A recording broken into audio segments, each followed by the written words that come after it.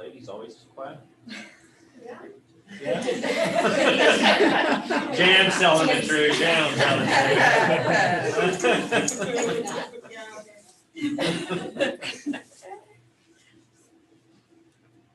Julie tried to come before you.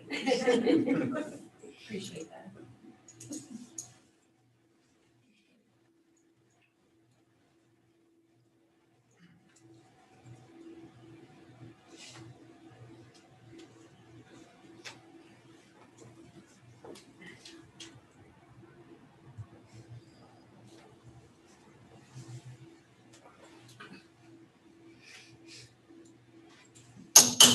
It is 8:30. I call this meeting of the Riley County Commission to order. Please join me in the Pledge of Allegiance.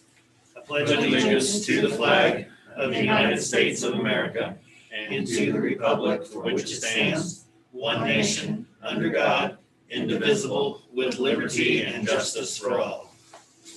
All right, good Thursday morning. We got a packed house this morning. Hope everybody is falling out from the week. Feels like eternity since we last met, but that's just because of everything that's been going on. So with that said, we'll do some public comments this morning. I don't see anybody up on top of Zoom, so I'm assuming, Michelle, you've got something for us. Good morning, Commissioners. Morning. I'm Michelle Reed. I'm the chair of the REACH Committee. And one of our goals is to deliver employee recognition. We do this by receiving nominations for Employee of the Month. And the REACH Committee is privileged enough to be able to select and award an individual with the Employee of the Month award. I would like to read a nomination that was submitted. I nominate Beth Mills from the Raising Riley Department to be considered for Riley County Employee of the Month. Beth has been instrumental in taking on and leading efforts of COVID-19 communication, contact tracing, and is the point of contact for the school nurses and administration for USD 383 and other schools in Riley County.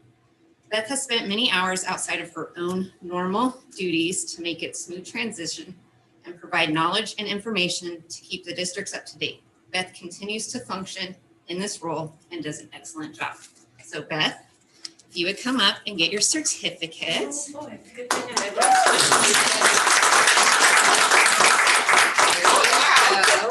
And I will also give you a copy of your nomination, and you get 2 movie tickets. Wow, that's just the best. And I get to take your picture with the commissioners. Oh, I didn't get it. So that's for you. Wow, okay, thank you. So I'm gonna have you stand in front, and you'll stand up behind me. Okay. Right here, good. Right. And I always say I'm smiling under here, so just keep that in mind. All right, I'll stick out my tongue. 1, Yeah, there you go. 2, 3. I'm gonna take one more. 1, 2, 3. Thank you. Congratulations. Thank you. Okay. Thank you for all your guys' hard work and efforts during this difficult time too. So. I think there was a full disclosure on why you were here. No. It's good thing I'm wearing a mask. My face is being kind of sweaty, so it's good.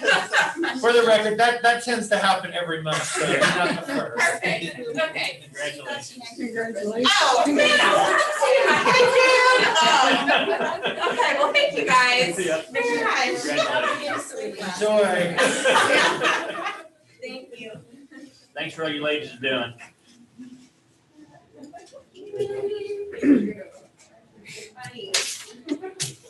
Okay, well, I cleared out quick, didn't it? Is there any other public comments? I don't see anybody on Zoom still, and I'm not seeing anybody here, so, okay. We'll go ahead and move on to commissioner comments, and we'll start with Commissioner McKinley. Swallowing the sneeze That's here okay. for a minute. Oh, man. Like everyone else, the last week was spent huddled up inside trying to stay warm and thawing out a frozen water pipe. Wednesday afternoon, I attended a Zoom meeting for it's the Upper Kansas floodplain mapping project, led by the Department of Agriculture, Division of Water Resources. Septic flood maps for this watershed area. They're gathering right now. They're going to be gathering information for the updates. In 2022, the counties will be Pottawatomie and Jackson counties. Well, Buncett County was completed last year. And they have done the Wildcat Creek one earlier for us. And they don't provide financing for flood projects, but they do have the technical assistance and assist with grant applications for cities or counties applying for stuff.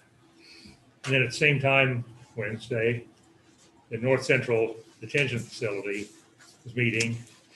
They got a check that KCAMP, which is an insurance pool they're part of, they gave them a check for the lowest loss ratio over the last 4 years.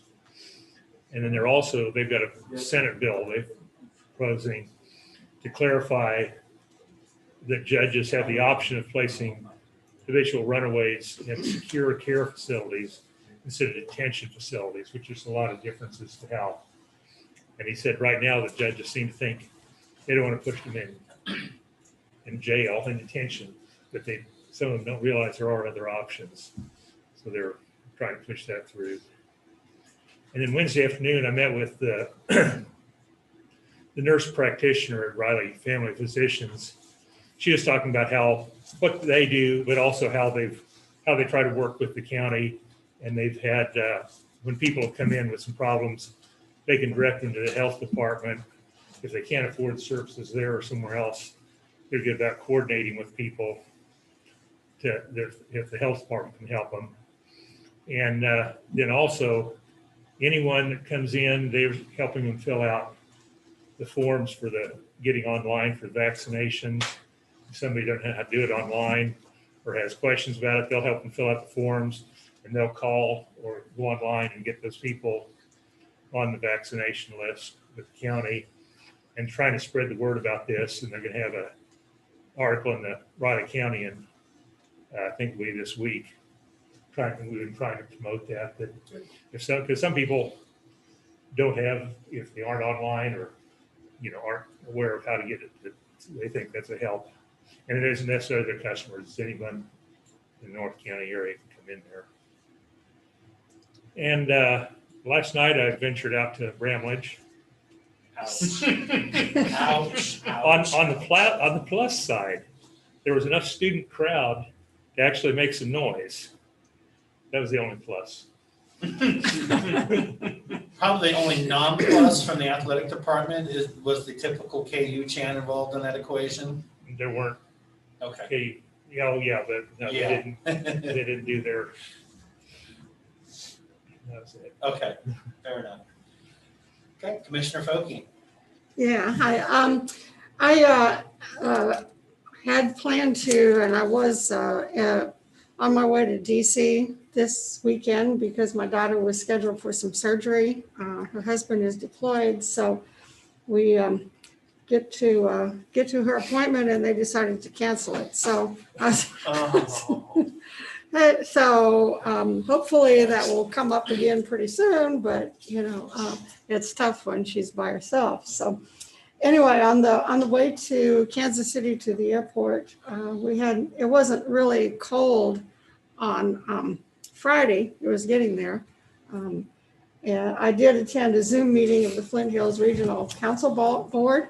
I'm able to zoom in on my car phone, and I wasn't able to look at the charts that just wasn't too safe. But they are looking at a letter of support. They are working on a trail from Fort Riley to Wamego, and you've heard about it, I'm sure. Fort Riley's in on it, K-State's in on it. St. George is really excited about it. It's going to be a multi-million-dollar project. It's somewhere down the road, and it's still in the planning process.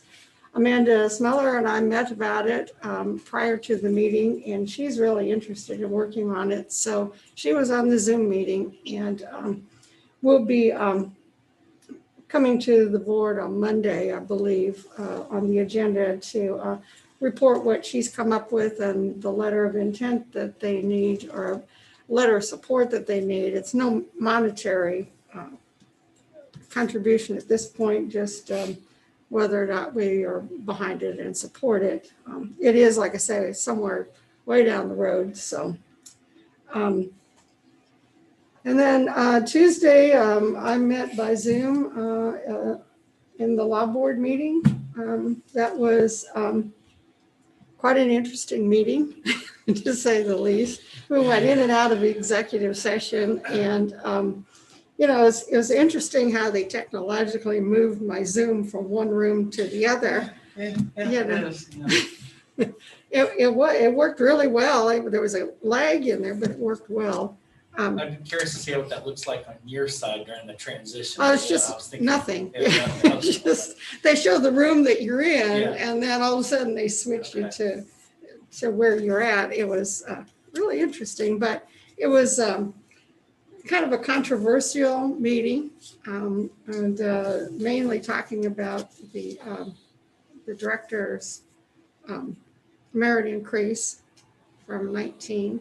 And so then we went back into the public session and voted on it, and decided to, it was like a 5-2 vote to give him his merit increase for 19, which made it retrospective to last to 20, January of 20. It was mainly, I voted for it because it's mainly a matter of contract, what he was contracted to do, to have done. The question that I am going to propose is that they did present some different information that we had not heard in any meeting. So that was it was a real long meeting. So the weather in DC was miserable. It wasn't as cold as here, but I did get on the flight and get back yesterday. Had to spend about 2 hours getting out of the airport. The shuttle broke down on the way to the parking lot. Which airport, Reagan? I came into Kansas City Airport. Okay, gotcha. Now I can get a direct flight out of there. And so the shuttle breaks down, and so we're kind of standing on the road, and it was really cold. But anyway, I got back okay. It was a little later than I anticipated. But anyway, I'm looking forward to being here. It's a little warmer today, but I missed the really bad weather. So, but that's all I have. Oh, I did have a question on the watershed meeting. I know we were all invited to it, and I know that Dennis, Commissioner McKinley is on that committee, so I didn't know if I was able to participate in that meeting. You can. Okay. He's on that meeting, Public Works is part of that meeting, and Planning's part of that meeting, so we've got a pretty good, like I said, if you're feeling bad that you didn't attend, there's plenty of a representation around the county in there. Okay. And I was on there. There was, Yes. Rich was on there, Yeah. Amanda. Yeah. and John Ellerman and. some- Normally, that would fall, those meetings will fall right during my work schedule, but since we're off for the foreseeable future, I don't, probably could have if I'd had time. So. Yeah, because I'm really interested in the watershed situation. So I will be on the next one. Okay. Well, as for me this morning, I deleted my email with all the stuff I've done over the last week, so I'm gonna go off cuff here. So, probably a good thing Alice is here then too, just in case. It feels like an eternity since last Thursday. It really does with everything. But Thursday afternoon, I was part of the, February meeting of the Manhattan Area Recovery Task Force. Discussed quite a bit of different things there. Lyle Butler got on there, talked about some Spark funding. I'm just trying to remember everything. There's quite a bit. The K-State, USD 383, got a update on where they're at in the COVID response here locally. We discussed kind of robustly reopening plans. There was plenty of questions and dialogue with that. And that's going to be once a month now instead of the usual every other Tuesday. So it'll be that, second Tuesday of the month. So, and Alice was on that call too and talked about with the Riley County Health Department, the vaccination process, testing process and stuff are too. Also on Thursday afternoon, I listened in on the Council of Foreign Affairs, first teleconference of the year. I don't know if that's an email you guys are getting or not, but they have some good presentations once in a while. I listened last year. There was a couple of former diplomats like Madeleine Albright, served as Secretary of State. She was on one of those calls. That call dealt with foreign and diplomatic relations and how they kind of filter back down, not just COVID, but just in general, how they focus right back down to the local end and the impacts that they have there. And I think one of the interesting things on that call was their talk about dealings with agriculture and particularly bioscience, and the two things that we're heavily involved in here in the area and locally and regionally. So that was an interesting dialogue and interesting presentation. I don't catch all those, but for once in a while, one of those catches my eye and sounds interesting, so I register and listen in. Also on Thursday, met with the crisis intervention team. It's kind of a subset of Flint Hills Mental Health Task Force. That conversation was basically focused around trying to get a CIT training meeting set up. They had one set up for April of last year, but COVID, like everything, wiped that out, and they tried to reschedule that a couple of times, and obviously it didn't work out. So they're trying to get that back on the plan there to have a 40-hour one day, or I don't know how they're going to plan it just yet, but trying to get that back up and going. They had a really good presentation and setup for it last year, but of course it didn't happen. So we'll see with everything that's in place if they can try to make that work sometime here, early to mid 2000, somewhere in that range. Moving on to Saturday, I met with Lee Wolf out at Conza Prairie Community Health Center. He gave me a tour of the Manhattan and Junction City facilities, and we sat and had a pretty good long conversation about things that are going on present, things they'd like to see in the future, so on and so forth, infrastructural plans, technological plans, just maybe the direction of public health and how all those pieces and stuff fit together. It was a really good conversation. You feel free to reach out to do the same. I'm sure he'd be more than happy to do the same for each one of you separately, of course. The Junction City facility is really nice. They've got it set up very, very well, kind of in pods for each kind of aspect of public health. It's over in the old Gibson's building over there and off of Grant Street over there, and it's set up really, really well. And they really would like to do something similar here if they can find space, or however that will work out in the future. We talked a little bit about that. I thought it went overall pretty well. So, moving on to Monday, had our regular community leaders Zoom call, local officials once again discussing just kind of current COVID response, testing, vaccination was the topic of discussion. And of course, in the middle of that, power outages were starting to occur. So it became a separate conversation on top of the original conversation, but it was kind of warranted. So I guess that's just kind of how it was kind of moving along there. Let's see, Tuesday, I attended the law board meeting as well. Interesting, controversial, or pretty good adjectives there. I've got a few other ones. I won't share them currently. I actually voted no on the director's raise. I know that there's some other departments and some other places that have contracts quite similar. Nobody else in the area got a raise, and I just felt for fairness and equality's sake, for 2021, nobody should. We can come back to the drawing board of how to deal with that in the future, but that was just my train of thought there. And like she said, I did pass 5-2, and we'll just have to see how that one goes. Also Tuesday afternoon, had the monthly chamber Zoom. Lots of discussion there. Annual meetings Friday night. They've got limited number of seats, but it's on Facebook Live at 7 p.m. if anybody wants to catch that. That's probably what I'm going to end up doing for some other reasons.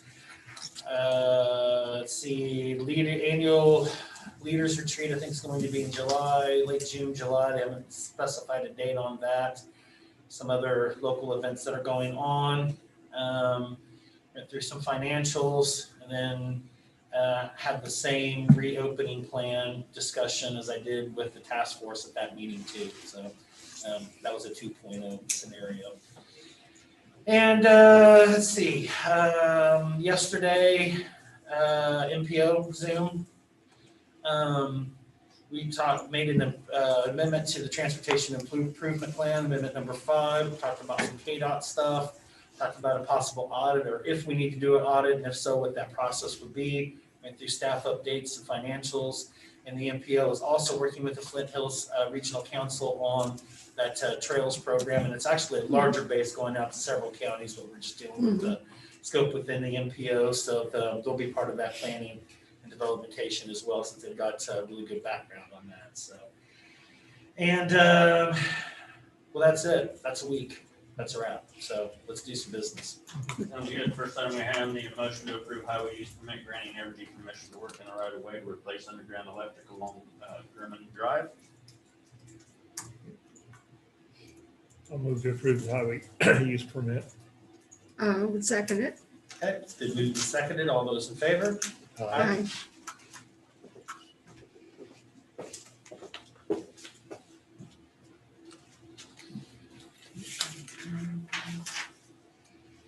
And for the record, you need to get with Clancy on tabs. He's got a new tab system I think we should look at. He does? Yeah. I don't know if he's here or not, but, He's here. okay.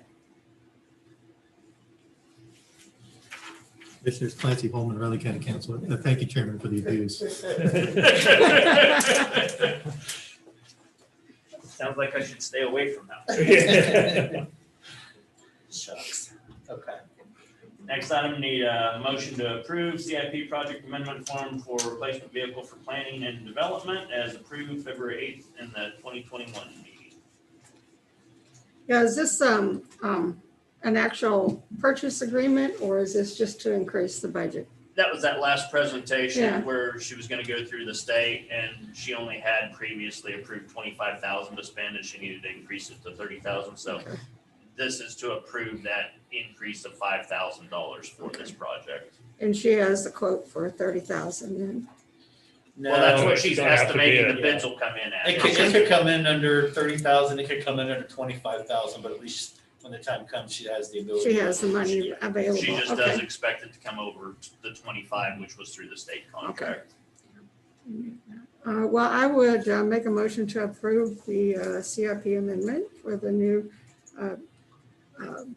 vehicle. I'll second. Okay, it's been moved and seconded. All those in favor? Aye. Aye.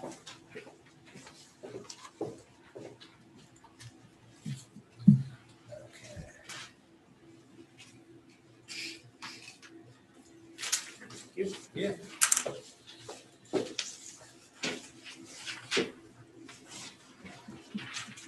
Next, I have a tax roll correction.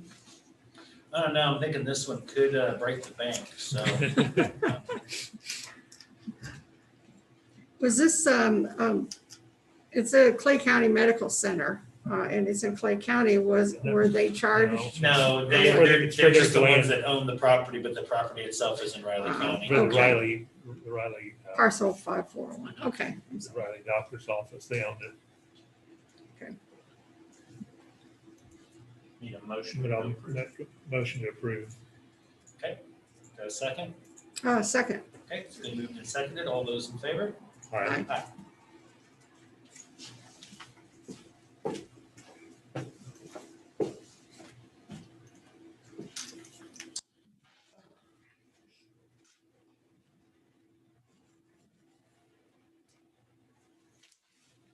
Good. Okay, next are the minutes from last Thursday, February 11th. Tell me when you're ready and we'll go. I'm good. Yep. Ready to go? Okay. Mhm. We'll start off with page 1, and I do have one change on there, Rich. Okay. George Kent, down there for the chamber, is actually George Cant. Can't? Yeah, I think that's, you'll have to look, I think it's C, I thought I looked it up on the, because I thought the same thing as well. And so that's why I looked it up.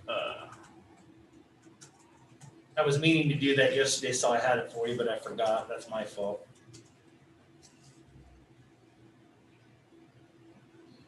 I want to say it's Ghant, but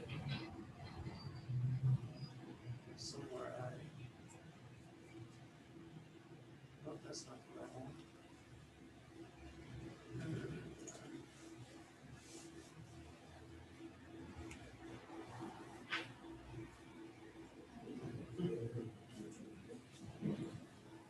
Okay, yeah, maybe it is, but I thought I looked it up that day and I'm not finding it real quickly now. So, yeah, we can go with that because I wasn't sure at the time, so that's why I looked it up. Okay. Well, we'll make that amendment, and then you can find it and change it. Does that work? Well, I'll just leave it, because that's what I thought it was originally too, so when I looked it up and saw that, I was surprised, so. Yep, got it. Okay. Okay, page 2.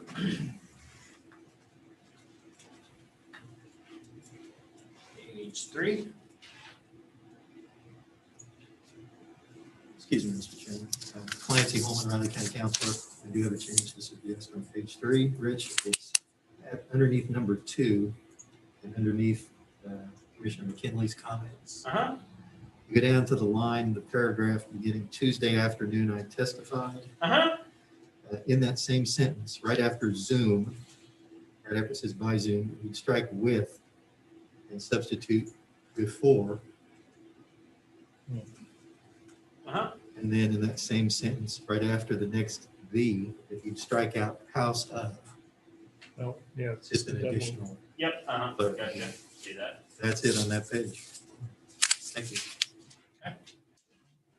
That means- Greg likes to use the word house. Just I for- guess, Okay. yeah. Okay. Well, I forgot where I was at there. That was page 3, so we'll just do Yes. page 4. Page 5. Page 6. Page 7. Page 8. Page 9. Page 10. Excuse me, Mr. Last for Chairman. page 11. Excuse me, Mr. Chairman, I did have one on 10. Okay. Sorry about that. Clancy Holman, Riley County Counselor, on page 10, Rich, Uh-huh, under number 20, gotcha.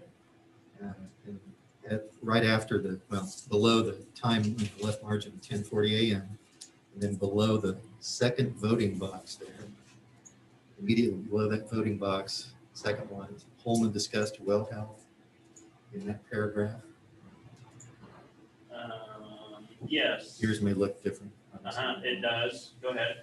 And you get to the second sentence in that same paragraph, Holman suggested the board authorize the chairman. And in that sentence, if you'll go to if needed prior to the board, it says needing, just strike needing and substitute meeting. Okay, yeah, if you could email that to me, Clancy, because how it's formatted on here, I can't get to it. I can see the first part of the sentence. Oh, maybe, no. I see it. So I scroll over it, I can see it, but for some reason it's in a title header area where I can't get to it. Yeah, well, it does that, you know, when it wasn't something that was on there. Yeah, I'll put something here. I can email you. No, I can get it, I've got it, I'll make a note here. Okay, thanks. Just so the board knows, these are the incredibly good tabs. that the chairman is talking. Very subtle. Right there, Rich, Huh? those are the tabs. Well, I'm trying to get larger easier to post-it. find. Yeah. I'm trying to Easier get larger find. post-it notes, so. I would suggest one difference though, instead of handwriting those, to type the names of the people on there. Another shot. Thank you. Got it. Okay, so that was page 10, finally page 11. Okay, I'll accept the motion to accept the minutes as amended. I'll move to accept the notes as amended. Second? It's been moved and seconded. All those in favor? Aye.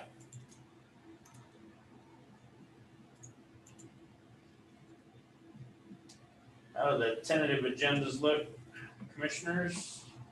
Good. Intergovernmental, Monday, noon. Do we want to do lunch again? Sounds good. What would the commissioners like? So It means typically, that we attend here and it's, Yeah. we are the host this year, Right. of course, reminder. So yeah, I did have that to discuss with you.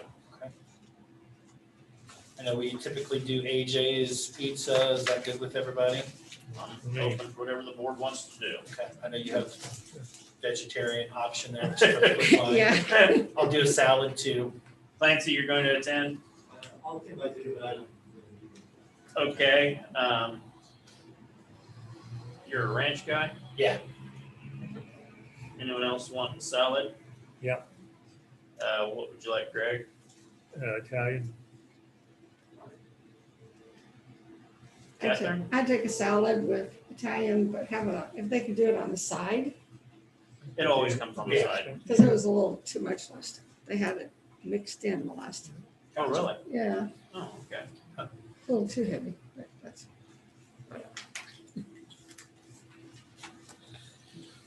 Outside of that, everything's kosher for me. I have nothing for press conference either. Okay. I believe that Amanda was going to add something to the agenda about the.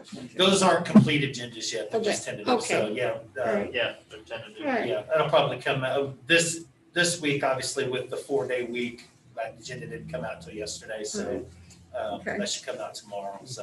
There it is. Yeah. I see it. That's for 25. Okay. Okay, if there's nothing else, it is 9 o'clock and got Mr. Isaac up first. This is a little change of plan. Usually you're at the back of the agenda. Or even at the rear, that's me. All right. Okay, let's see what we got here.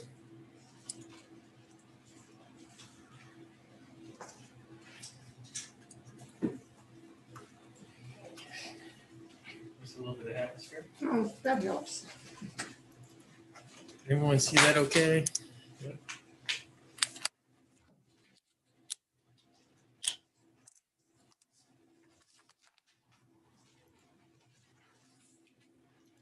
Okay, good morning, folks. Morning. Morning. Bob Isaac, Riley County Planner.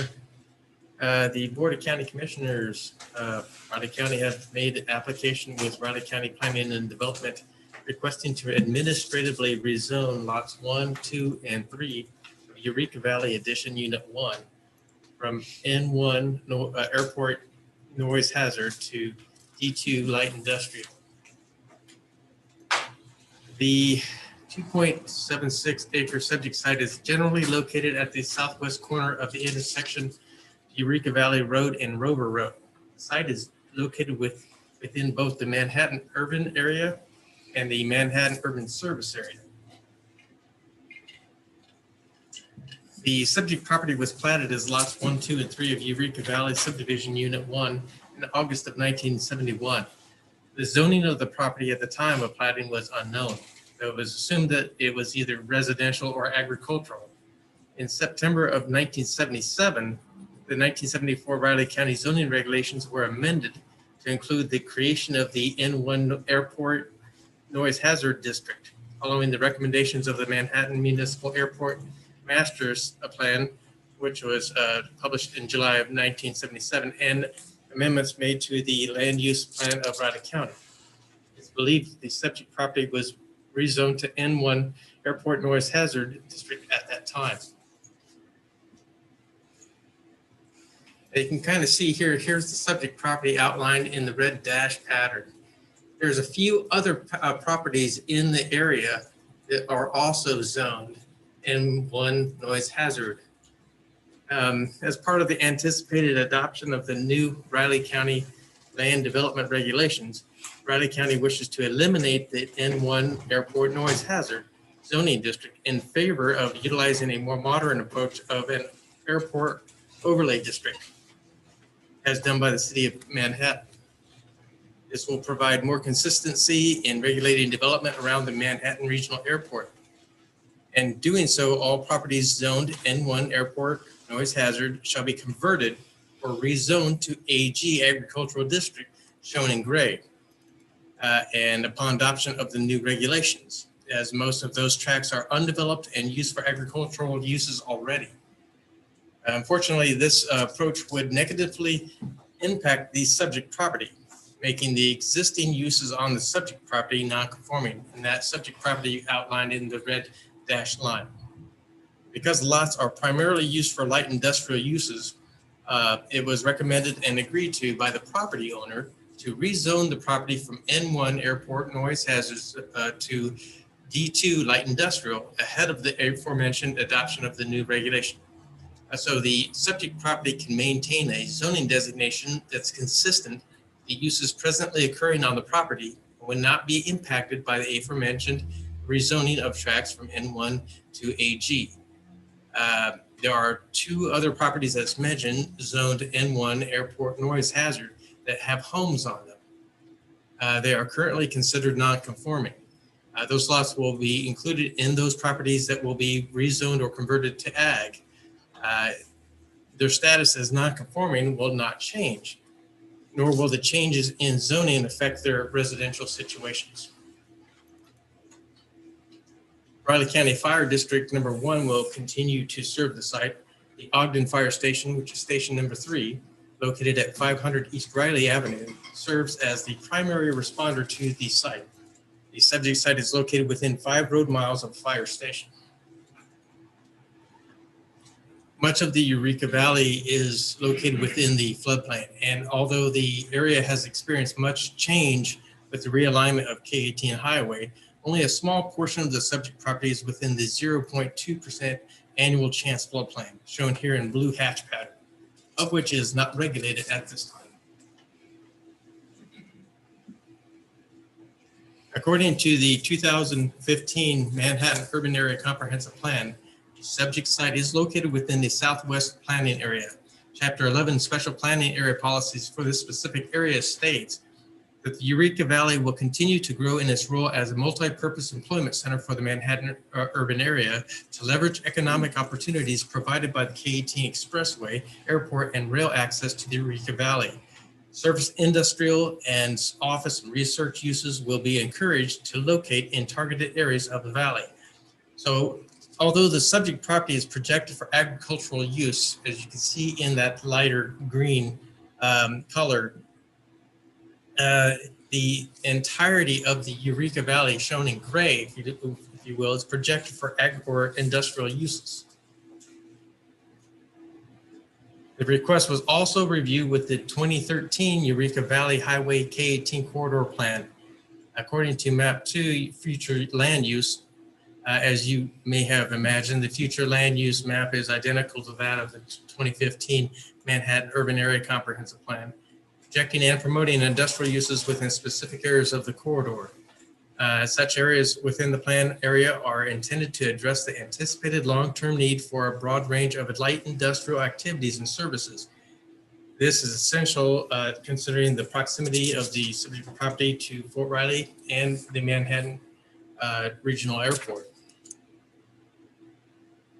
Staff analysis: the proposed rezoning of the property is in general conformance with the comprehensive plan. A few pictures of the site. This is a perspective shot from the southeast corner of Lot 3 that shows all 3 lots from south to north. Lots 2 and 3 in the near ground are fenced in. This is Lot 3 of the subject site, occupied by 2 individual storage units side by side in an east-west orientation. These buildings do not have facilities that require water or sewer services. Moving northward on Lot 2, the only structure occupied in the lot is this lean-to here, obviously for storage of vehicles. And another perspective shot looking north across Lot 2 toward Lot 1, although empty and void of vegetation, it appears set up for a commercial industrial contractor storage yard. Finally, Lot 1 and the automotive repair business that currently leases the buildings and property from the property owner. On February 1st, the Manhattan Urban Area Planning Board awarded a recommendation of approval of the request based on reasons listed in the staff report. Staff recommends that the Board of County Commissioners accept the recommendation of Manhattan Urban Area Planning Board and approves the request to rezone the proposed property, as it has been determined that it meets the requirements of the Riley County zoning regulations, the Riley County Sanitary Code, and is in general conformance with the Manhattan Urban Area Comprehensive Plan. If you have any questions, that's all I have. I have a question. Sure. I noticed that the airport runway is close to that property. Yep. How is that going to impact? I know they're talking about expanding that or widening that runway. How is that going to impact this property? Will it have to be rezoned again or anything? No, actually, I asked that same question in a meeting with the airport back in the fall. They're only extending that out 50 feet. So when Oh. you see that little tree line out there, it falls well within that scope. It's actually more of a depth. Most of that project, instead of the widening there, has to do more with depth of that particular runway. So it won't impact that one or the Or the other other? property that we just rezoned in the area there as well. Okay. Another heads up, it's probably not included with the anticipated adoption of the new regulations. We're going from 4 industrial districts down to 2. So instead of having multiple industrial districts, we're going to have a light industrial and a heavy industrial. And we're going to, and that, again, the naming of this is actually at this time we're proposing that it be rezoned to D2. If that's approved, obviously, and the adoption of the regulations go through, then this right here will go to the D1. It will convert to that different naming nomenclature. It will be a D1. So once again, it will change. So again, I want to point out too, there are a couple houses here that will they were there prior to the rezoning of their property, so they came in as nonconformities. So with the zoning change from N1 to AG, they will still be non-conforming uses. Right now, the N1 zoning district allows commercial and industrial and does not allow residential. So really the change of zoning classification for the subject property here is really almost by name only, because the uses are permitted in both districts. So it's a simple name change. That's it, pretty much. I see the need for another entity, maybe inside of that scope, wanting that property in order to work that out. And at some point in time, the goal, I think, over here is to, as the airport expands, infrastructure for the airport would, from a commercial, industrial perspective, begin in this particular area. Now, whether or not that happens or not, I don't know, but it would seem logical anyway. A lot of these properties over here are bought out by Project Impact. Yeah. They are owned by the county. That was my question, because when I looked up, I was looking at something about this property online, and it looks like we own all that, all those little lots. There's about 20 lots there. I think that came about after the flood of '93, is that right? Yep. Yeah. So nothing can be put in there, Dan? Excuse me? I said, could nothing be? That's correct. If we bought it out for the flood thing, that means we can't do anything with it. Yeah, well, it's very limited. You can do like parks, like Fairmount Park, we bought that out. That's Fairmount Park down there. So things like that you can put in there, it can be converted to agricultural or something like that. So there are limited things you can do that flooding has minimal impact on. And that, right directly after that, with the realignment of K18, they solved a lot of the flooding problems that are occurring now. That again, it's the floodplain maps are current, and they're still showing quite a bit of that area in floodplains. Yeah, it was just in there 0.2%, which I didn't think there was restrictions in that area. Right, the 0.2 annual chance flood plain at this time is not regulated. It is proposed that it gets included with the 1% annual chance and the floodway as the regulatory floodplain in the new regs. So that's coming by the way. Now, the homes that are there, are they in the floodplain existing? Well, I can show you I that. think we were out of it.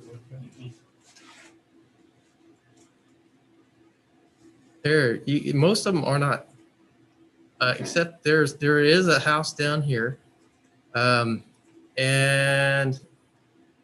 most of them, there's a house here and there's a house here. But again, this is just the whole Eureka Valley 80 edition, that kind of thing. Most of this, they nailed it really by getting the lots that were affected at the time. And so I don't think so, with only a couple, but these houses here are not. Okay.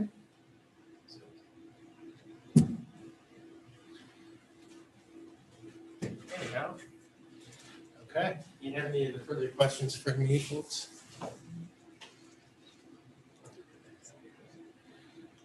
seeing none, I'll accept the motion one way or the other on the rezoning these 3 lots in Eureka Valley. I'll make a motion to approve the resolution for the rezoning of these 3 lots. Okay, got a second? I would second that. Okay, all those in favor of the rezoning, say aye. Aye. Aye. All 3, please.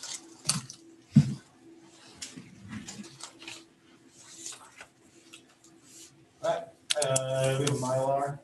No, No, okay. not in this one, but I really appreciate it. Been here for too long. I need to That's okay. yes.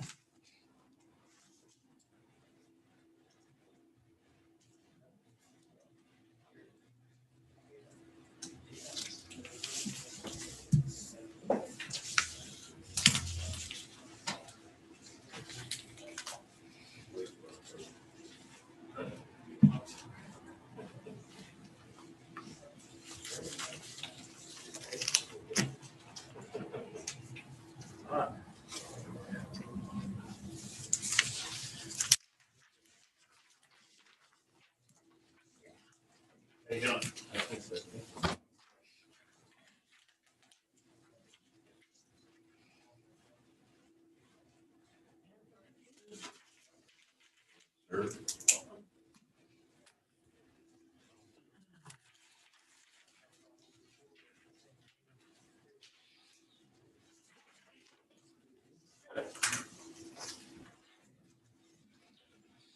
Okay, it is 9:15. We have a bid opening for the firing range, water line for the RCPD firing range. I'm gonna start off here, I think, with the engineer's estimate, to kind of give us a baseline here where we're at. And then we'll go on to each one of the bids for this particular project.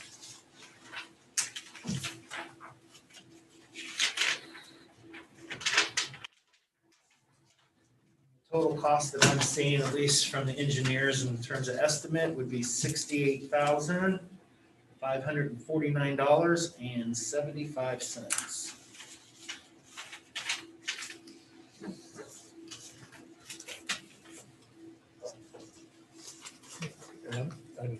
Yeah, just read it one more time. Yep. The engineer's estimate total bid is $68,549.75. Okay. Do we all have to read that or? No, just twice. two. Okay, Just that way, in case I mess up, somebody else corrects me, Okay. basically. And with math, that does happen, by the way. The first actual bid that I have here is with. Okay.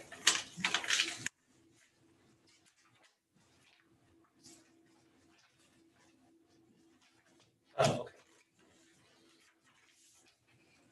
First bid that I have is from Larson Construction. That is here in Manhattan.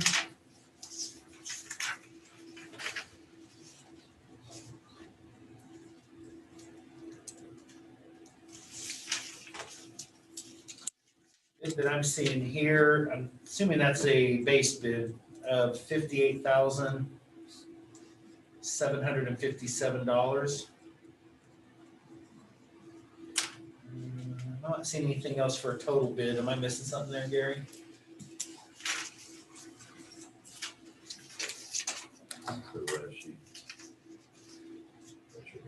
Okay, so that's the total bid too then? Yeah. Okay, and that's also the total bid for the project.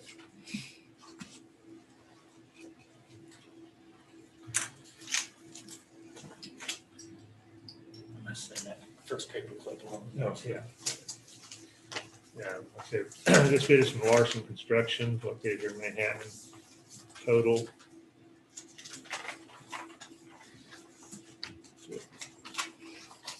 Total bid, $58,757.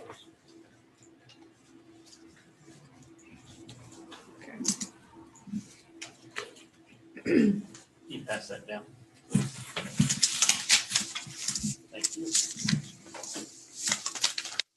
Next bid I have is from NOAC Construction.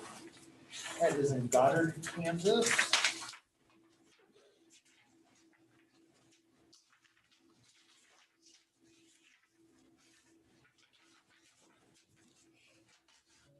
Where I am seeing for a total bid is $83,810.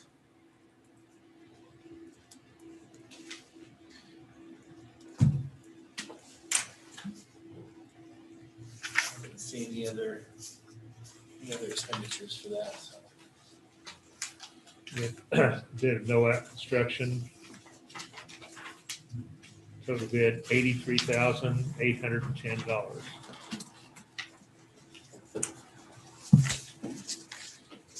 Next one I have is from J&K Contracting. That is in Junction City.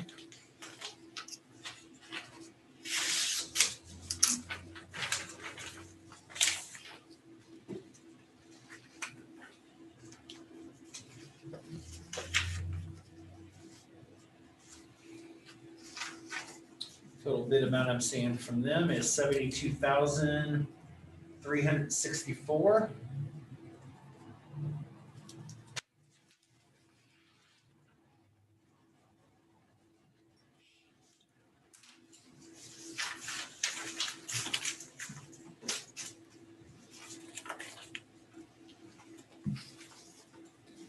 Bid from J&K Contracting from Junction City. Total bid $72,364. And the last one I have is Kramer and Sons Construction and Excavating. That is in Tonganoxie, Kansas.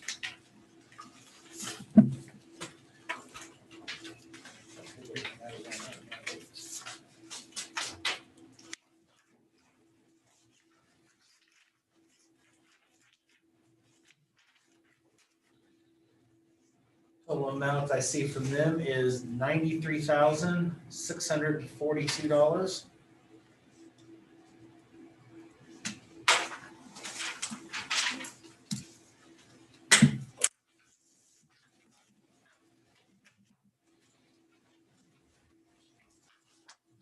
Bid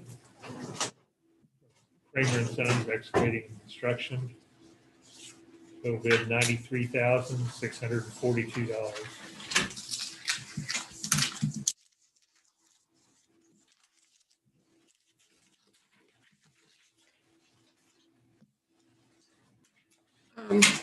Why is there such a disparity here in the bid? Do you have any idea? No, I mean, probably, I would say probably in Larson's being here in town, there's probably a lot of travel costs and stuff that probably aren't included in that, would probably be my guess, but outside of that, that's not terribly uncommon for these type of projects, it's just, $40,000 difference between the lower and the higher seems, yeah, particularly when the, those are kind of on the high end of where the engineer's estimate are, but some of those costs are travel costs and personnel costs from traveling from one spot to the other.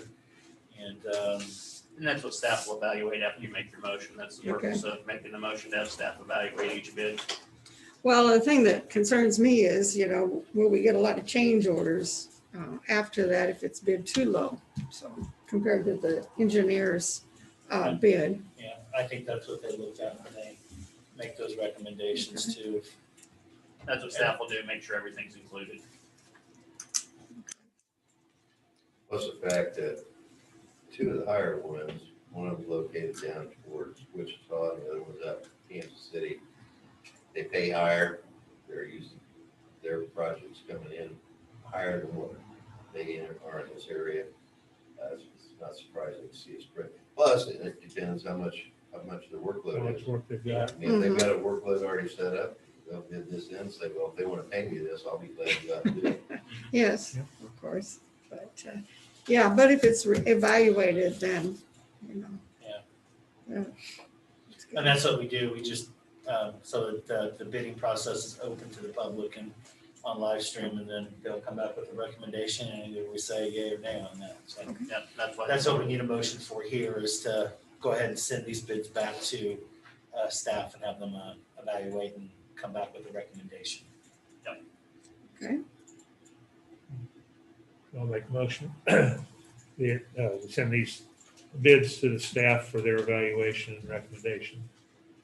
Ms. Hubbard, second that. Okay, it's been moved and seconded. Does anybody have any further questions, concerns, observations? Seeing none, all those in favor? Aye. Aye. Yeah, water variances and bids aren't unusual. Yeah. Yeah, That's, Oh, I'm not taking it. I think the next one, Dan. It's We gotta give this one to him. all right, I was just gonna turn around and hand it to you anyway, Gary. It's all good. This is Okay, for the four for bids. still a little while. Okay. Go ahead and get it out. Okay. I probably didn't And the looks way like we you have did it. about 5 minutes until Clancy's time, so. We do. Next one, ma'am. Interest. Yes,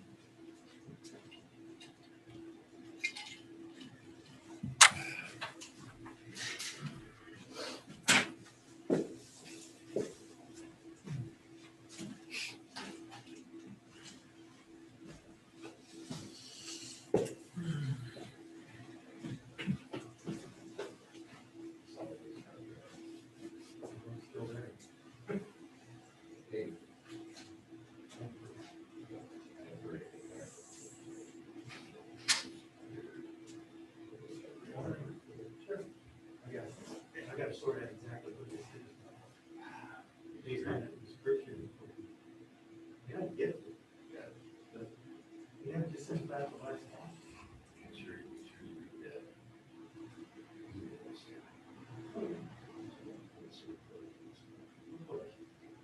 Can't get better and better. It's the way long enough. Probably long enough, I'm not worried about it. Stop.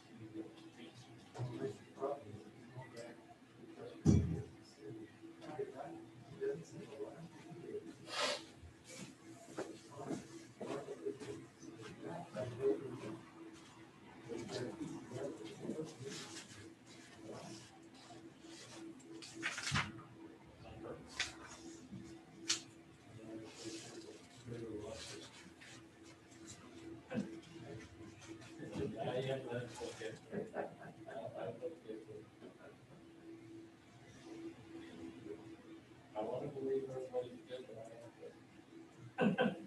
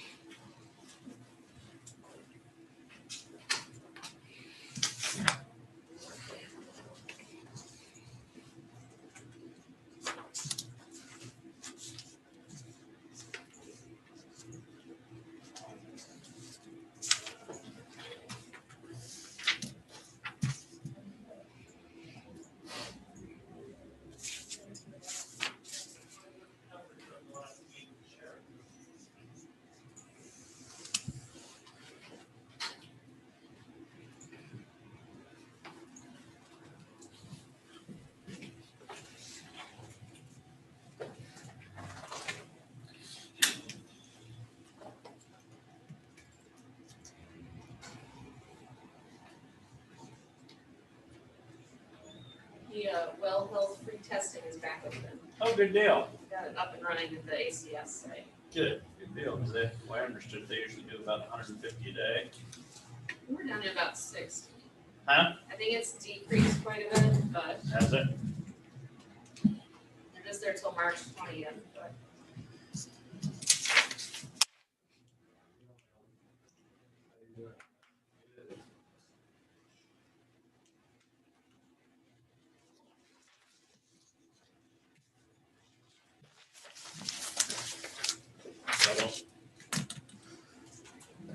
Yeah.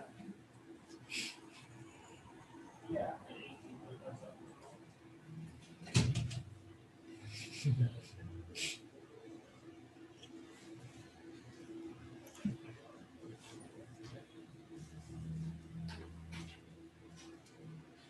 Okay, Clancy, you're on. Good morning, Commissioners. Morning. Riley County Councilor Clancy Holman. Let's talk a little bit about legislation, if you would. Don't mind. First of all, we have a hearing next Tuesday morning, 9:30, in front of Senate Tax on Senate Concurrent Resolution 1606. And as the board knows, that's legislation that this board has offered. And it's to extend constitutional protection to existing county home rule. It does not expand county home rule. What it simply tries to do, as you're aware, for the benefit of anyone watching, is extend the Kansas Constitution's protection to county home rule. And home rule is nothing more complicated than the authority of local government to enact legislation, to deal with the things you deal with every day. From purchasing decisions, that's consumed a good portion of most meetings, or a significant portion of meetings overall, to maintenance of roads, to the kinds of things that you do regarding provision of ambulance service, volunteer fire protection, and certainly health department concerns. And those are just some of the things that you deal with every day that are the product of your ability to legislate locally, to develop policy and then implement it. And currently, the authority to do so is only given to you by statute. One time that wouldn't have mattered. At one time, there was, I would submit, this is an editorial comment, I think it's borne out by history recently, there was more of a cooperative spirit between, on the very basic level, between state government and local government. Some of that's kind of gone away over the years. Because you're granted that local legislative power is statutory, it can be restricted. And it has been restricted to the tune of about 39 or 40, depending on how you count, amendments over time. What the legislature has done to tighten down local government, local county government's ability to legislate locally. Now, as you know also, this legislation of yours is not intended to specifically complain about any of those 39 to 40. Those simply are what we live with, what this board lives with every day. But what you're saying basically by this legislation is by giving a constitutional protection, if that works, if that happens, if the legislature supports it, it'll mean that the legislature cannot simply eliminate local authority. And while that might seem like something that could never happen, what you have to remember is you've only had home rule authority since about 1974. When that statute was passed, you did not have it before. You had no authority to legislate locally. What that would mean is all those things I described, all those services that you provide to local constituents, all citizens of the county, you have to have either a general grant of authority from the legislature by statute to do those things, or if you ever wanted to do something more creative or act independently that did not happen to be listed in those things that counties are allowed to do, if you tried to do that without the actual authority to legislate, then you'd have to go to the legislature and pass a bill in order to do those things. And that would be a mess not only for counties, I would submit, not only for this county, and all counties across the state. It'd be a mess for the legislature because they'd be constantly tied up in exclusively local matters rather than matters of statewide concern. So that's the policy reason behind this. That's why this legislation matters. If you have constitutional protection of home rule, county home rule, you have no more than what cities have. Cities across the state have constitutional protection of their home rule authority, their ability to legislate locally. And what that means is the legislature cannot restrict it by virtue of simply passing a bill. Instead, what would need to happen is they either pass uniform legislation that applies to all cities across the state. And the same thing would be true in your case here. This is modeled after the city version of home rule. You're still going to be subject if this goes through and it survives the vote of the people. It's passed. Then you could not legislate locally on those matters which the state specifically has uniform state legislation that impacts all counties the same way. So it's not an unlimited grant of authority, not an expansion of power. So I want you to be very comfortable with that. There are questions about it. But in any event, we have a hearing on that next Tuesday at 9:30. Senate tax. So the original hearing from for this most recent Tuesday, of course, was continued by the committee because of inclement weather. Senate tax or Senate local government? It is Senate local government. I'm Okay, sorry. okay. I routinely forget which committee they're in front of because they shift around. I'm glad you caught that. It will be local government. And it is at 9:30. We already have testimony on your behalf, with the exception of, I did not have time to get any from Commissioner Koki. If you want testimony, I can work with you on some. If you would like to submit some, you don't have to. But I want to give you that chance. Yeah, if you would work with me, sure. Yeah, I'd be glad to. We can come up with something that's kind of what I'm trying to do in those things, obviously, is with your help, is help you say what you want to say. And Commissioner McKinley is a good example of what's been happening and what past commissions have done. You're not locked into what your written testimony says. When you testify, and again, next Tuesday, and I should touch on that, it's scheduled to be Commissioner McKinley again because he was scheduled this time. I assume that's satisfactory to the entire board. That still works for you? Okay. All right. Go forward with that. But when you're testifying, when you're actually live testifying by Zoom, which is how it's going to happen this year, you're not locked into what is said in your written testimony. You can plug in your own view that has occurred to you since you approved your testimony, since you originally presented it. And don't feel you cannot. Don't feel that you cannot do that. And that really can make your testimony far more convincing, potentially. Never, ever read your testimony. You don't want to do that. I'd make this isn't in my written testimony, it could be maybe Commissioner Foki's or part of your conversation, or maybe it comes up in question, but as mentioned, uniform laws are still uniform across the 105 counties and all municipalities, so that doesn't change. But obviously, one of the things, and I was just thinking about this over this last weekend, that makes our area unique is the fact that the city of Manhattan stretches across 2 counties.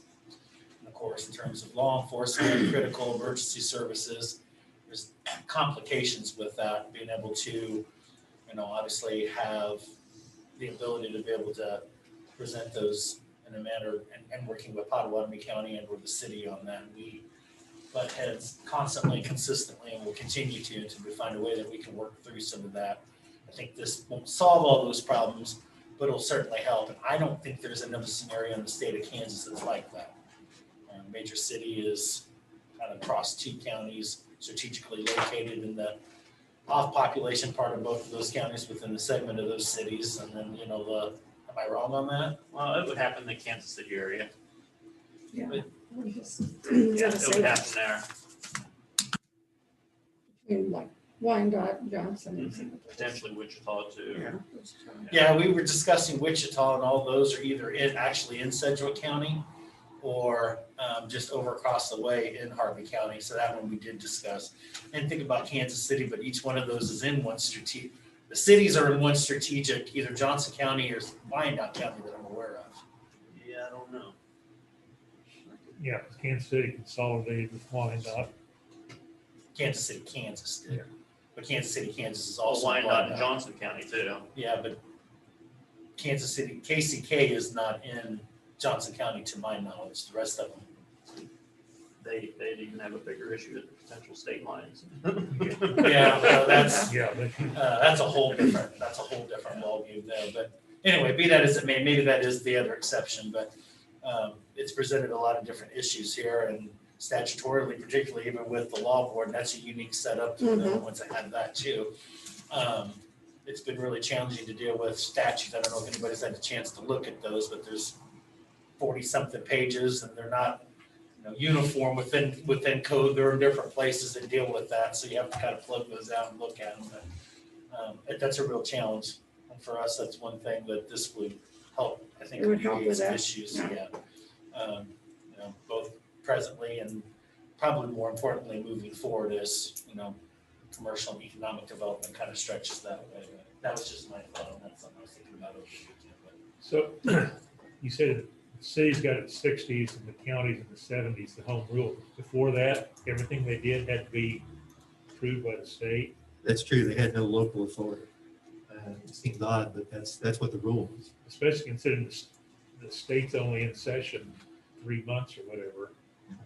So you have to make everything you're going to do, or would they look at stuff that you did later in the year? Well, they could. I think I suspect what probably happened on a practical level is, for the most part, they left cities and counties alone because they were legislating on matters of statewide concern. I'm not saying that there wasn't conflict. I'm sure there was. It certainly lasted a long time without the need for the legislature to control what counties do on a routine basis.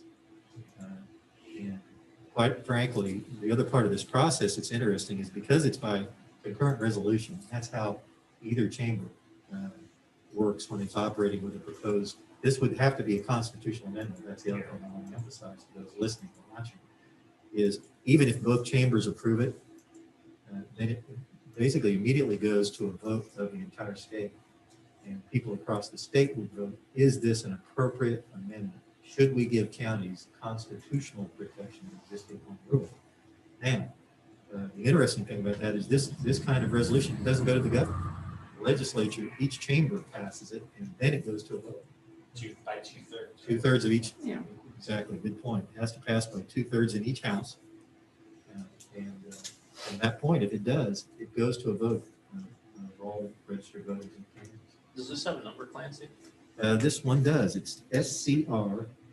It's what? SCR 1606. Senate concurrent resolution. And it's a concurrent resolution because it is a matter of constitutional issue and not resolution and statute. Exactly. Okay. I can't say that's the only thing a concurrent resolution would work on, but I know it has to be done this way on matters that are going to be placed for a constitutional amendment. Okay. I never want to say exactly what the rules are because, as I said before, they tend to change once you get them memorized. So you just need to look and see what it actually says. If you go to the legislative website, there's not only a category for bills from each chamber, as everybody's familiar with as you go through that, but you can also see concurrent resolutions. There are several out there right now. This is the one that's legislation you've offered. And previous boards have talked about it for a number of years now. And KAC, the Kansas Association of Counties, has made it, it has long been a primary goal of theirs. It is even more so when they have a county that's actually offered legislation. It's at the top of their legislative agenda. So is there also one going through the House, or does it, because sometimes they'll have two different ones. That's a good slightly point. different ones. I'm not aware of whether there is. I haven't checked. This is the flip. This was actually the one that was in the House 2 years ago, and they had to flip it to the Senate last year. Okay. So that's why they took it back up. So basically, if I'm understanding it right, because I was looking through what the, I can't remember, it was 1505 or something that was in the House. I think it might have been 5007. That's what it was. It's basically the same. And it's in the right committee. And it was in the right committee in the House. It's in the right committee in the Chamber of Local Government, because typically what has happened there is those people that serve on that committee serve locally. So they served on a city council, county commission, school board, or, in that facility. So they kind of understand the dynamics of that, which I think is important. So I don't think if this was to pass, they'll have to pass out of the Senate committee, then go to the floor, get its 2/3. And then I don't think it would be that big of a deal moving over to the House because they're aware of that already themselves. There wouldn't be much reconciliation. Well, the problem is going to be one big change in membership. So I don't know. Yeah. I don't know. I haven't asked that question because we have on the ground there. So, and that's KC. It's a good question. We need to ask Jay, General Counsel of KC. Find out what he thinks the prospects are for this out of the Senate. prospects on it. And it has to survive at each one of those, as the chairman pointed out. It's got to not only get out of committee, it's got to survive floor debate, hopefully without getting changed. And that's probably the big deal with that. It'll probably get amended to death. And then make it over to the other chamber. But previous boards have said it's an argument worth having. And I mean argument in the classic sense, a discussion, offer of why it makes sense. So we'll see what happens. House Bill 2142 is pending, and there's been no further action on it. We did have testimony in opposition to this. This is the bill that sprung up that says that any business of any kind that is restricted in any way or closed for any reason is not tied to the pandemic.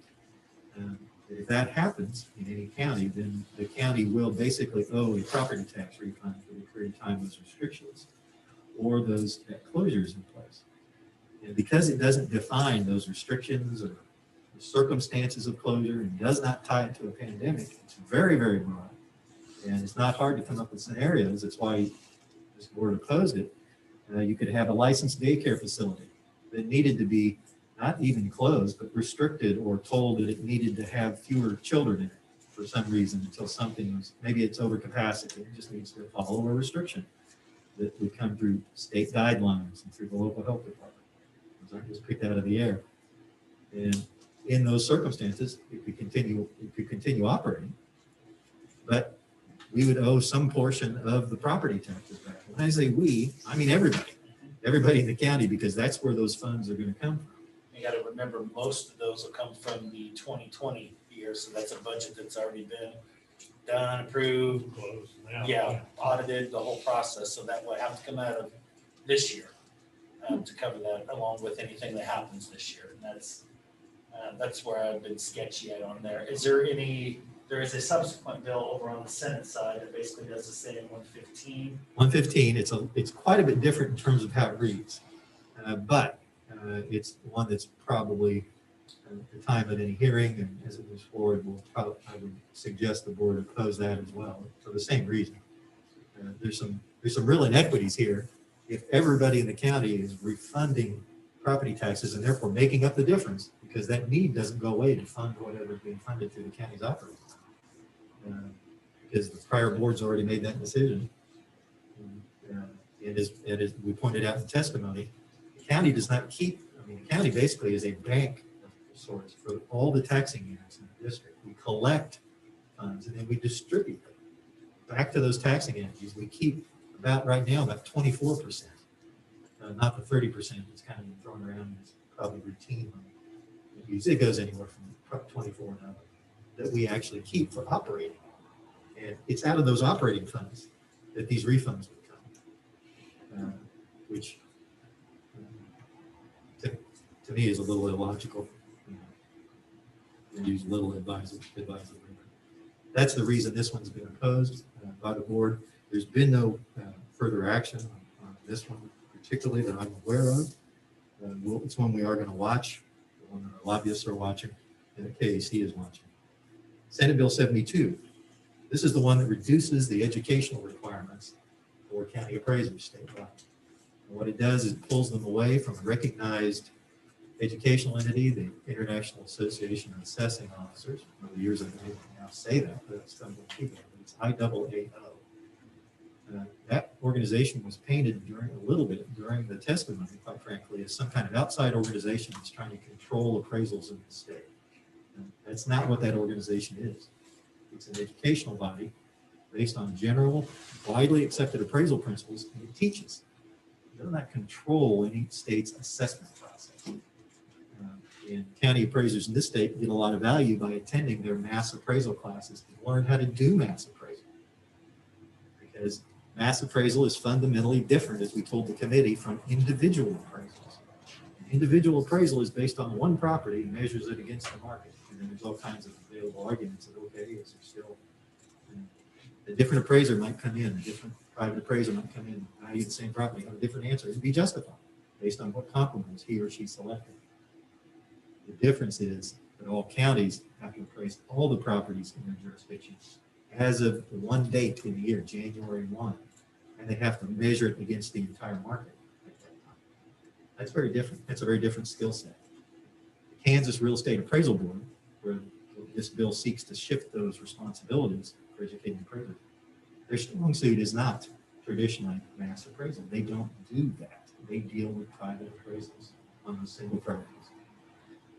So that's the basis for opposing it, as we have done, and tried to make sure the committee understands there's value in maintaining the current system, which measures actual values assessed against the market. And not that they're perfect. That's why we have the system we do have, where there's both local ability to have hearings on that, the appraiser's office, and then the tax appeals. In any event, that's where we stand on those items. I'll keep you posted as opportunities to submit testimony appear. I try and keep apprised of where you are on certain issues in case we have a deadline that has to be met. And I'll always provide you copies of whatever is submitted. You won't be in the dark about what the county is saying as admitted. Unless you have questions, that's all. What, how about that one about the RCPD? That one, I did not think to pull up anything It's on. not going anywhere. It's not- Seems to be Yeah. kind of dead in the water. Okay, good. I think it was just to kind of stir the pot. I don't think the committee that was going to is even going to take it up, is what I'm told. I want to raise. We do have one other one that I think we need to at least follow. I don't know if we need to make a formalize anything on it. It's, I think, House Bill 2048. That is going to deal with the ending of the statewide emergency declaration for COVID. Okay. I think that does have some local implications. That's at the end of March, I believe. And I know they got to go through another formal process with the state financing council and everything else, but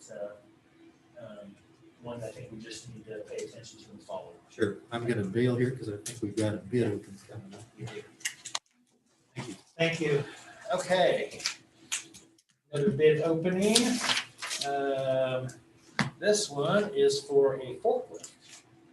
That would be for Public Works. I think John and Alvin are here for that. Up on the podium already. Sorry, Alvin already passed them out. Looks like we have 3 of those bids. The first one that I have in front of me is from GW Van Keppel Company. It's in Kansas City, Kansas.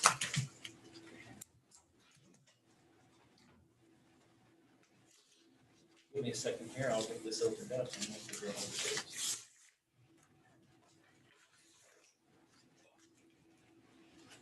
Nice little folder there.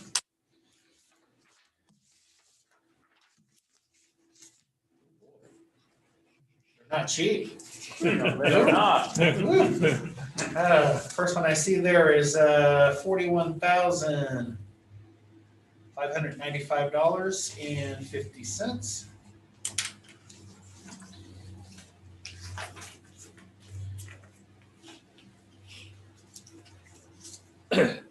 This bid's from GW Van Keppel. Total price $41,595.50.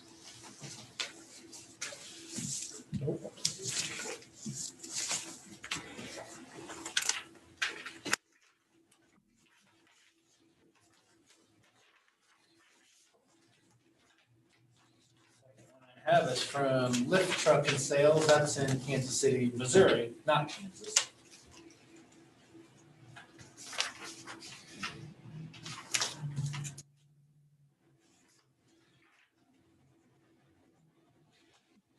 I have on that one is for $32,025.15.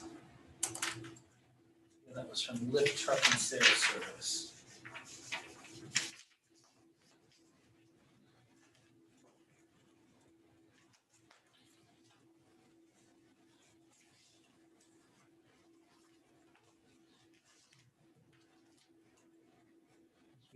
This bid from Lift Truck Sales and Service.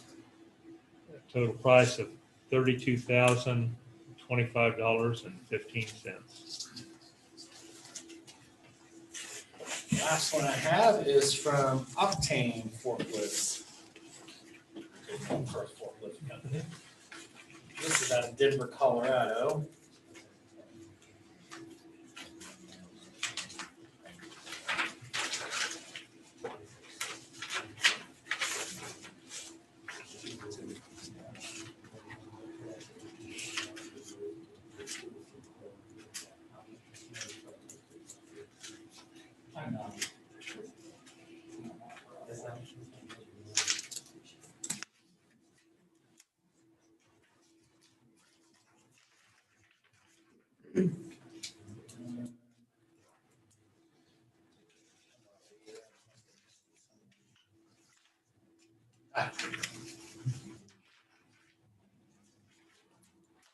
Price I'm seeing on that is $36,088 even.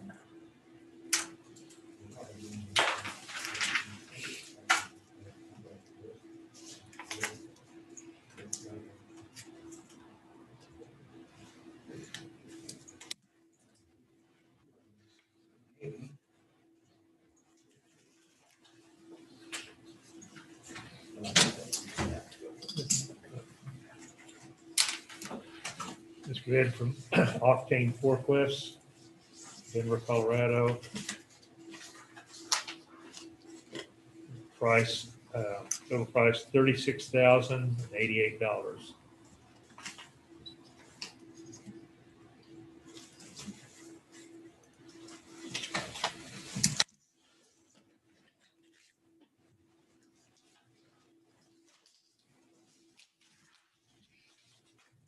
Motion on that, Commissioners, for that staff evaluation.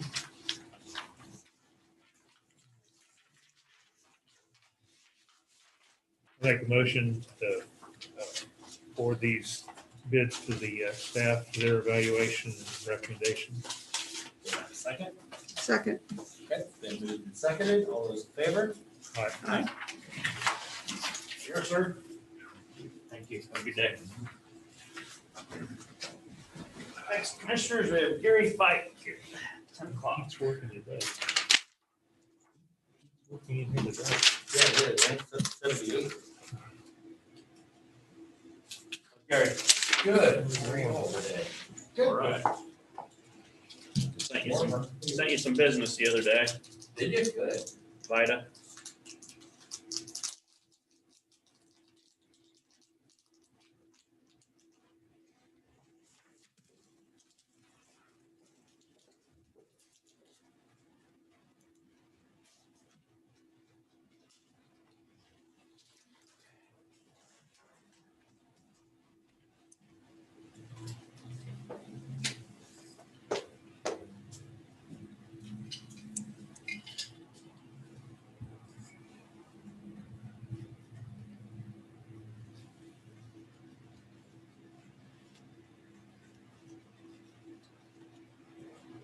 Been a busy day. Yes, it has. Yes, Fair amount of stuff. yeah. Skip one day and I'll look, I guess. The legislature been busy. I really haven't been keeping up with any of that. Yeah, they're always trying to stir something up. So it depends on your definition of busy. Yeah. I got a friend that's the state representative now in another district from here. So she's a freshman and she's, I think, learning a lot. Oh, sure. I never watched Mr. Smith Goes to Washington until about, I don't know, last fall it was on, so I decided to watch it. Have you ever seen that? Yeah, it's been a long time. But be interesting to watch it again. Yeah, yeah. It's kind of a period film, so I'm sure the politics were quite a bit different at the time, but basically the same, I'm sure, but Yeah. wow. Though there's great ideas, didn't quite work.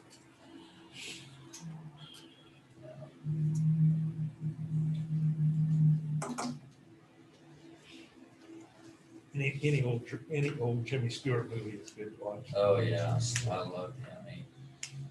He was What was it the other day? I stumbled on one. I don't know what it was. But wasn't even sure which one it was. I was going through the channel and saw Jimmy Stewart said stuff. That was the old movie Hardy with the imaginary 6-foot rabbit. Yeah. You know, that was an interesting one.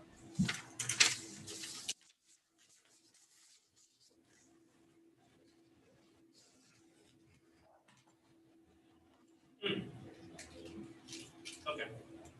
Okay. Oh, yeah, for sure. No doubt, no doubt.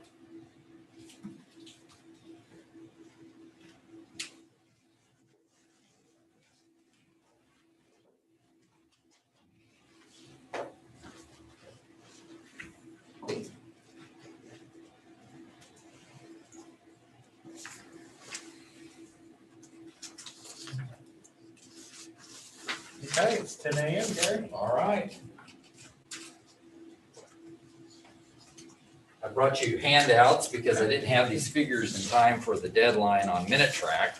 So I brought you a copy to look at while I review the figures. We've had a really, really successful VITA season so far, even though we've been somewhat hamstrung by space just due to the fact that we can't have very many people in there at one time. But before I really start, I should thank the Manhattan Public Library, especially for providing the space and the equipment for us to do this, because they've been wonderful. We're tracking in and out of there 3 afternoons a week from noon to 6, and now we've expanded to 4, as you'll see on my slide, because very few people have decided they wanted to drop off. With the drop-off service, what we generally do is we interview them. We get their photo ID, their social security card, and that information read to verify identity, and then take their paperwork, do it, and then call them back in to sign it, and then electronically submit it to the IRS. So very few people have wanted to do that, which surprised us a little. We thought we'd have a lot more of those. But anyway, we've been in operation for 11 days so far. Which is 28% of our total. We'll be open a total of 39 days overall. And we've gone to, we were doing Tuesday, Wednesday, Thursday, noon to 6. Now we're doing Monday through Thursday, noon to 7. The library closes at 7, so our last appointment is generally at 6:15. We book 45-minute appointments. Some take longer than that, and others don't take nearly that long, so it kind of averages out. But so far, we've submitted 133 returns to the IRS. They wouldn't let us do any until February the 12th because of constraints they had going on. And the average savings, according to the National Society of Accountants, is $188 for non-itemized returns. So far we've saved clients $25,000. And the average adjusted gross income, very similar to this point, what it was last year, just a little over $26,000.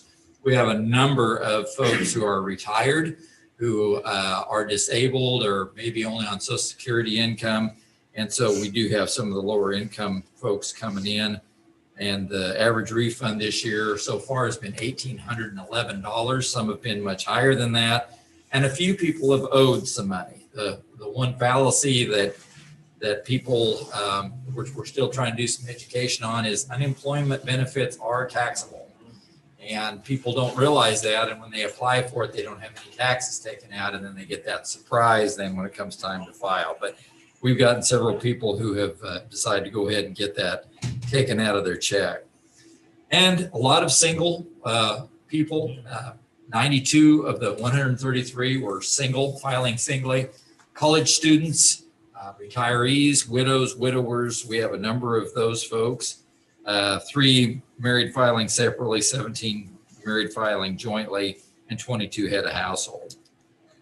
We did have 27 that had earned income credit returns or refunds of $1,590 on average, and 11 had a child tax credit, which averaged $1,275.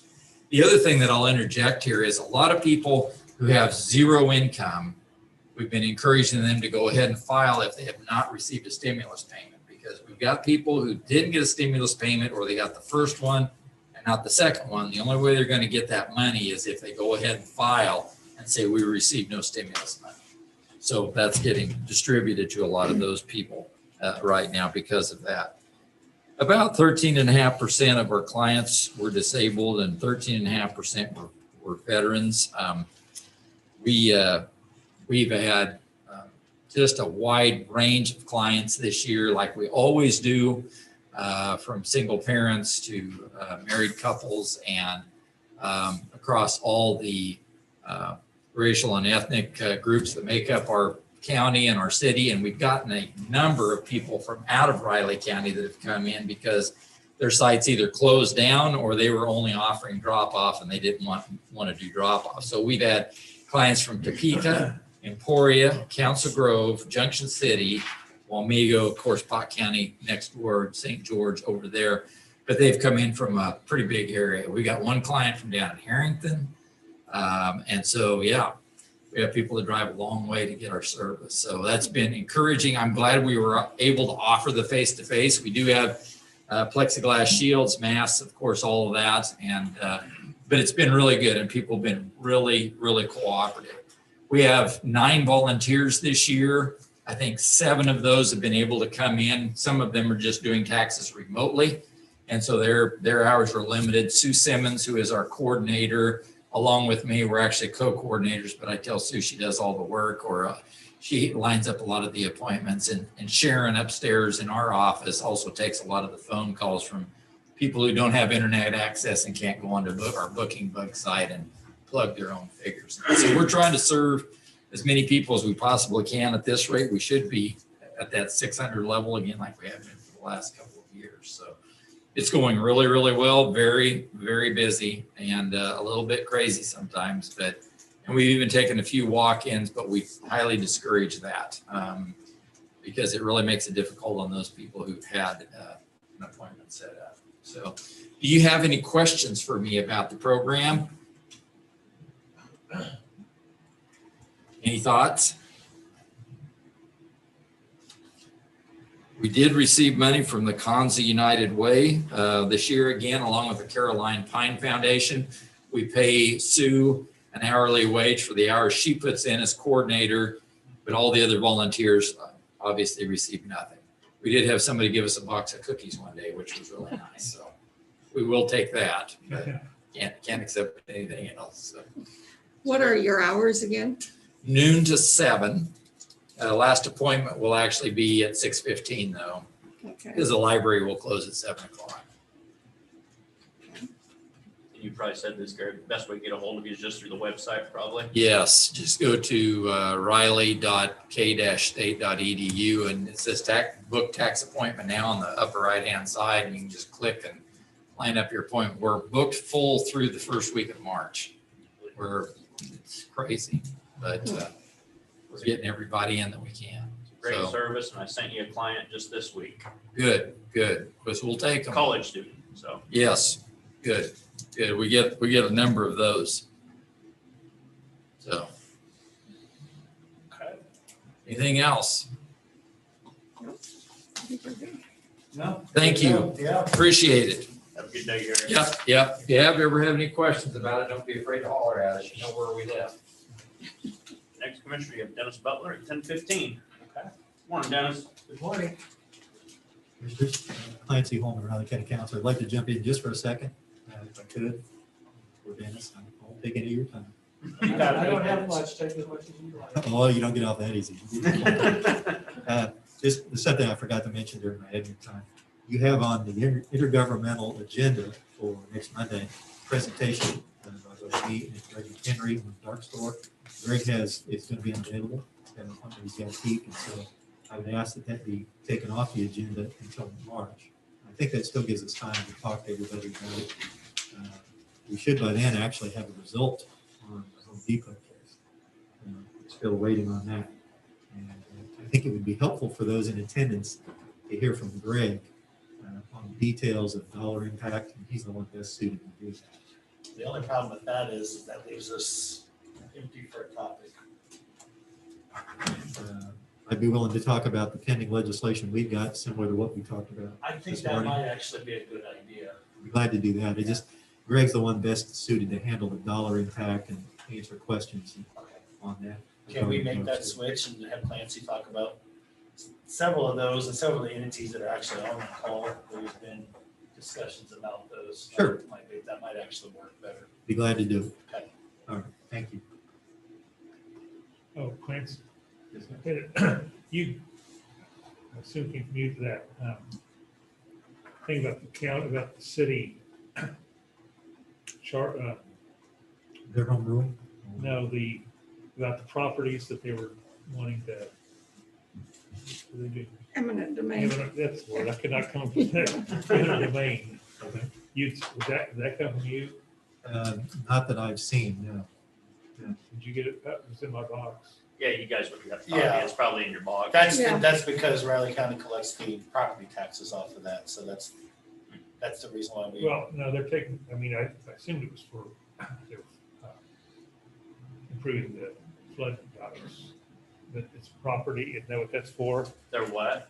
For the flood, for their improving the flood dikes or whatever.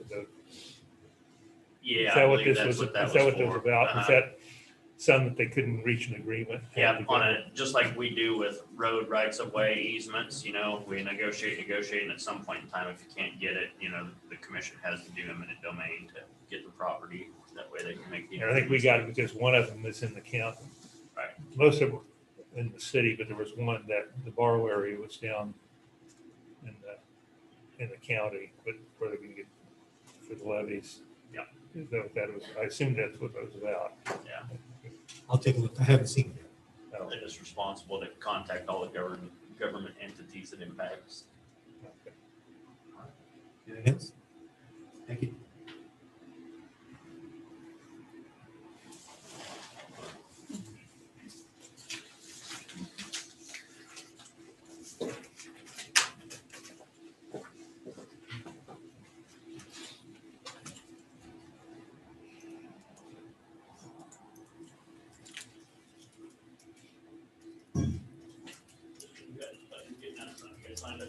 Well, I don't talk about, as you can see, I don't mind talking about legislation.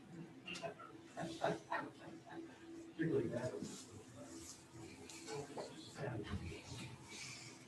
all of that, get back all of it, that's what we think about it. It's not just,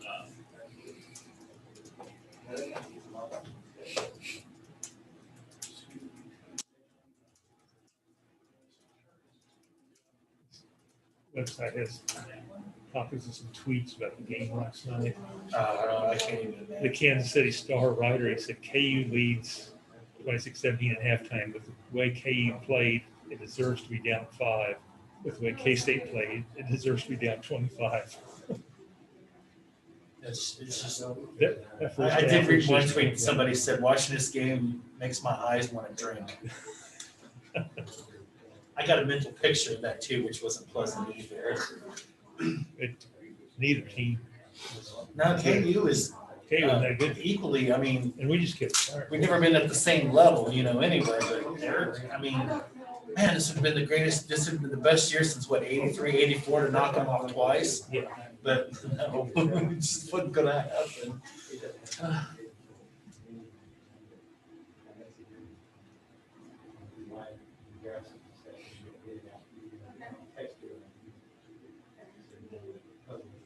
Yeah, and I'll be.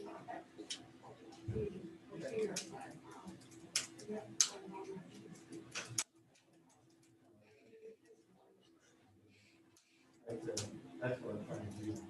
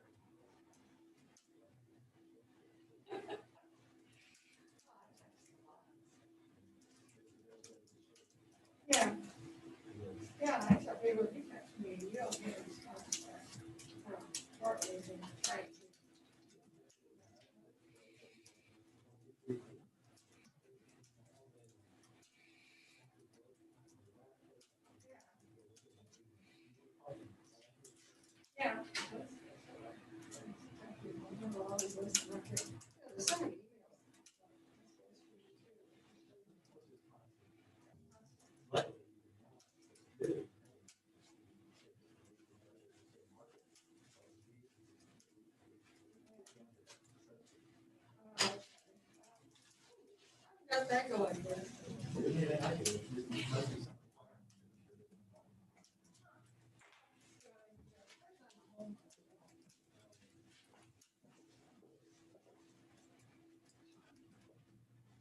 Almost.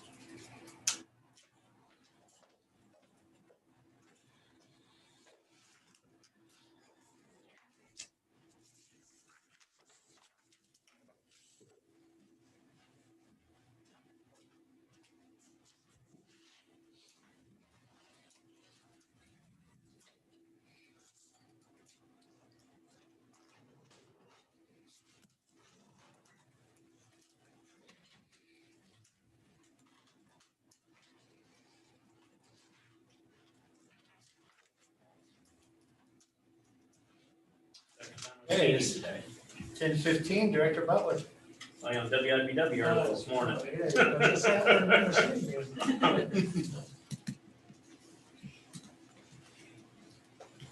Morning, commissioners. Morning. Enjoying this heat wave we're having? I am. I'm sure you are too. Yeah, I was actually in the car yesterday and I was hot. I thought, well, the sun's out and it's not windy. I guess that's why. Let me start off by just giving you an update on our COVID cases within the police department. Overall, we've had 35 employees test positive at some point. We have 2 active currently. As you've seen on social media and out on the street, more and more of our officers are transitioning to their new all blue uniforms. So we hope by the first part of March, we should be all switched over unless we have some issues with size or fit.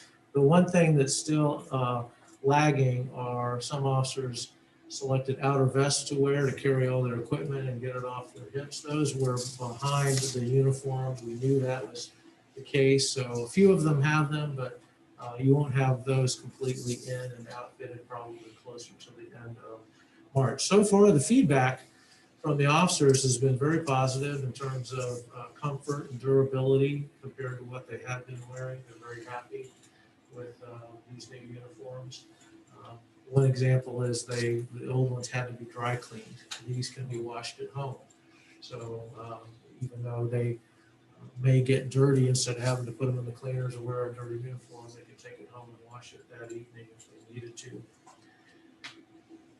Also, as far as vaccinations go with COVID, by the end of this week, I think there was a little bit of a delay, but we're hopeful by the end of this week that all the employees who wanted to have both vaccines will have their second vaccine by the end of the week, which I'm relieved to hear that.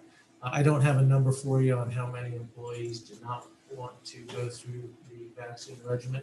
They could change their mind and do it later. They just won't have the priority in phase 2 that they had currently. So we'll see what happens with that.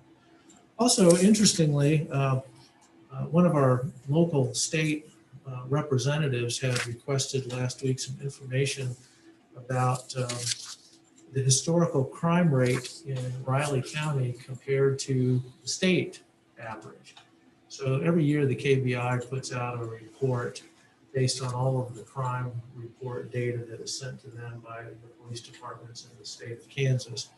And then they send out a report showing how everybody did.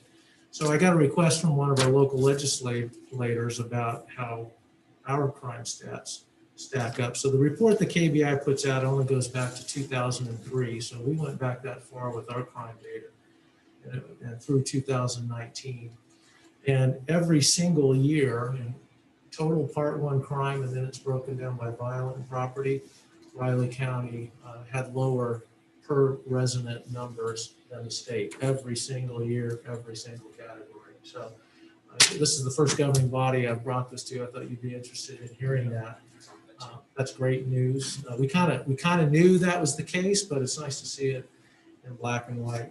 I won't get into a couple of other counties. As part of this, I asked our crime analyst to pick a couple of other counties that have Division I universities in it, and I wanted to see how we stack up with those counties. Now, those counties don't have county police departments. They have a variety of police departments, but all the data is added together.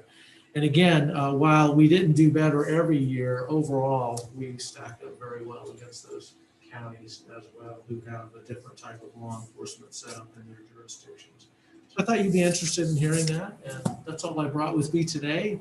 I'll answer any questions you have about this or anything else. Well, I know I mentioned it Tuesday during the law board meeting, but just want to say here again, thank you for you and your staff and your work with the 4 Point Sheraton on the warming facility over the last couple of days while it was bitterly cold. So that was much appreciated. You're welcome. We were just a small part in an overall effort there. We were glad to contribute.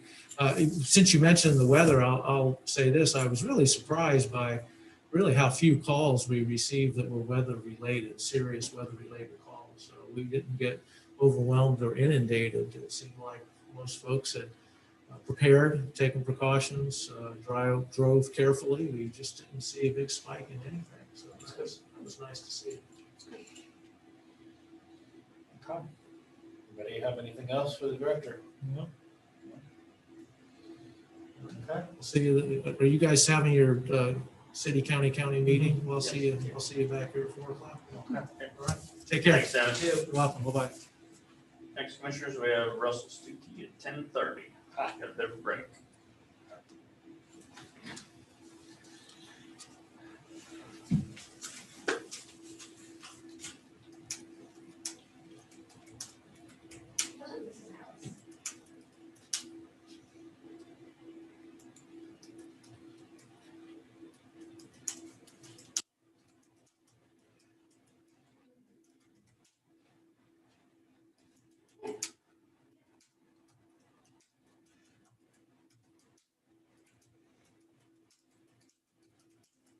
Oh, yeah, she's not gonna, so just come, it was today, right? She's coming. Yeah, just come anytime between 11 and 3. Yes. It's gonna be Seafood Park, so, what report's gonna be, by the swimming pool parking lot, and then there'll be directions there. Okay? You are welcome if you run into any. Can you get Cindy to send out an updated agenda for Monday? Okay.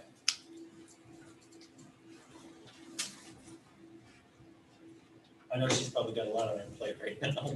Oh, no, we would when there's a change Okay. amendment.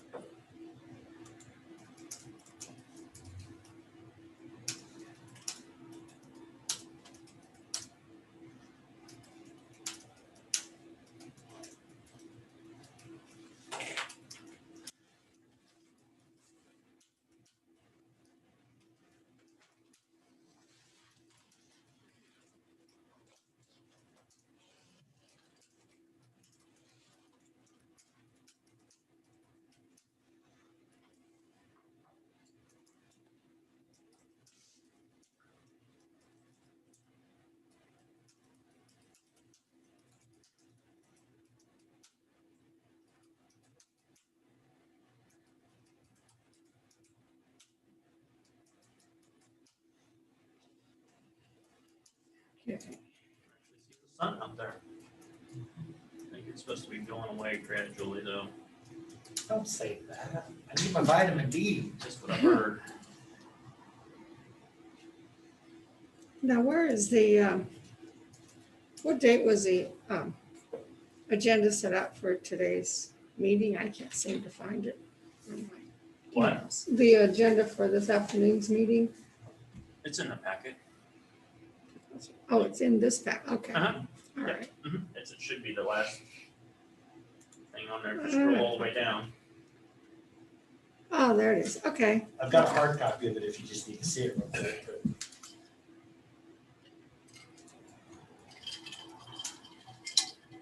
Yeah, let's see. Show 'em. The entire PowerPoint are down for that.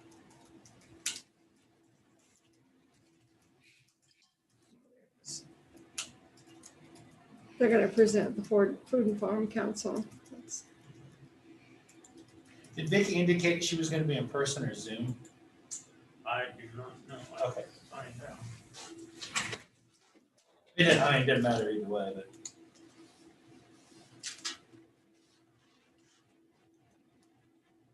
Yes, and do you know if is Vicky James gonna be in person or Zoom for? For some reason, I'm not getting all this, all these agendas. Okay, thank you.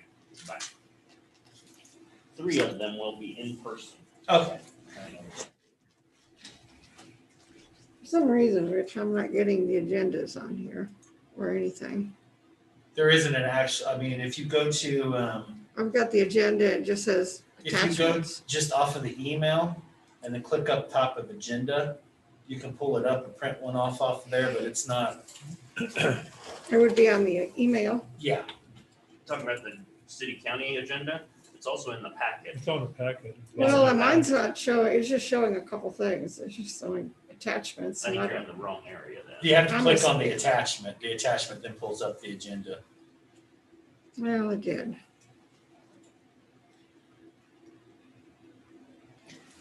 That's what I'm doing wrong here.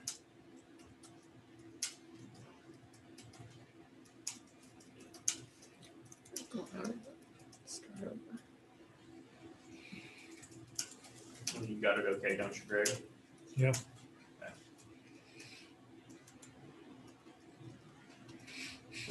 Yeah, the agenda is at the very beginning of the PowerPoint. If you have the packet up. Well, wait a minute. Hold on, I'm trying to go back in.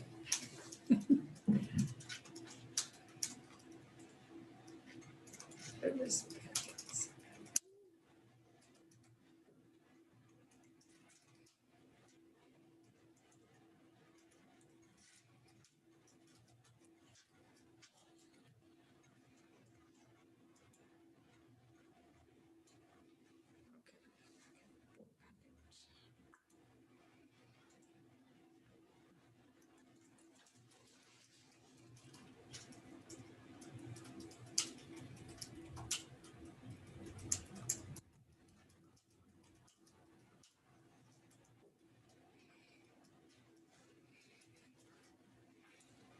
Ah, there it is.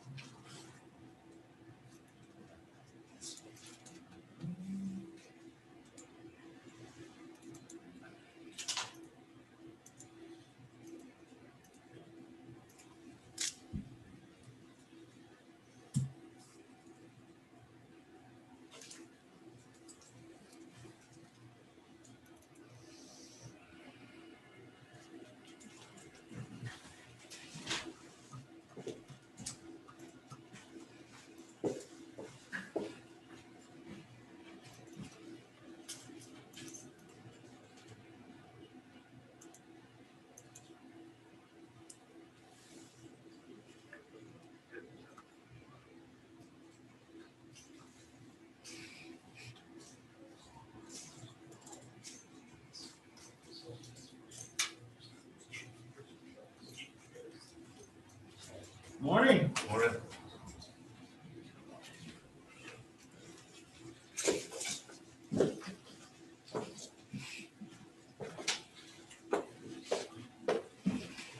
Hello, stranger. It's been a while. Has. How you doing, sir? Good, how are you? Good. In paradise. Yeah. A little warmer paradise today, at least. It is. Yes. Yep. Very, very well taken. It's amazing how negative 20 goes to 5 and it feels like summer. Uh-huh. It was still pretty cold out there this morning, setting up going to the drive-through clinic, or not the drive-through clinic. I walked out of the gym, it was about 12 o'clock yesterday. It was still like 7, 8 degrees and I was in shorts and a t-shirt. Steam was just rolling off.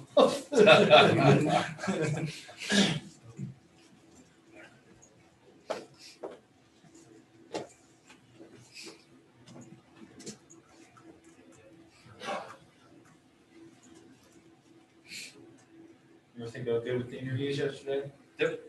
Yep. Thanks for reminding me of that. You're gonna mention that. I was gonna mention that, but I didn't have that on my note.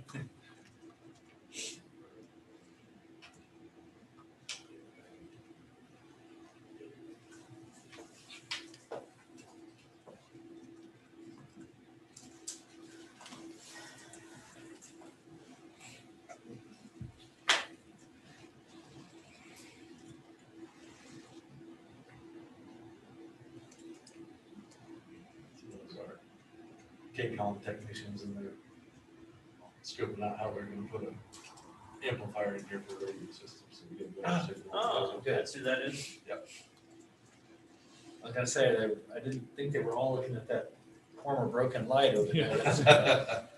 No, And they're all- I've been in and out of here a few times. Yeah, all from KCOM. They didn't mention they were coming today, or I would have mentioned that. It's Christmas Day. I'll have some time here between 11:30-ish and 4 to do whatever they need to do, I suppose. Just tell them it'll be on live stream, that's all. It is 10:30, Russell, so. Go through our multi-jurisdictional hazard mitigation plan, that's a mouthful. Yep. So Robert with me, he and Lori did most of the work on it. This is something that gets reviewed and updated every 5 years. All counties are expected to do it. It makes you compliant for grant opportunities, especially hazard mitigation grants, things like storm shelters in schools or other public buildings, stormwater drainage projects, and different things like that. So I think Lori provided a list of the different projects that have been included, or potential projects that have been included in the plan, and all the other sub-jurisdictions such as cities, school districts, water districts, and I don't know, Robert could elaborate maybe if there was any other sub-districts that maybe they have all adopted their resolutions and joined, and so the county is now the last to, and that was done on purpose, but Will it help in our regards to trying to find funds and appropriate resources to build rural facilities, including new fire stations? not a fire, it would, it's for mitigation of like storm damage. Okay. So not necessarily on that, but more like storm shelters, stormwater drainage. You know, you can potentially do like wind breaks for snow drifts and maybe different things like that, but not just general construction of like public safety buildings. No. Now, adding a storm shelter to that public safety building, yeah, possibly. Okay. You know, that portion of it, but not the general construction. And the one stipulation on this whole program is it can't be based on just one mitigation form. So it can't just be for flooding or just fire. It has to be an all hazards approach. Okay. So that's one thing to look at on it. Does it include kind of what we're currently dealing with in terms of pandemics and environmental and health? I don't think it would really go on the health side. No, it's more natural disaster. Yeah.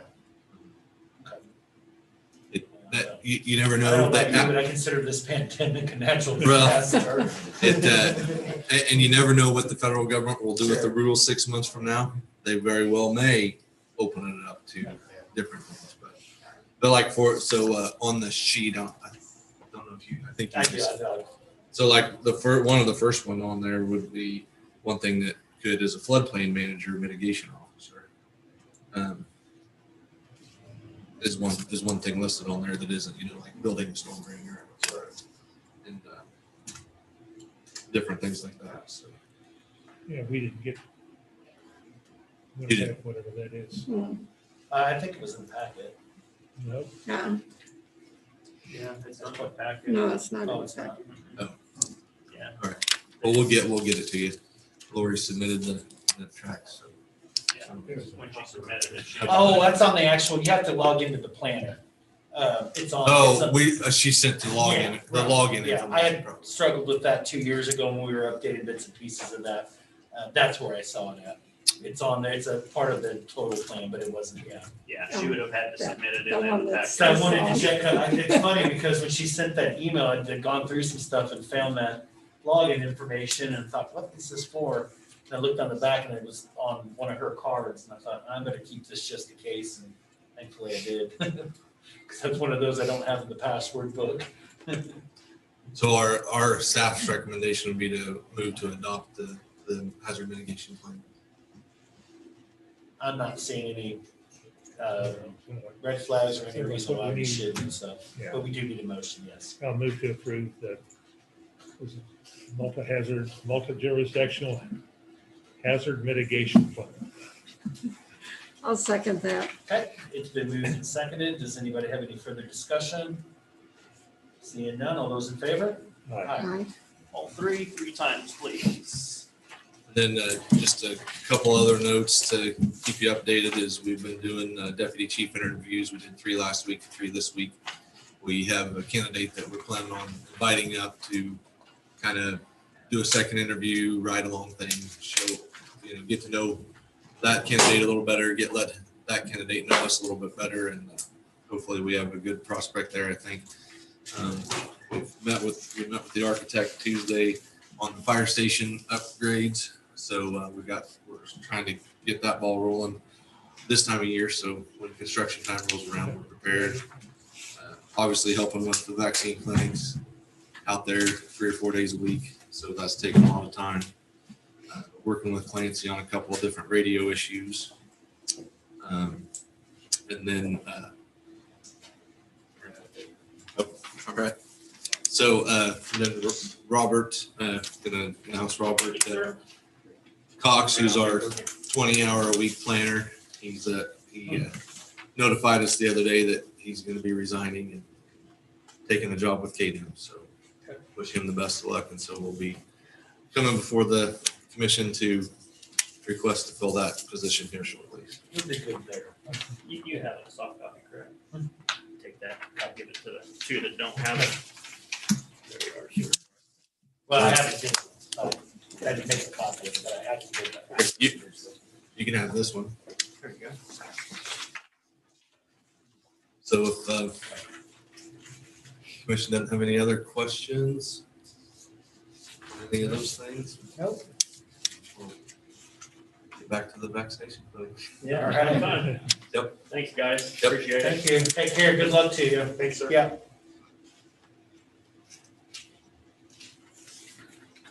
Thank you. Thank you.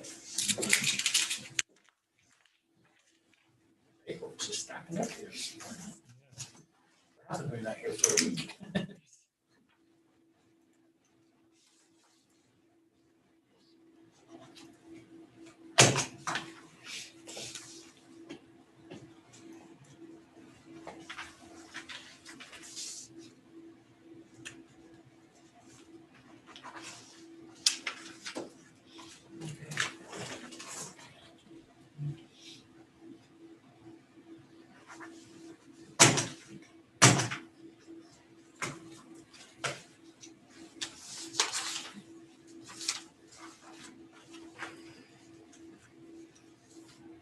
How's Amy?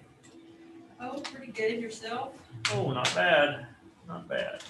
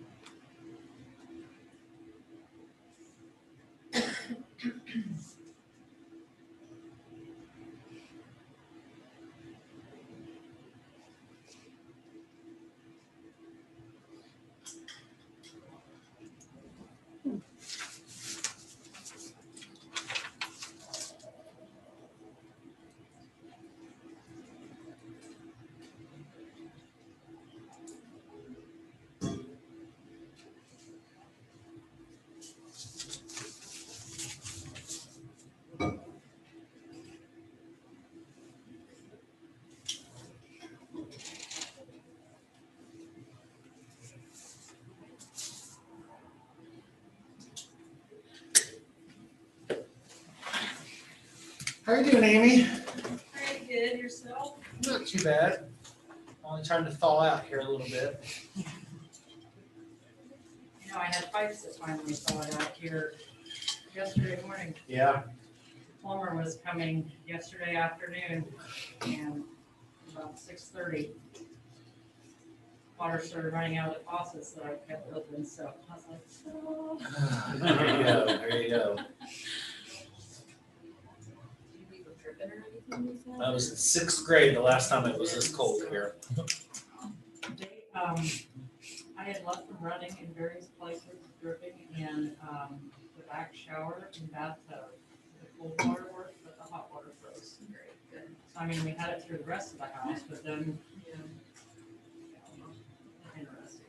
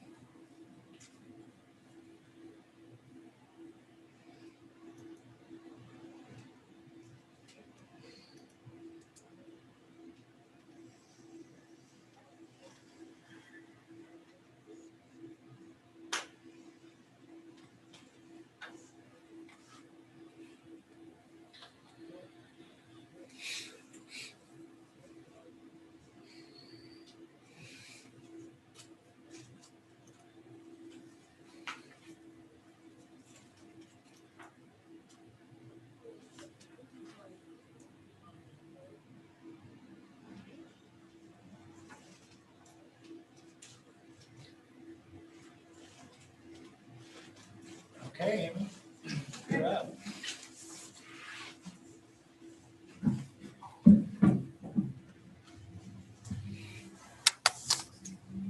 I have a brief summary of our office revenue for 2020 with 2019 comparables. As you can see, we kept pretty busy last year. Even in a pandemic, we had almost 650. Thanks, Rich.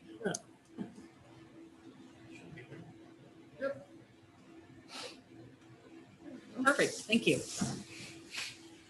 We had almost 650 million in indebtedness versus $395 million in 2019. I gathered some additional information. We recorded 2,488 mortgages last year versus 1,635 in 19. 8,512 documents versus 6,609 in 19. And recorded 43,895 pages compared to 28,753 in 19. And still tracking revenue loss due to the fee changes. And I'm sorry, I realized I had a typo on this. It says 2019 on that last bullet, and it should be 2020. Okay. We still lost $1,134,153 last year. And Amy, just because we have two new commissioners, you know, take a moment and explain what started with that, and how that occurred, and what all Sure. that is. Okay. Back in 2014, they started changing out or phasing out the mortgage rate tax, which basically was a 0.0025 tax on the mortgage amount. And our recording fees at that time were $8 for the first page, $4 each additional page. They phased that out over 5 years and upped our recording fees to $21 for the first page and $17 each additional page. So every day we take our documents and figure them at the old rate versus the new rate, with and without the reg tax, and log the difference. And so even with the increased fees, we had over $1 million loss. This was a move that was done by the state. Bankers and realtors. Yeah. To basically save themselves and clients money, but this is another one of those at the state level. It comes down and makes it hard.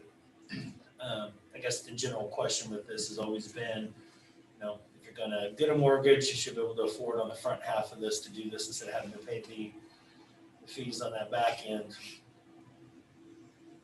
Yeah, along the way. it You know, usually one- came out to $200 to $400 on average in fees, a one-time fee versus, you know, with this much loss, it obviously has to get made up somewhere. And it's getting made up through ad valorem, so the individual that has the property is actually, over the course of that time, paying more at just that $200 up front in terms of lost revenue, so. And I have a question, because it's not coming back, right? So what, and I'm not, because I know it isn't, you started this, but why worry about what it was? It's water over the bridge, and she has to go through and figure everything twice, figure what its costs are now and what the costs were before.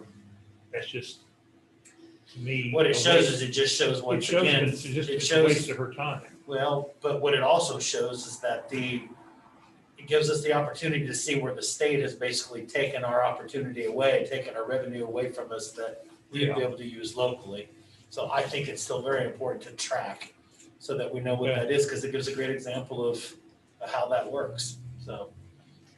Yeah, and we have a very easy system figured out, so I just, it doesn't take too it's not long. coming back. I know it's, familiar with it, and phased it out over a couple of years, went down, I don't know, percentages or whatever, Yeah. phased out. And I've heard the number repeated before over the last few years, but I just didn't know why it's not coming back. I mean, it's wrong, it's gone. Why worry about it? I think it at least gives us numbers so that if we were able to ever, get like some set fees or increased fees or something put back in place, we would have an apple to apple comparison of what. I think it's also important because what it shows is the taxpayers are actually making up that difference along the way. Whereas if they just paid that upfront Yeah, one-time before, cost. but before, it was only the people who got a mortgage that year that paid it. Now everybody pays it. Right. But Why still, should just people get a mortgage have to pay for something? well, you can do it either way. But either way, that's the difference that's gonna get made up by everybody. Regardless if you have a mortgage at a particular point in time or not. And then on to staff, we're still cleaning out the basement and the vault. Depending upon retention schedule, you know, that's a yearly ongoing thing. Continue to work on our back file indexing. We've started the process of moving our online service over to iDoc Market. Adobe Flash expired December 31st, so we are actually having to provide copies in person again, or we have to pull them versus them being able to do it online. So we're trying to get them to work a little faster than the normal 3 months that it takes. I promoted Joe to my deputy, so we're starting to get her trained. Continue to cross-train the other employees, and probably be talking to you guys soon about replacing Debbie, I guess, or adding a staff member to get us back to 5. Any questions?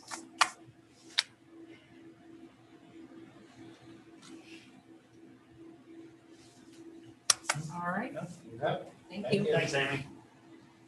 Next, commissioners, you have Amanda at 11.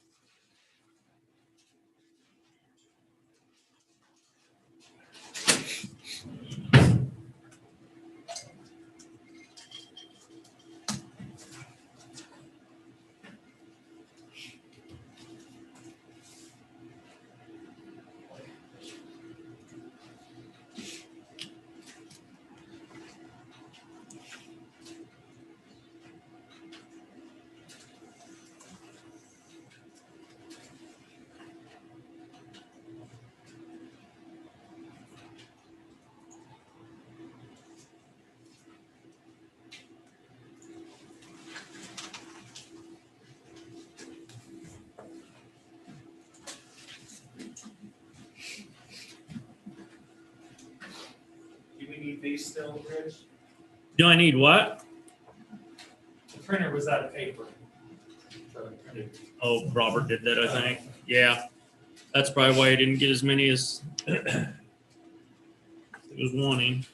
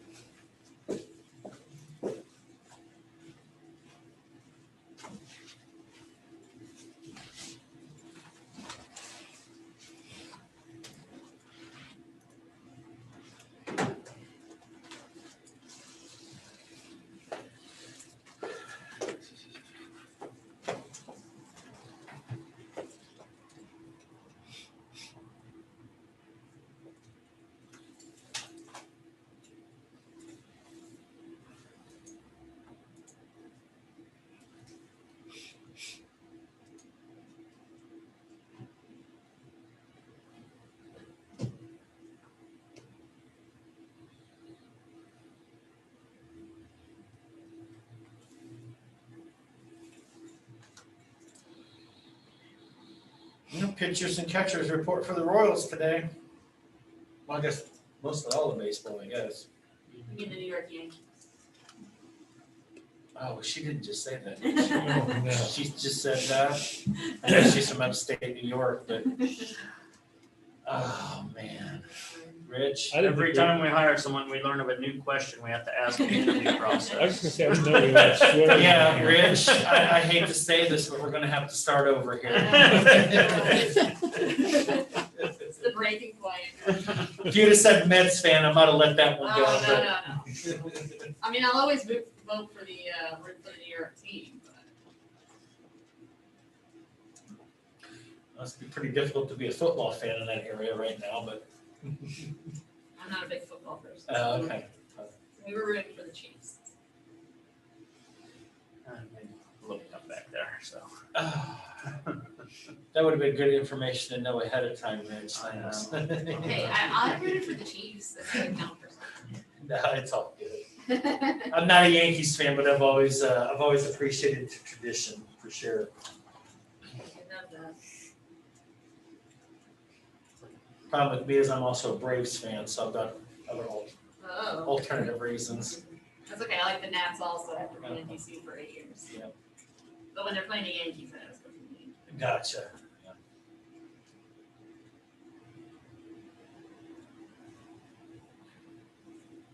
I call the Nationals the team formerly known as the Expos. Hey, Rich. Guess who else is a Yankees fan? I figured you'd be a Mariners fan. I know, my dad's from New York, so we're Yankees, and my mom's from San Francisco, so we're Giants too. Love it. Oh. See? Yeah, we gotta start putting these We're questions hiding. We're hiding. during the interview processes. Yeah, we gotta start, because Elizabeth is in I was Nebraska. just gonna say, with Elizabeth. Yeah, she's Nebraska, In the so same- That's about as bad. yeah.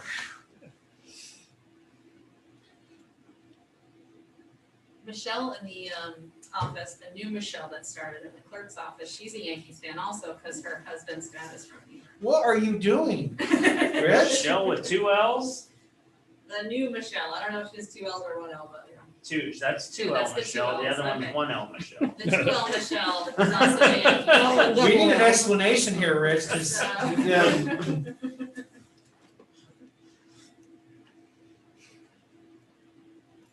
No, my very bad memory of the Royals was, I think it was in 98. Yeah, it was in May of 98. We went, because my friend at the time was a Yankees fan too, particularly a Don Mattingly fan. Oh, We had to go yeah. see the Yankees, and we had to sit on the third base side out in the rain. It was 40 degrees in May. And on top of that, watch the Royals get blasted 14-2. Not one of my more pleasant moments. Like, far as back in the 70s when they lost in the championship. It's a series, yeah. Three years in a row, wasn't it? In Sweden. Of course, the whole pine tar. Yeah, That was fun. Situated. George Brett.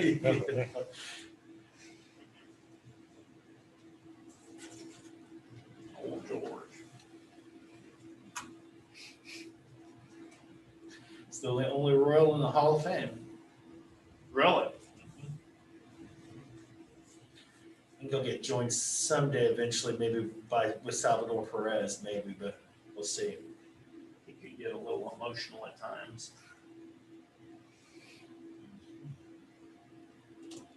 Yep. All right, it's 11 o'clock. I don't know if I'm gonna be able to listen to this now, knowing what I know. but- Just kind of Get over it. I know, we'll try. Apparently it's a theme now. so. Yeah. All right, good morning, commissioners. Morning. Amanda Smeller, Planning Director and Yankees fan. Oh, no. Sticking that on your Evaluations at any time. We have an evaluation process at the end of the year, right? You can do them anytime. Can you call an executive session? John, can you call an executive session? This is true. That is personnel. That's very true. I stand by my statement. Okay, so a couple of things on the agenda today. Let's see, so if you remember way back in December, we did a contract with Stantec to assist us with the graphics for our land development regulations project. And that's going along. We hope to get the graphics wrapped up here pretty soon. But this, of course, meant because we gave those tasks to Stantec and some of the money that was previously budgeted for the whole project to Stantec, basically, we wanted to come back and clean up our community recode, who was our overarching consultant for the entire project. So we wanted to clean up her contract to reflect her updated scope of work that we took out, again, the graphics and the electronic formatting, and then 35,000 of that original $150,000 budget that we took all of that out. So basically that's what I have for you here. Just a contract amendment for her. So yeah, again, just spelling out those changes that we assigned to Stantec in that budget. Just spelling all that out here. She's got it signed here. And I just needed you folks to approve and sign it as well. Yeah, I'll move to approve the contract amendment for community recode. Yeah, second. Okay, it's been moved and seconded. Any further comments or discussion? Seeing none, all those in favor? Aye. Aye. Two places for the chair. Okay.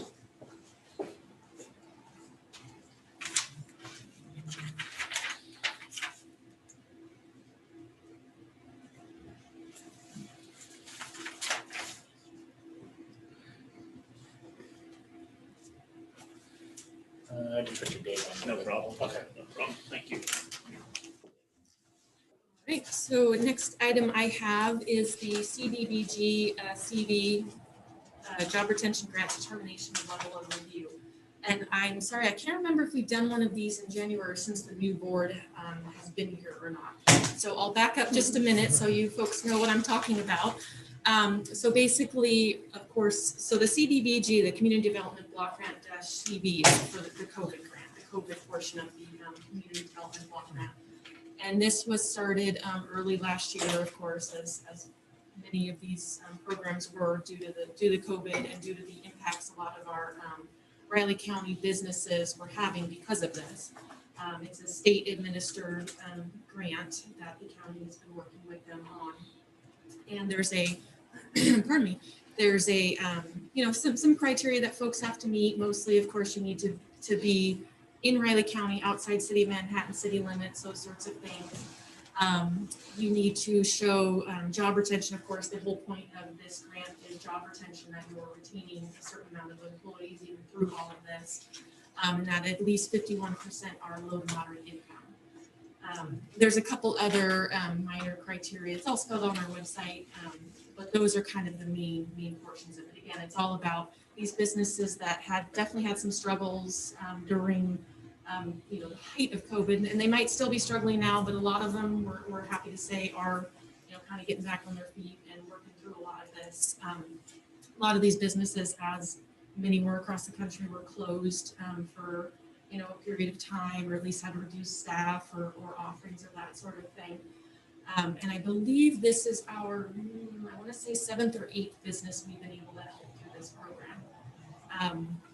So Mutt School is our latest business that we will be able to help with this grant. So basically what the document in your packet is that I need approved in signature is basically a state required document.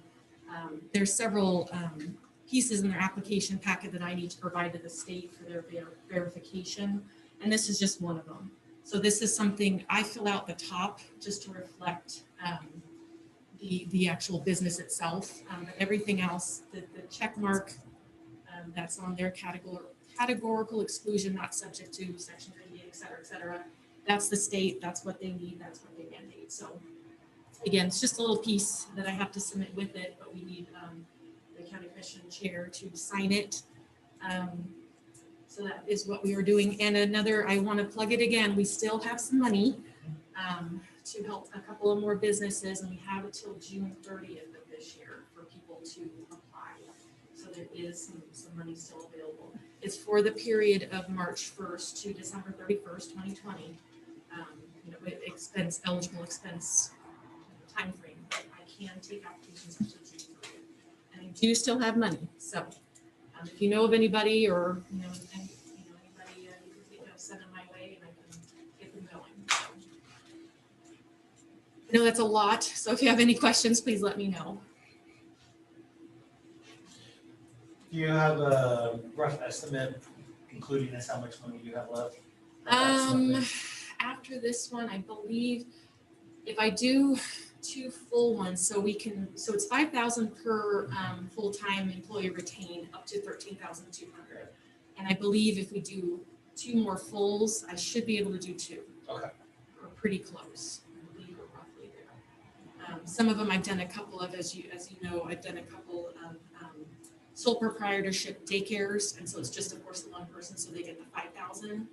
So it just kind of depends on who applies, and you know, it's a first come first serve kind of thing, and who applies and who's eligible and all that sort of stuff. But I should have somewhere in the mid-20s left, I believe. Any other questions? Thoughts, observations? Never heard of nut school.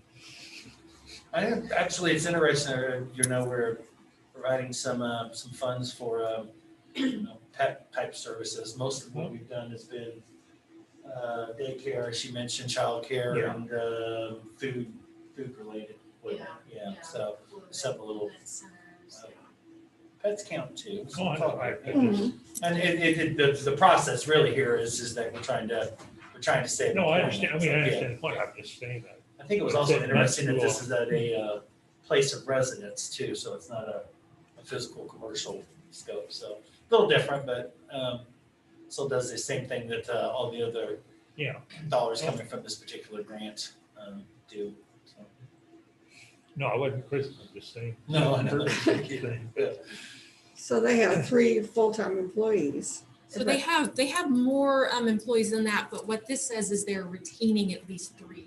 Okay. And basically we can do up to 3 for the grant. So, so they kind of have to show that if they want the full 13,200, that's has to be at least 3 full-time employee or equivalents that they are retaining. So that's why that's on there.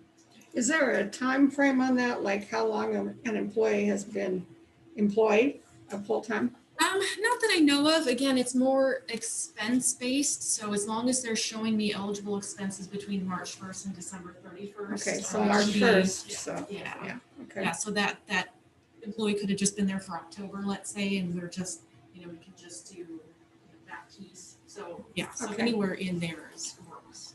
Okay.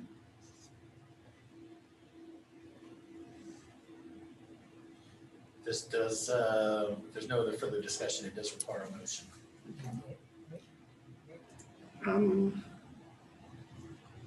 I would move to approve the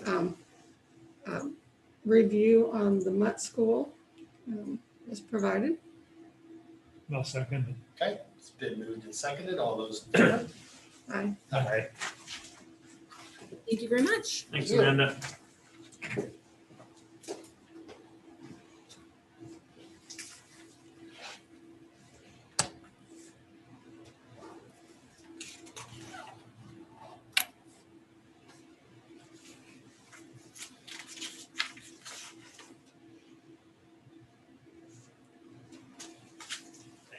you.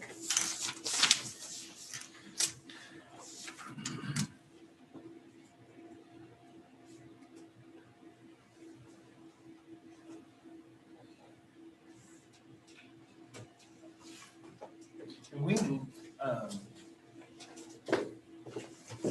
is Julie gonna be out at the vaccination center or here in person? Do you know? I don't know. I was kind of assuming she might do this one via Zoom. They usually say if they are, it should say on the agenda, unless she didn't let us know. No, she was Julie's just here usually here for earlier. a presentation. That's true. Yeah, she was here. And I think the clinic starts at 11. 11, doesn't it? Yeah. We're just doing second doses now, is that Well, correct? no, we're doing first dose. Well, today and tomorrow are booster shots, but yeah, we're doing the first and second doses. First and second, okay. I'm assuming, Oh, we're I'm still, assuming you guys are scheduled for those. yeah, tomorrow. Me too. No, Not I'm plan anything for the weekend. Yeah, that's what I understand. I've got mine this afternoon. Do not plan anything tomorrow. I think Clancy was this afternoon too. No, that's why he had to leave. He was, Yeah. I was wondering if by chance we'd all get scheduled at the same time, which might We'll all be sick. present a little bit of an issue, but apparently that's not gonna happen, so. Are people getting pretty ill from the shot? Some people are. Yeah. I talked to one of the physical therapists over at Maximum Performance, and she went down pretty hard. Oh, See, really? by 36 hours, you're usually okay. Yeah. But fever, chills, body aches, yeah. we'll see how I am at 4 o'clock, I guess. You know, it takes a couple hours to kind of kick in. And then, you know, some people just feel, you know, super exhausted. And That's It's just how, important to remember it's better than the alternative. So if you I know? fall asleep in the meetings, then one afternoon, you'll know why. Yeah. well, I mean, you know, you can do that via Zoom if you don't wanna do it in person. That's You know. totally understandable in this case. What time is your shot at, Greg? 1 to 2. Mine's tomorrow, so we'll take care of the weekend, I guess. I Just drink got lots of chills fluids. from the first shot, chills and Oh, you fatigue. did? Yeah, but it was kind of delayed. It wasn't. Did you have COVID? Hmm? Did you ever have COVID? No. They're saying people that had COVID, the first shot can have more of a reaction than the second. But I've also heard if you have more of a reaction on the first one, you may not have it on the second one. I just don't think we know enough about Who knows? really what it is yet, though. Yeah, everybody, I think. I'd Yeah. say the majority of people are having a reaction to the second. Yeah. But, you know, you can take Tylenol, drink lots of water, just rest. I'll grab a bottle.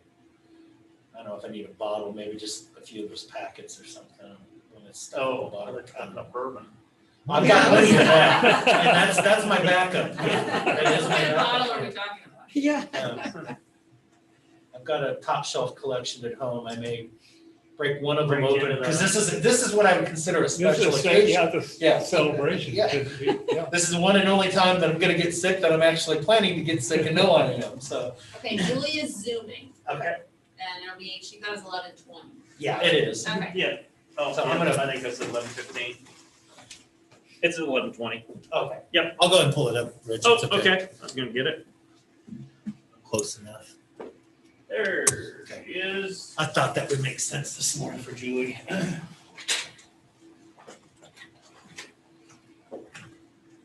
So it's really busy. Oh, I bet. And it's all boosters too, so.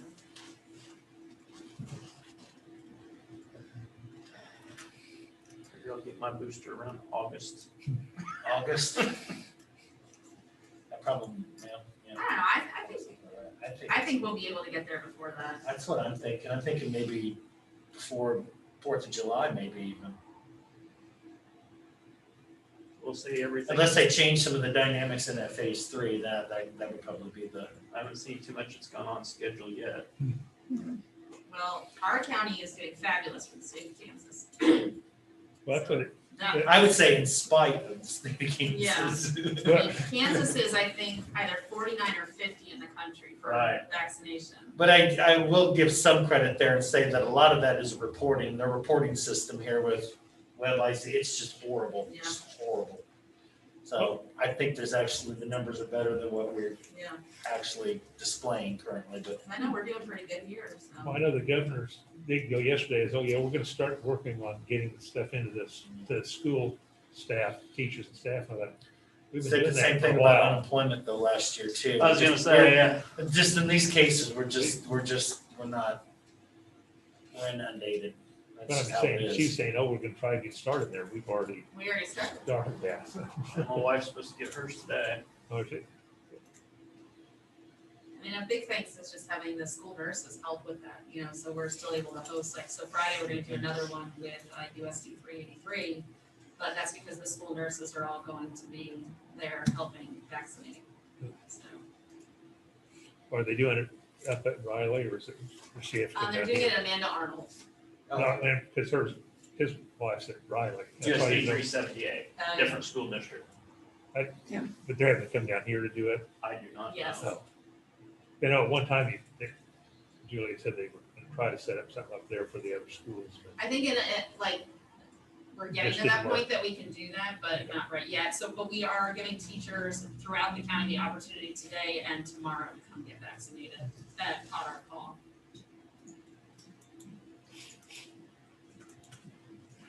Oh. John, Hello. with your Right, oil good change, morning. You notice the mask that John Elvin wears. Yeah, I'm St. gonna Louis say something Cardinals. about that. Elizabeth So I guess maybe we should just ask Elizabeth too, and see if we got a double whammy here. Yankees fan? So I'm from Nebraska. We know. We don't really have professional sport allegiances. There's just only one team, one sport in existence. Very bad Yeah. for the last decade. I mean, Still the best fans. you used to be able to brag about that. Yeah. Used to be able. We still are Nebraska loyal. We're not gonna just get off the bandwagon just because somebody else might have won a game or two. Or lost a game or 5. I like anything live. To be honest, like anything live is a really nice time. I've never been to a golf tournament, so maybe like a celebrity golf tournament, so maybe not that, but anything else. I love to just be in the excitement of it.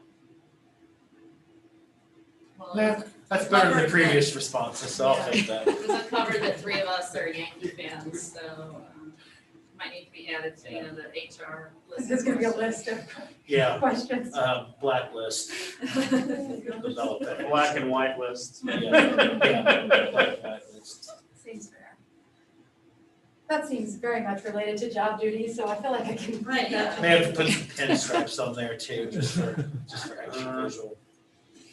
That one wouldn't be discriminatory at all, right? No. It's not a protected class. No. It's not a protected class, so I think that's accurate, yeah.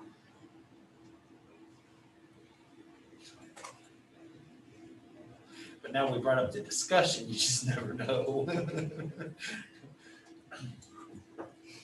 Elizabeth, we're on LinkedIn now. Oh, look at you, making waves. Riley County's on LinkedIn now. That's great.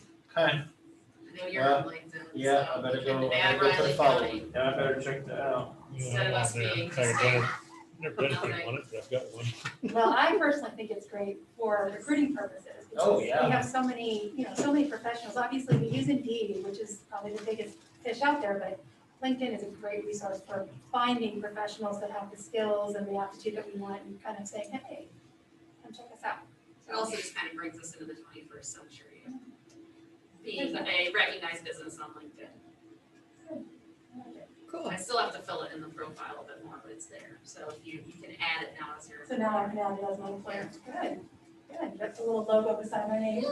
That's exciting. By the county pride. I like it. I like that. Thank you for doing that. Is she up or? Yeah, she's up there. It's not her time yet. Okay. Yeah, she's there. Do we have to unmute her or? is- No, No. she can do it.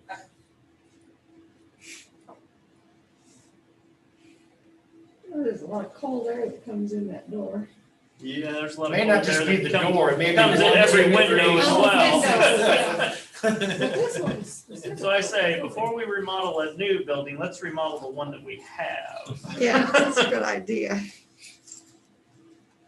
What was it, May or June? We had the big rainstorm in the morning and Water Had was a- flooding in this door. we had a river Oh, flowing really? through that door over there. Wow. Kind of watching it kind of flow. It was so windy that day. It was, Blowing dude, it was blowing, yeah, it was Oh my blowing from the Right north directly into there. Well, I sat in Catherine's chair yesterday for a couple hours. And It's- it was pretty warm up here, but My feet are getting really cold Yeah. over here, yeah. It's like it blows right there and sticks under Yeah, the it's just right desk. here, yeah. Okay, it is 11:20. Time for Julie here. First thing we need to do is I'm going to make a motion that we recess as the Board of County Commissioners and convene as the County Board of Health. I'll second. All those in favor? Aye.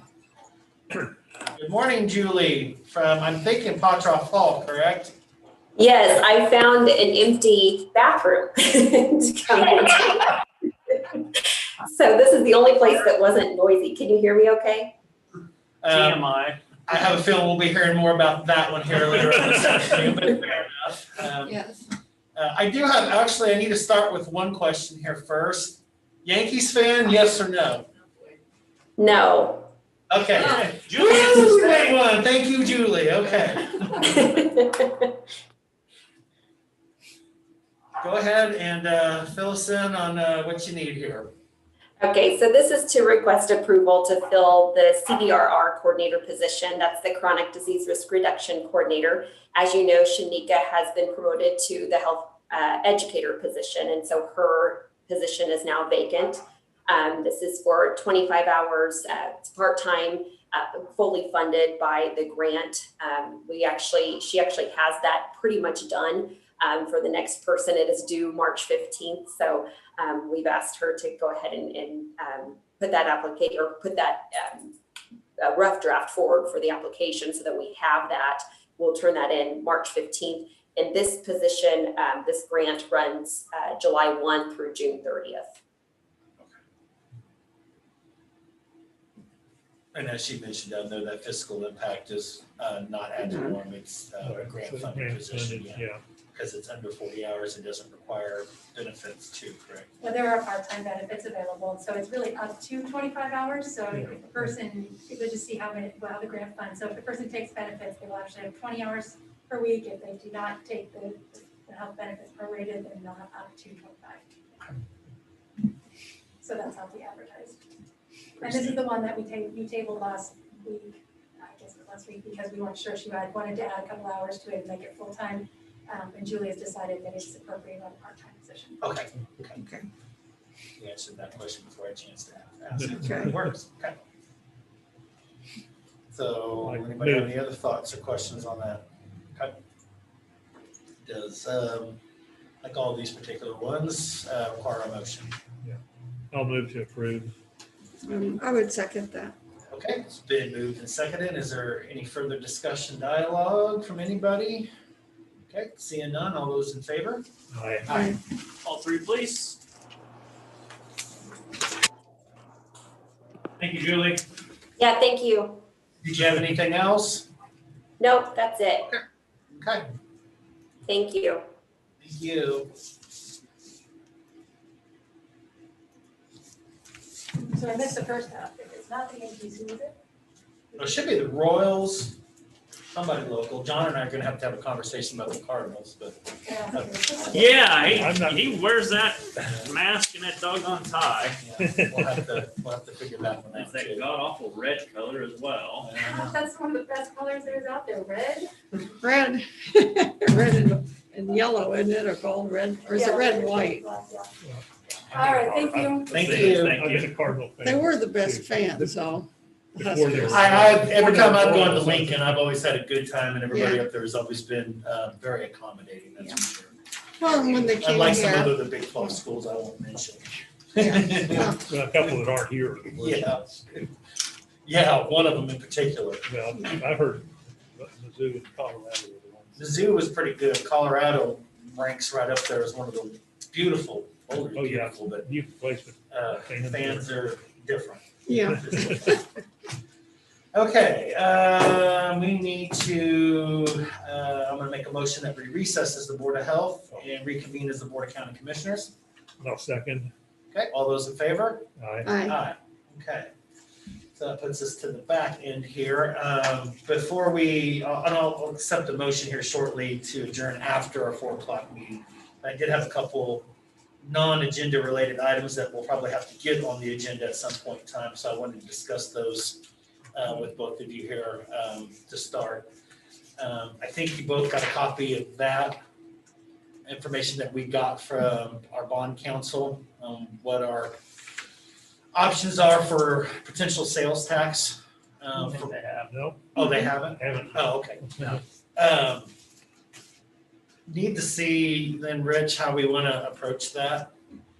I know we're going to have Public Works come in and give that presentation since they haven't had it on What they- projects, what's yeah, on the coming out. projects that we Yeah. have listed. I have a hard copy of it, but I believe Gary gave that last time and it's a pretty good in-depth. I was here, I saw that. Yeah, oh, you were here for that, okay. Well, then for Catherine, that'll give you an opportunity to kind of catch up on, one, why it's important, and two, what all that is, and you can move forward appropriately. I just think the time frame for this is going to be kind of the essence, because believe it or not, in the next few weeks, Tammy will be coming in with our budget baselines and the timeline and calendar for the 22 fiscal budget cycle. So this, to me, kind of works into there unless, Rich, I'm wrong on something there.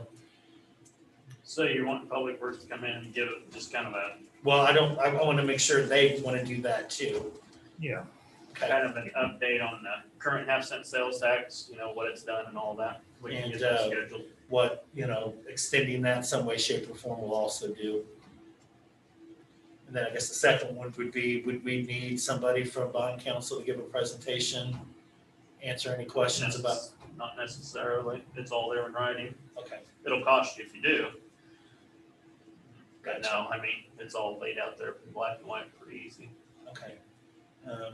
I just believe that's something that we need So to. just talk about different options we have. Yeah, we had a conversation, I think it was in early December. I wanted to see what our tools in the toolbox are, since basically the countywide effort's going away due to the one that passed in the city, but it leaves us blank at this point in time. So, what are our options there, is, really at this point in time, there's really only three in my opinion, but one is do absolutely nothing and just let all that go to crap. Yeah. And some of those, I just don't think you can at this point in time anyway. The other one is to just fund it fully out of ad valorem. And that would be a pretty significant first year increase, 6-8 mils. I don't think that's a floor nor a ceiling in that regard. That's just kind of a middle estimate there. That's pretty large, considering we're trying to develop a separate county-wide sales tax that just covers this particular entity. So I have to come up with some estimates in dollars and see how that incorporates into a percentage there. We're thinking somewhere 0.25, 0.3. And on the county side, it actually reduces the sales tax, so it provides some relief there where we're not going to be able to do a municipal split as we've done before, but, There's options to talk about how to do the small towns. Not in turn, that'd have to be something separate. This would just take care of the infrastructural side. It doesn't provide that support, but it would provide a sales tax reduction. So in terms of discretionary, those people would save some money, so it would offset a little bit there, but we still have to discuss maybe some other things. And I have some thoughts on another subject I'm gonna talk about here in just a second. Okay. That will blend into that, but, just want to see what your thoughts are and how you want to approach this and move forward. So. Well, I think we need to do something. Okay. Any thoughts, Catherine? Well, I just am concerned about the timing of it, and that kind of, and all the projects, are we getting all the county, not just certain portions of it? Yeah, all these bridges and infrastructure are in different places in the county. And some of them are right in Manhattan. Yeah, right on the yeah, edge of Manhattan. yeah. It takes care of all that. Yeah. We have a couple of consolidated projects, projects that we're collaborating with the city on too.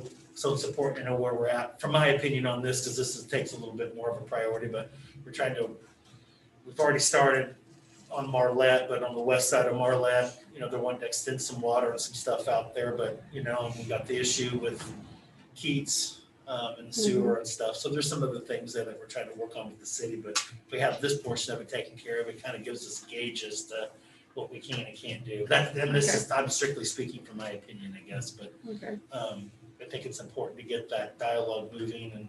And I say that because we'll be doing 2022, and 2022 is the last year with that sales tax component in it. So next year you'll be dealing with 2023, and amidst this, that would be the year you'd have to include it. So I think this year would be the appropriate year to try to get it on the election in November. Yeah, and it's the municipal election, so all the other municipalities will have the opportunity to vote on that, which may not be the most ideal, but our thought process last year was we couldn't put two separate competing taxes with everything that was going on. I probably expect it to pass, and maybe it would have. I don't know. I really don't, but that was kind of our conventional thought between the two previous commissioners and discussions with staff. So, well, would we do the kind of PR blitz that the city did, or how are we going to? Yeah, there has to be an education piece to that. Absolutely, that's a really good You question. can't campaign to go and educate, correct? Correct. We just say this is what it's going to do, this is what it's for. Can't tell them vote yes or vote no. We'd hope that we'd have some community partners on that. We can. We can't hire a PR firm like. No, not for this one, no. Just care, not that I Yeah. want to, I Yeah. just, We can, other community partners could maybe Because that's what facilitate that. That's, Chamber of yeah. Commerce was. But one that- anything that actually came from the city itself, though, it was just educational. And, But the am I commercials you correct? heard on, Okay, you had a commercials you weird heard look on, there. commercials you heard on radio and stuff were about Chamber of Commerce, not by Correct. the city. And they had paid a firm out of their own separate dollars. I don't know what pot of money that came from to do that, so, The donors, yeah. list of donors, it was a PAC, a political action committee.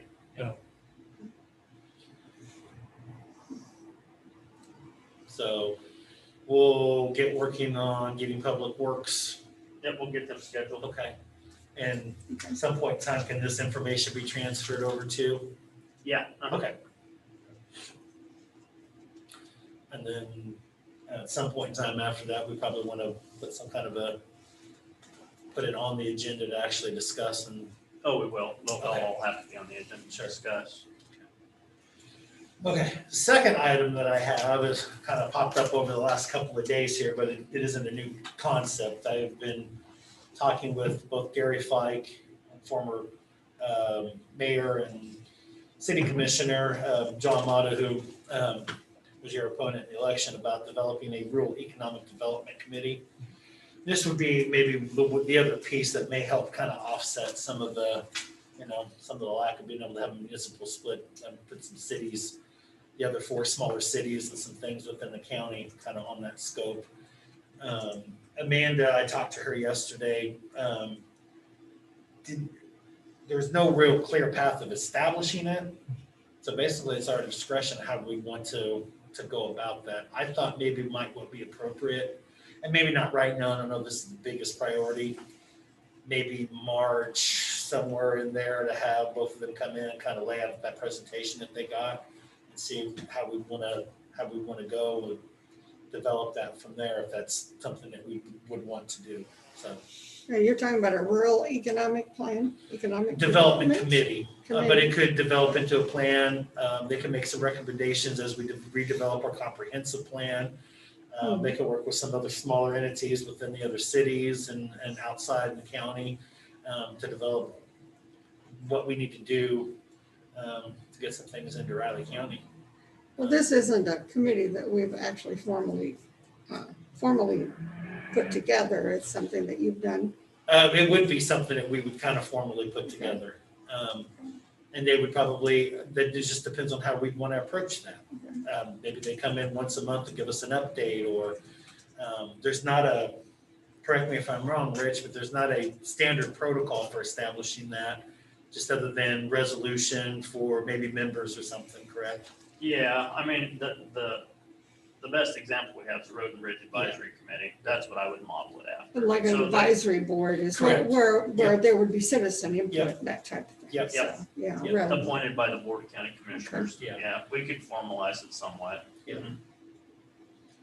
So on that one, I didn't think that maybe it's as pressing as the sales tax issue, but something that maybe through the spring we can kind of develop a little bit. That, wanted to see if you guys might want to have Gary and John come in and kind of lay out their presentation, and we can continue to kind of discuss and figure out a direction to go if that's what we want to do at that point in time.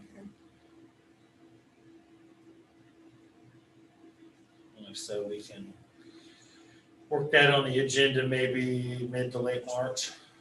If the board thinks about it, you guys want to, So that would be, I know we're gonna be in the middle of tax, or not tax. Budget at that point. We'll be starting it. Yeah. Really, the heavy duty part of that comes in mid to late May when we start doing budget hearings, and everybody comes in for presentations, department heads, outside agencies. But we start following some early baselines and kind of developing personnel, that sort of thing, in advance of that.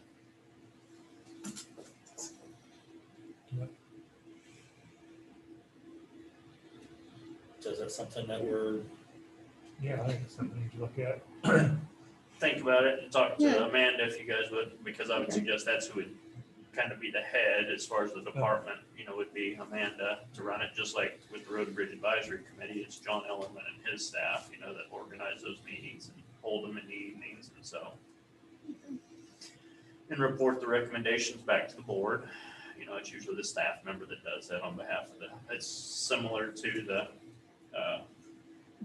Bob Isaac, they have the planning board, they make recommendations to the board through staff. So there are models.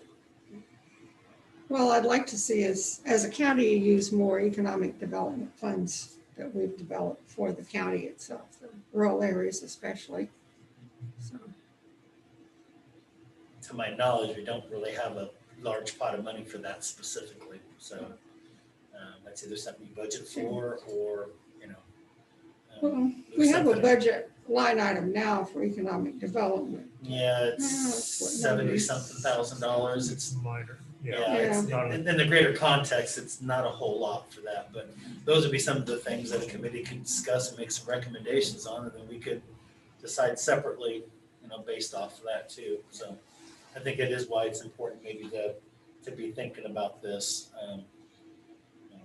We got city and other regional partners and stuff too that, could work with as well, but this is a component to try to work on the rural side of Riley County and probably be part of the comprehensive plan update that we'll be working on shortly as well. So I think that's an important factor moving forward to try to get the gears turning again. Because to be honest with you, I don't know that we were really doing all that well with it even before the pandemic. So, this is one of those things where like I said, we can set it up however we want to set it up, just a regular board. I thought, we have an application process for those boards, so we would just add this one on there. And, they would just check that and put why they want to be on that board. We'd go through that process the same. Clancy then, believe drafts a resolution for each one of those at that point in time, whether it's like a 3-year or 4-year term or however we wanted to set that up. Then, we just have to refill those appointments at that point in time moving forward, or, future boards, that sort of thing. So. yeah, and if we earmark it for rural development, rural towns and cities, then we want to have representation, higher representation from those areas than city people. So. And you could do it by district, or you could do it, from each of the cities or outlying areas, or work with somebody else that has some, economic development background, knowledge, education, all those things as well, or however you want to scope it. But at this particular point in time, if we're going to do that, we need to kind of push forward some kind of thought and direction. So. And you have to remember, you currently have an agreement through the Manhattan Area Chamber of Commerce to kind of perform those types of duties. And 2 of the commissioners are new, and so you have to realize there's nothing in the statutes that says counties should provide economic development. There's nothing requiring that. And once we get into the budget, you're going to be trying to see where you can cut funds. And I always tell commissioners, there's a lot of things we fund, especially through appropriations, that are not statutorily required. So every time you add something like this, it takes money, there goes your ad valorem taxes. Yeah. And I suggest that you either don't add new things or cut things that aren't statutorily required, as opposed to things that are required, and i.e. spend some money on something new, and something I'll be an advocate for, to give employees a raise this year, because they did not get a step or COLA last year. Yeah. And so some other department heads and elected officials had contacted me, and that's a priority for a lot of department heads this year after last year. I assume it would be. Because regardless of what we all think, we all look good because of those people working on our behalf. That's true. In this particular case, though, it doesn't require any funding up front. Well, but if you set aside money in economic development, do you want to continue to fund the chamber at the same rate to perform that when you're doing some of that on your own, or do you want to do both? And so those I are think all. that's why you put a committee together to help make those Yeah, like particular do- recommendations. Maybe using the same amount of funding, but reallocate it. Depending on. Remember that allocation to the chamber is only 50,000 or 55? 55. $55,000. Yeah. It's not a very large pot of money either, and we have asked over the last couple of years that they kind of define what they're using those. They generally just say it's for rural economic development, but we've asked that they kind of define specifically what they're using that for, and just in terms of transparency and better openness on that. And that's kind of what John and I have talked about this, and maybe that's what you use this committee for, to relay from that committee through the board to the chamber. Okay, we're paying you this money to do this. Here's what we want you to focus on in our rural communities. You know, so there's many ways you could go about it. I would think this group, if you're going to continue to fund the chamber to do that, would want to work closely with them. And I have already reached out to both Darren Solden and Jason Smith on this item too from the chamber. Jason, of course, being president, and Darren being the director of economic development. At least in early discussions on this, they seem to be open to that thought and idea, and supportive for the moment. Yeah, well, it's, you know, it's, I haven't seen a lot in the chamber that actually reaches out in rural areas. So, I mean, I may be wrong, but I've seen a lot of that. Well, you know, last year's economic development sales tax certainly doesn't certainly backs up that thought. It really, whether people want to admit this or not, it really leaves us in a bind here. Yeah. And so you know, that's why I mentioned that first. We probably should focus on that. Yeah. And maybe reallocating the other funds, but that's something for another discussion too. So. But if you want, we'll try to get them in to get a presentation in sometime in March or something, and just kind of work on that at a medial type of pace. I don't think it has to be done right away, but something that can be included and maybe figured out and done, and kind of a little bit more of a specific direction, maybe, you know, maybe towards the end of the year, maybe at that point in time. So. It's probably good to get through our budgeting process and take care of the people we have now, and go forward from there. Okay, well, I'll reach out to John and Gary, say sometime maybe towards the end of March.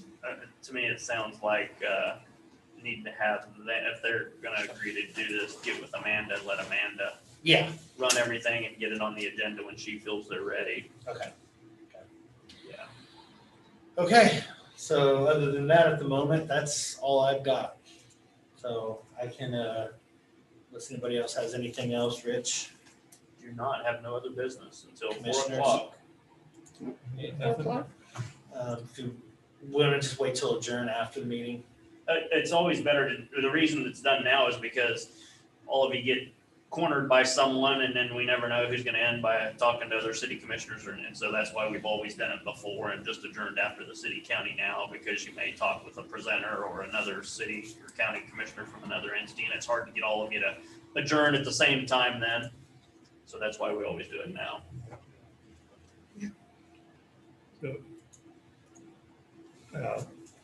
I'll move to adjourn after the joint city-county meeting this afternoon. Okay, I second that. Okay, it's been moved and seconded. All those in favor? Aye. Aye. All 4 o'clock, and it's here this time. Yep. Food and Farm Council. Okay.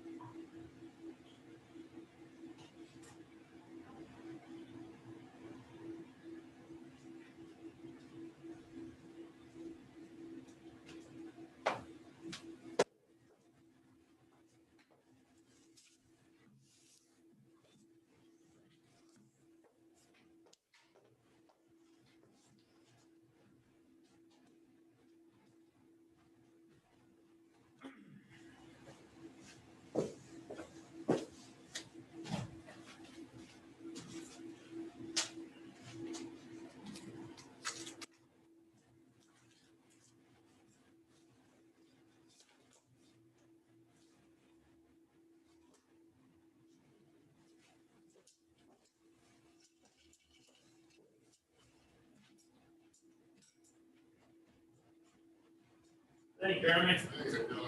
All right.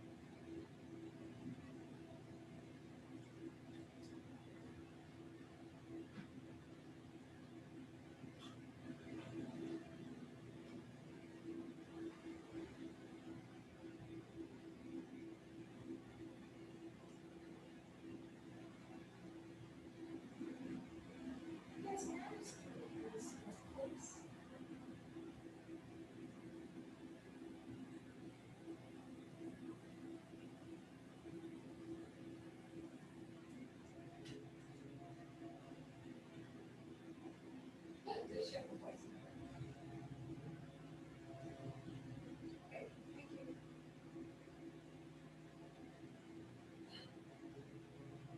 Okay, fine.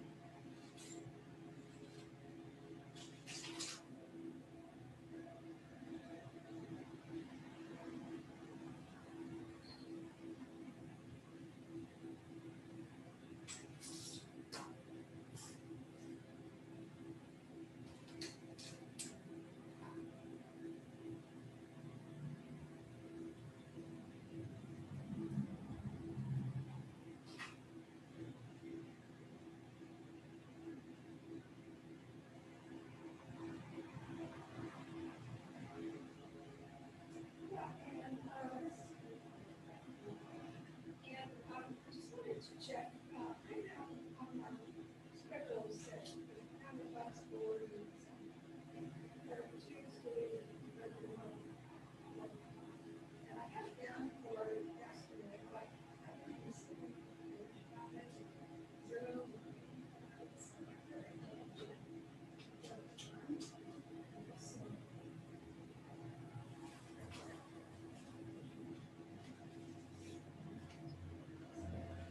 Can you comment? Some conclusions, 75, 76, 0, or 565, 62.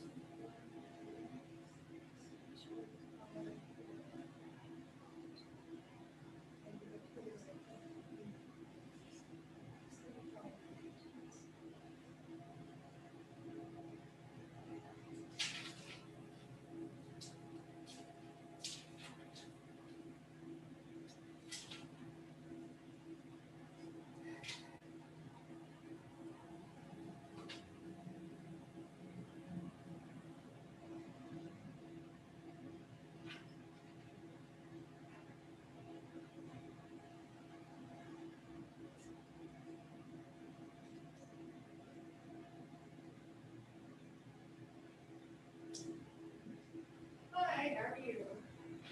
Oh, good. I just, was trying to see what you now. Okay.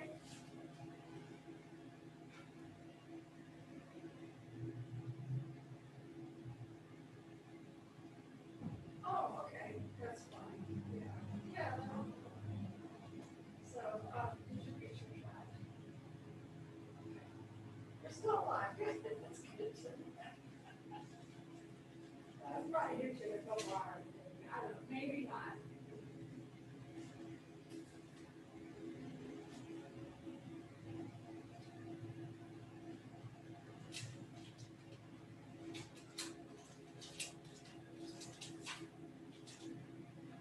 Yeah, I know, and.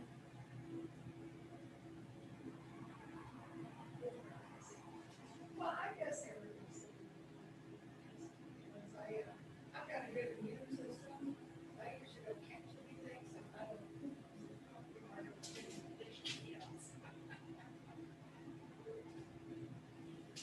Yeah, it is, so. Agreed. Oh, of course. I don't understand.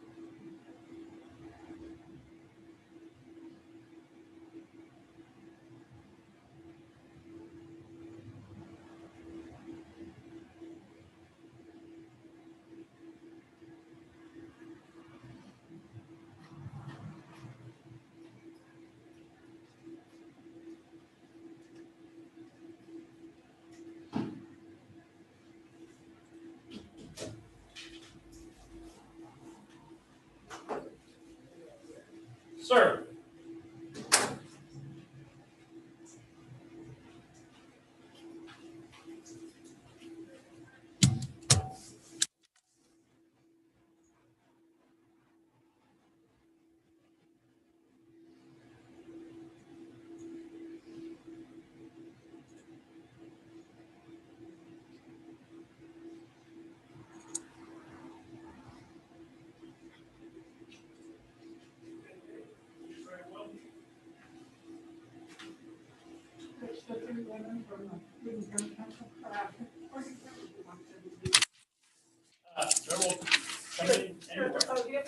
Yeah, that's probably best. I'm sure John will kick it off from his office there.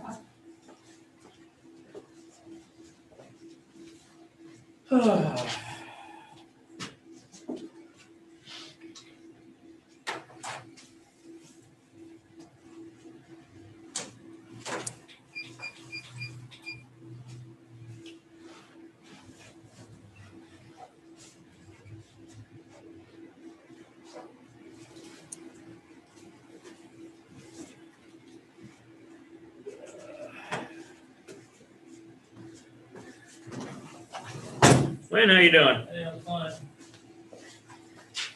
Temperature almost got up to 32 and broke the freezing mark. You gotta see the line at the car wash. They actually made it sun, it started melting some of the ice out there. It's the house hitting the bricks, warming it up. Doing a fine job. Over here, Linda, or over here?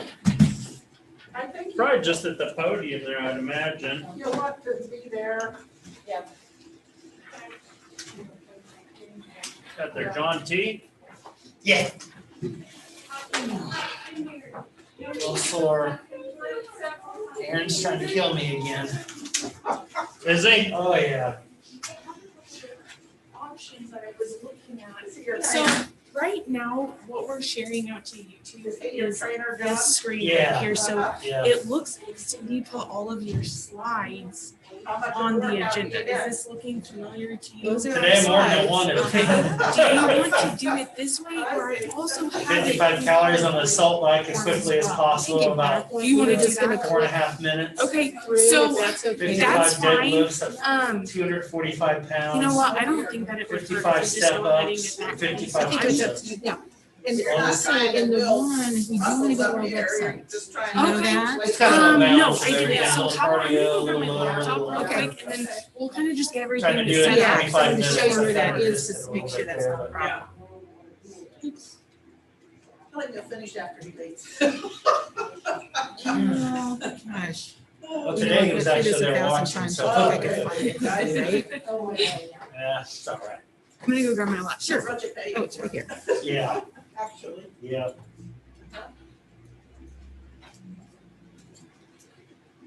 Yeah, when we get to the next slide, then we wanted to be able to just click and go. Show Okay, them so the let's side. do it this way. So you do it however you want to go.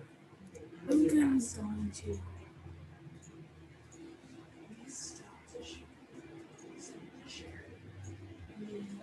I'm gonna put it in just into. You guys get the pump Let's fix just down at City Hall? The what? You guys I'm gonna see just the pump test a that couple went out? different things, because I kind of want to see what other people will Electricity on see. Monday? Yeah. Because you want them to be able to see it No, as we well. do. So if it needs Yeah, to be for on certain as it floor has. guys, I saw a couple of them working on a Okay. manhole here. But My son and said I'd love tonight, for it he to had go a to the break there. website. So when so I I would hope not we want to be out could. of this, but just today, better than the last couple of days. Today's all right. Yesterday wasn't And then is there a link? horrible later in the day, but you go from It's on our negative YouTube 20 channel. to Okay, so it 10, will it's a be 30 actually, it will degree be the turnaround, you're gonna feel it. entire, from start to finish, so 8:30 today to, You know, should be 5 good o'clock, starting whatever. Saturday. Yes, so there's no way to it, just have this. no, we do it through, we do it Decent through YouTube. temperatures. They took the snow out of the Yeah, forecast on so, but there Sunday. is a Did they? shareable link out So I there saw. for it. So what I'm gonna do is Didn't I'm look gonna like it go was gonna ahead be all and that just much share the anyway. entire screen, and so they're gonna see anything that you. I washed mine So- today, but I so figure I'll if probably we have to do it do- again sometime next week. I just Do you wanted like to get it more in the. that like large presentation portions of mode stuff where off of it. it's showing the whole Yeah, bit of it? that's right, it Okay, is. so, And then we just need to do forward backward with the. yeah, I'm gonna arrows and- actually, let's go, I'm gonna test your link real quick here. Is it both of them? Just this one? Okay. Just the website. So when we click on that, and just, this is what they'll see on their screen. It's gonna take you straight to it. Okay, so, I'm gonna go ahead. And then she wants to go through 3 or 4 pages on the site. Okay, yeah, that's fine. And whatever you do is gonna really to, Yes. to them and YouTube as well. So. And then when she's done showing the site.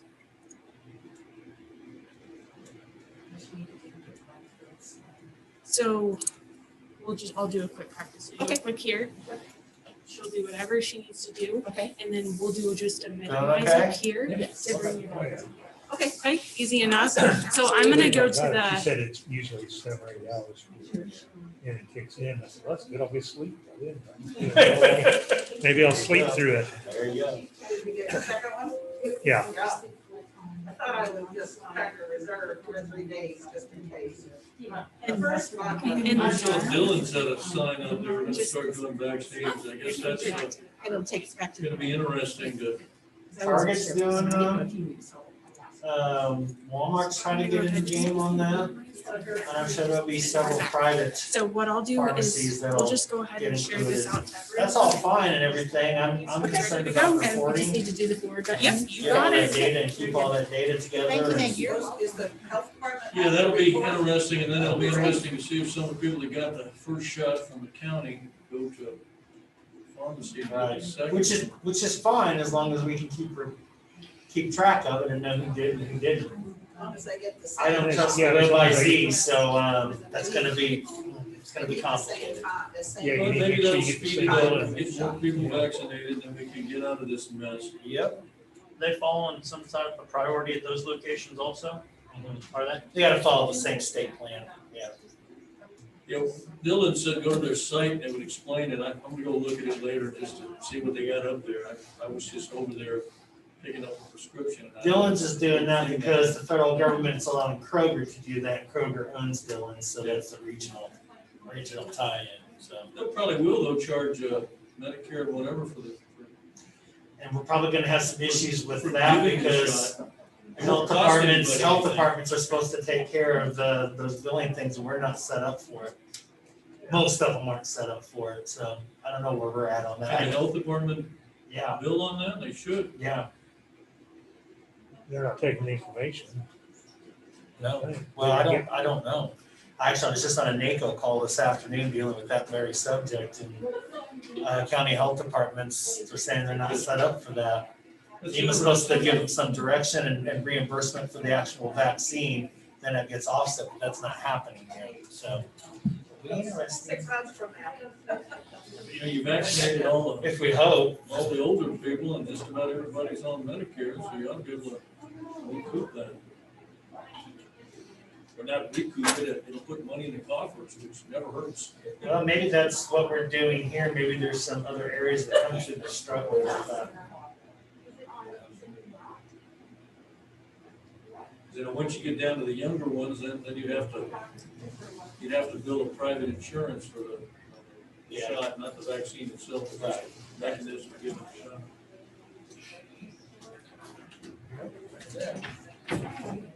I don't know, I can't see the time on there with the screen share, so. Oh, you got 4 o'clock, right on You the got 4 dot. o'clock. Okay, well, I might give it a couple of minutes here to see if anybody else, starts popping on. And here, it says so, there's 4 on there. Yeah. I'll give it 2 or 3 minutes here and see who else pops on and then we'll get going since we only have the one presentation.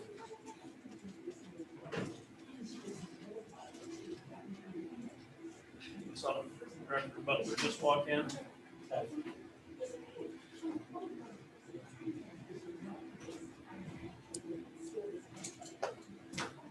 How you doing? Good. Good. Hi. Yeah. Getting used to that chair now? Yeah, Yeah. it's starting to seat.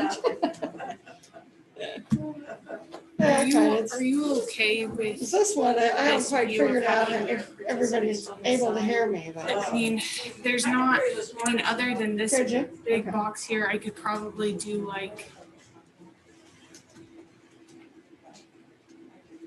I don't know how much of it would hide her. Just out of curiosity, is this Zoom link the same one as we typically use? Yeah. Tell you what I'm gonna do, I'm gonna grab my computer and I'll just pull it up on there. Okay. I'm gonna shut the light off. Well, I'll figure it out. Okay. That's fine. You can stay at home. That one? It's fine with me. You need a light over there? No, we're gonna be looking at the screen and looking at these That's- Your line on your video, like everything's. Yeah, I'm just gonna leave it off on here and I'll leave the video and everything off. Yeah, we're gonna be looking at the screen. Just do what I have to do. Does that work? There's nobody here. I think Take a chair. Okay. There are 4 or 5 on Zoom. And it's 4 o'clock and they're not here, so we're gonna roll. That's the link right there. Yes, with that password, that's correct. You're everywhere. You're everywhere. Pretty much. I probably. Yeah.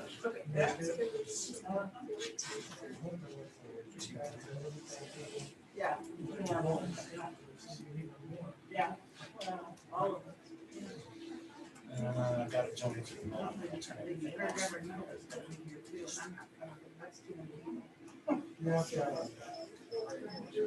Yeah.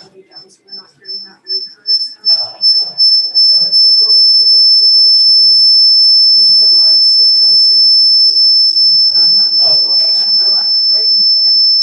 Reaver. Everybody awake? And kind of, you know, but what it has to do is present the impact on the county. Issues too. I think we-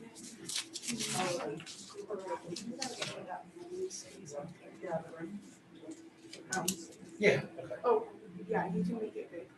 I'm going to, I'm gonna like keep the video off.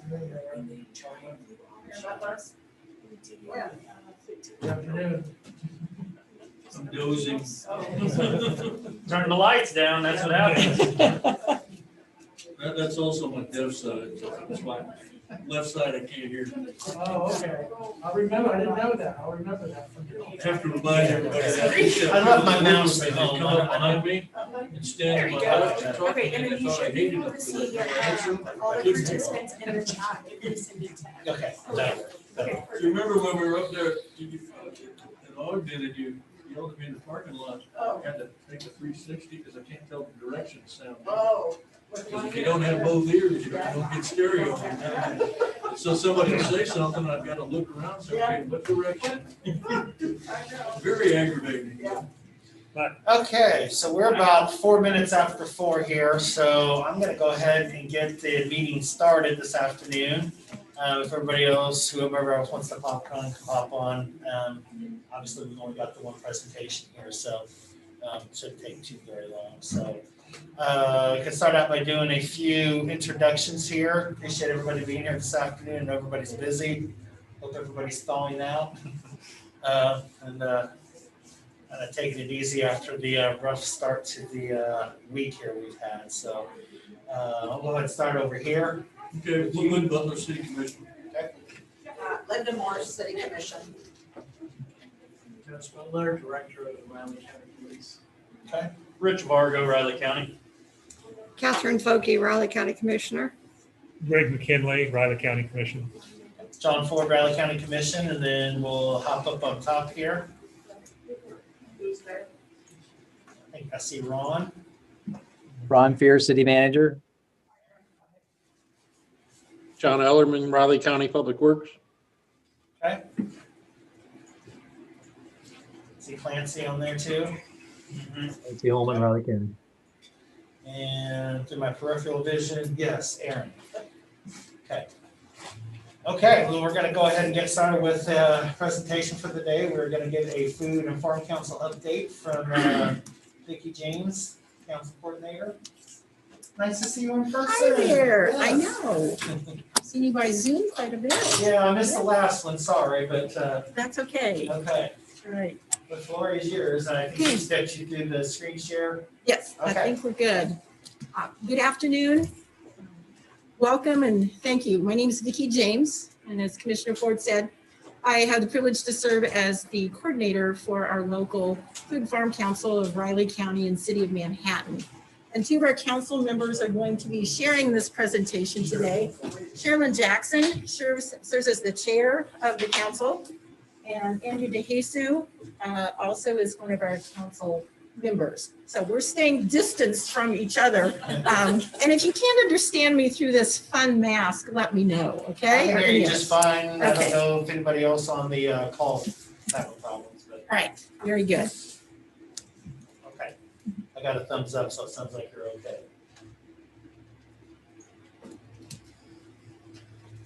So just a little bit of history. Some of you know all about our council and some of you are new. So just a reminder that we're pretty newbie. We've only been around since August of 2018. And that was at the time when the city and county commissions together signed a joint resolution to create a council together that would be our local food and farm council. And this is also our invite, so I don't forget at the end. I know you can't all come at the same time, but we would love to have you rotate and take turns attending our meetings. And generally speaking, we meet routinely the third Monday of every month from 11:30 a.m. to 1 p.m. We used to meet where we would maybe have a healthy lunch, but for almost a year now, we've been meeting by Zoom. So we welcome you, and you do receive that information. It's always the agenda and the Zoom link are on the city and county websites. We provide that to city and county staff. So we welcome you to attend with us anytime that you would want to do that. So the history here is the Flint Hills Wellness Coalition was really less than 10 years old. And it started out as really one committee that was working on nutrition related to healthy eating and concession stands. And from there, the Flint Hills Wellness Coalition, as you know it today, has multiple work groups doing all sorts of things. And from that, one of the work groups was a nutrition work group. And that has morphed into a task force in 2017 that led to bringing forth what would it look like if we had a food and farm council. And it was approved by you all, or some of you, in 2018. So it came a long ways. Now, I don't want you to think I just got up one day and said, hey, let's have a food and farm council in Riley County and City of Manhattan. There are quite a few councils here in the state of Kansas, and this map shows you current existing councils in counties and emerging councils, which means they're in process. Then maybe they're going to be city or county, but they're in process of working through what that will look like, bylaws, et cetera. Kansas is actually a leader across the country with food and farm councils. Per capita, we have a very high ratio of councils, and part of that is thanks to the Kansas Health Institute and the Kansas Health Foundation. The Kansas Health Foundation provided funding for some time to help support communities to do food system assessments and identify what the work of the council might be. And we had the opportunity to have a grant here, and we were able to do a food system assessment in 2017. You'll see a couple of those are even regional councils. That also has become rather unique and works very good, especially in remote areas, because as you know, our food system doesn't stop at the county line. So especially out west where I used to live, they have quite a growing council that's really effective. Now, what is the food system? Just a reminder that we aren't just a growers council. We're not a food insecurity council. We represent the challenges, the barriers, the gaps, the needs, and what we have as positive resources for the entire food system. So this is a graphic that's used pretty extensively by us and also across the state. And it shows you all 8 of the sectors. Now, if I ask you, what sector do you identify most with? Well, I bet you Sherilyn and Angie and I would probably say cooking, eating, maybe buying. Now, Andrea might have a little bit of a different thing there. She might say growing. How about that? Sherilyn might have some different things because she does education. But most of us really resonate and identify with cooking and eating and buying. However, if we're going to have a more healthful food system, it becomes really important that we recognize our role in all of those. How have you all been impacted during the pandemic? How about some disruption in the food chain? Were there any food items that you had a problem purchasing? One that I thought was kind of strange, we had a hard time getting packaged rice. I mean, there were lots of different things that happened in the last few months. So anytime you have transportation issues, if you're getting oranges from Florida, if you're getting broccoli from California and they have disease and pesticides, if they have a freeze that's unusual, if we have problems with romaine lettuce and food safety, then we have disruption in our food system, and we all become impacted in that transportation, the processing, the packaging, the buying, and all the way up to the reusing and the disposing. So local food system. Local can be a definition that varies from place to place. So this is just one of many. A lot of people call it farm to plate, farm to table. This one's called soil to soil.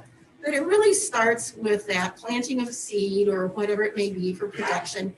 And it goes all the way to what might end up in the landfill as either wasted food waste like eggshells, bananas, things that could be banana peel that could be composted, maybe won't be, or the related solid waste. So all of those cans, glass, cardboard, packaging that goes with the food waste. Welcome to meeting our members. You may not know all of them, but Sharon's going to show you our website here in just a minute. And there are pictures of them on there in case you don't know some of these folks. And I know you also have all of this in your packet. But it was decided by the city and county that when you put this joint council together, you would have so many representatives that would be city appointed and somebody would be county appointed. So then our process is to work through finding people that have skills and expertise in those different 8 sectors of the food system. And this really right here represents our current food system and our council members. So we really tried to have people all the way from local agriculture, working in health, working in retail, some that are working on things beyond food but connected with food. So we have Michael Wilson, the Flint Hills Coordinated Transit District Mobility Manager. And so it's a wide variety, quite diverse. We worked very hard at that. Yes, Commissioner. I was just going to say, we don't have packets. I don't. You're expecting us to know something or see something. Okay. So I don't, just to let you know, you may have to explain a little more. Okay, thank you. Okay. Yeah, I was asked to turn in things on a certain day for your packets. Okay. So, okay. Thank you for telling me that. Yes. These slides were in what I gave. Yeah.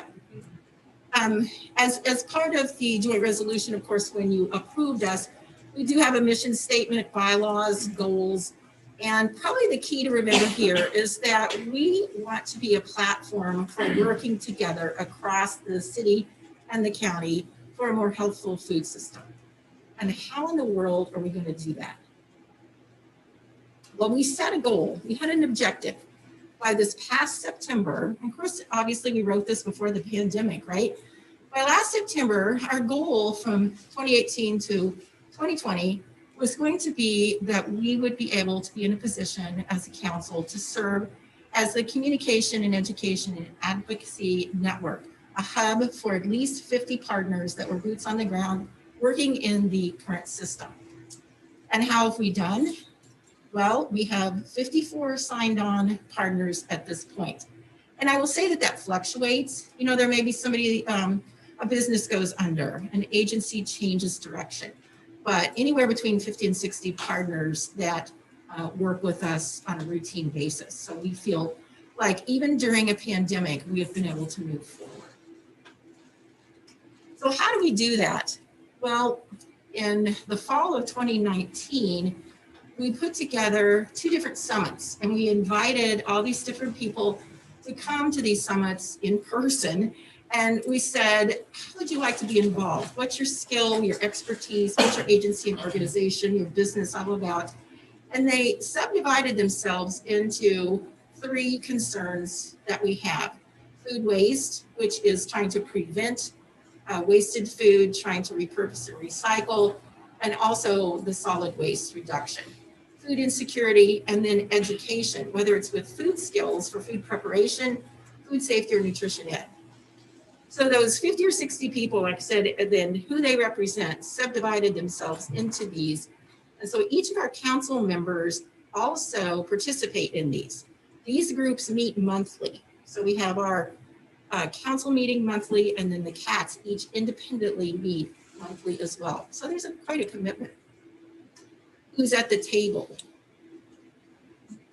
Well, who's at the table is everybody from Common Table that's working with Food Insecure and Bread Basket, the CATs covered, all the way to several of our local producers, people that are working in healthcare, Ascension Via Christi. We have many aspects of the civic organizations, the chamber. We work with all sorts of groups that are nonprofit, for-profit. So we have our local restaurants, some of them, which have been most challenged recently, our farmers market, and on and on. So like I said, I'm not going to read off to you all 50 or 60 of them, but it's a pretty extensive list. And so this shows you our circle of concern. We wanted to make sure that we had a system network working together on those 3 areas. When I mentioned circle of concern, this isn't something I created. This is something that's a philosophy used across the country that we've really began to embrace. If your circle of concern is going the right direction, you are proactive. You are coming up with solutions to some of those circles of concern so that your influence to make a positive change grows, your circle of concern decreases. If you're only reactive and setting back, then it goes the other direction. Now, obviously during COVID, we had to do some reactivity, just like all of you, but we're really trying to think in a very proactive way, and we want to continue to expand that even more. What do we know about our food system? Well, we know that first of all, the food system is a huge economic impact driver. The money that people spend on food, whether it's at a grocery store, whether it's at a farmer's market, whether it is eating out or now delivery or however that might look like, it's a lot of dollars for us locally. We know that we're still challenged here with people not consuming a lot of healthy foods, especially produce. We know that food insecurity is a challenge.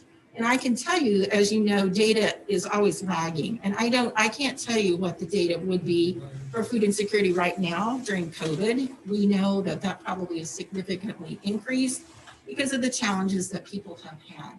But I can't tell you what that could be at this point in time. And the other thing is that we know that about 40% of food across the country is wasted. And if you do the math, that works out to be a significant amount. If we're doing that here, then we are wasting a significant a lot of food here in our county. Sherilyn's going to step up to the mic now and tell you about one of the things that we feel really good about, and we want you to help us share this everywhere that you can. We only missed 1 month of not meeting. We did not meet in March. Respectfully, we felt like our members needed time to figure out what the worlds look like. It rocked everyone, as you know, when things closed. But since then, we have met every month, and we made the decision we needed to communicate about our food system in a manner that people could connect to and find solutions for their food needs. So we put together a website. I wrote a grant, got money from the Greater Manhattan Community Foundation, as well as got a match from 502 Media to build it out for us. And we're pretty excited about it. So Sherilyn can share with you all about that. Hello, everyone. Thanks for having us today. It is my pleasure to be able to show you the website, and this is going to take you into nourishtogether.org. And if you will, think of yourself as one of our, there are several different groups of potential users or clients for the website, but think of yourself as somebody who needs food, who perhaps needs emergency food. They could come into this website and they could select here, emergency food is what they would need. And they would find the two probably easiest places to find emergency food being the Manhattan Emergency Shelter or the blessing boxes for Riley County. And let's say they just said, well, I'm not familiar with the blessing boxes. They can click here and find then a location for all of the blessing boxes that are available in the community.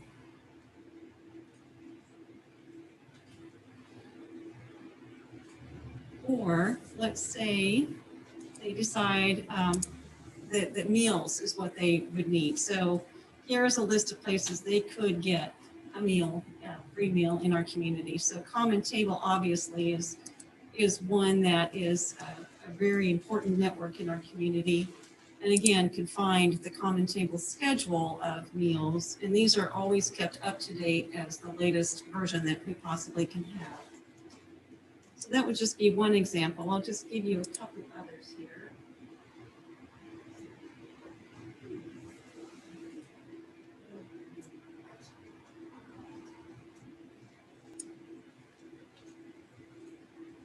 There we go. I'll just try that again. Let's say that you're somebody who wants to donate something. You want to donate food, for example. And if you have fresh food, frozen, shelf-stable, or cooked food for recovery, these could be select and you would have options there. Or I want to go back to the I Need Food category, because one of the things that's probably the most important and most used on this website is the Community Resources Map. This map is ever-changing. It gets updated pretty frequently. It's one resource that is just, I guess I don't know how else to say it other than it's probably one of the most often used parts of the website. But it shows the Blessing Box locations, it shows Common Table meal sites, other places that they may be able to get some support. It lists contact information. And so again, this is one of our other items that is easily found on the website. Let's say that you're somebody who wants to donate or you want to volunteer. But here you can donate. You can donate to, I'm going to click kitchenwares because this is going to take you to an area that I'm going to talk about right after this. But to our Kitchen Restore project. And so here you could find items that we accept for Kitchen Restore, how you can donate them, what the items are. We have an Amazon wish list. We have just about every possible way we can think of to help you contribute to that project.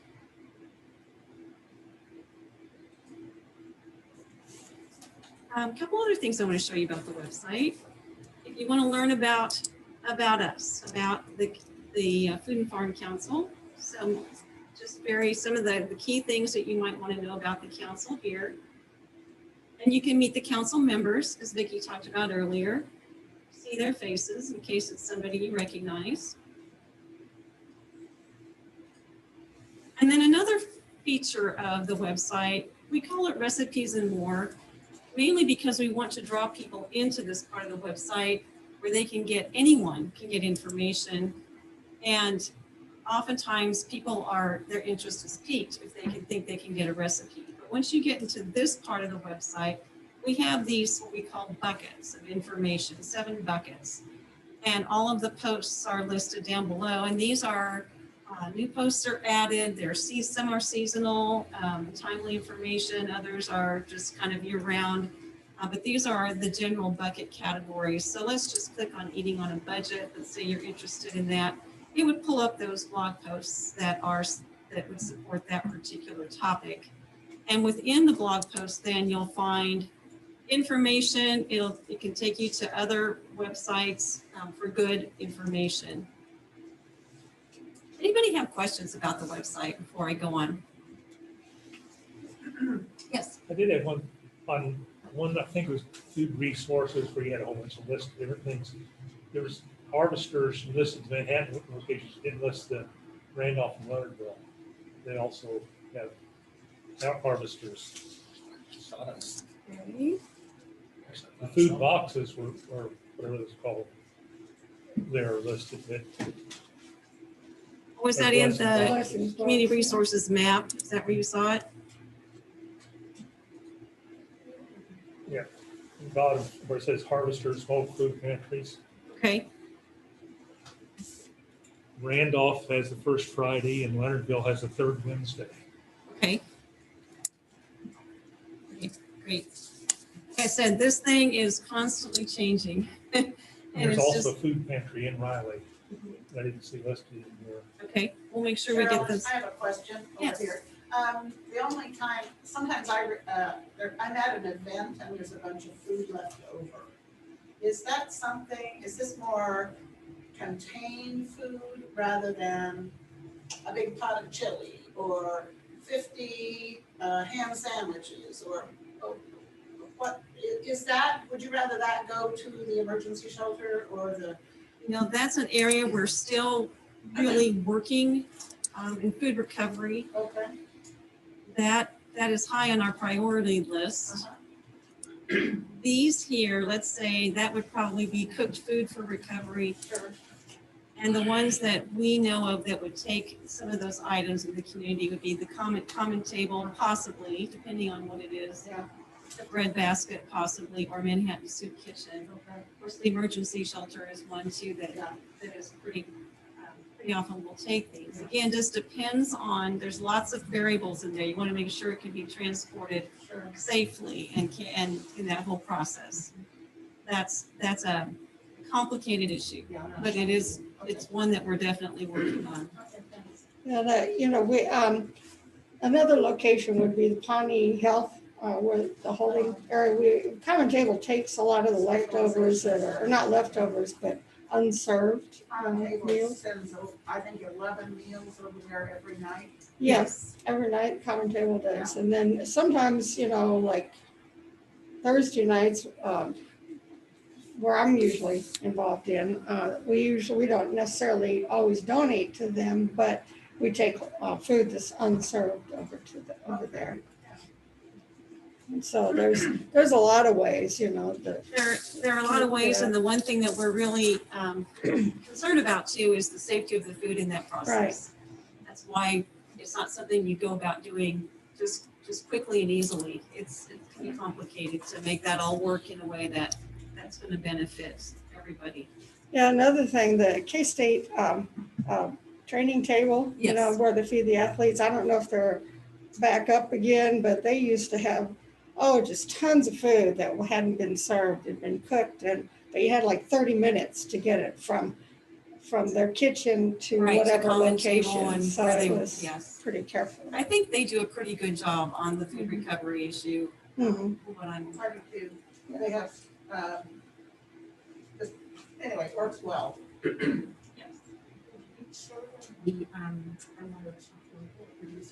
Yes. How did you remind me? I knew there was something. I have one more I wanted to show you on here. Yes. And you guys are talking about the food recovery network on campus, and it's had to be put on hold because of the pandemic. But they are part of our network. And so, it's transitional with students coming and going, but right now it's an on pause thing. Yeah, we used to recover like 300 pounds in an evening. It was amazing how much extra food they cooked. There is one other link I wanted to show you. Glad Vicki reminded me. Is say you want to buy local in our community. So you could just click on buying local. You could separate that out or go to this local producers and bakers listing.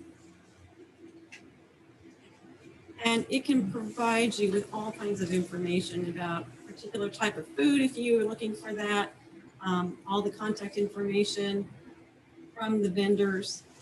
So it's a really great resource.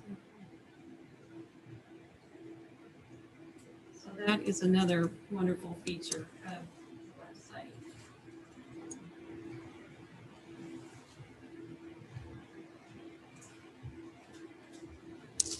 website. Beyond the network, then I want to move more into focusing on the work of our CATs, that we call community action teams. And each community action team has done a visioning and a prioritization of solutions, exercise to determine possible solutions. And they have looked at benchmarks for success, for example, the required resources, existing resources, impact scores, feasibility, all of these things as we've looked into what are the real needs of the community and what can we address? What do we have the resources and the tools and the expertise to address? And so these are the current initiatives that are in the action phase to the still planning phase for the education CAT, the community action team. Kitchen Restore is in full swing, and I'm going to talk about that in just a moment. The community resource map, which we just mentioned, the hottest online and printable resource around, I also mentioned that community resource map, there are copies of that are tucked into the blessing boxes too, so that people can have a print copy of that information. And also, we do have online, and when we can open up some in-person food skills classes, we're ready to go. We just can't do them right now. And then the Nourish Together website, the educational portal that I showed you about the recipes and more section, but we're going to be continuing to expand on that.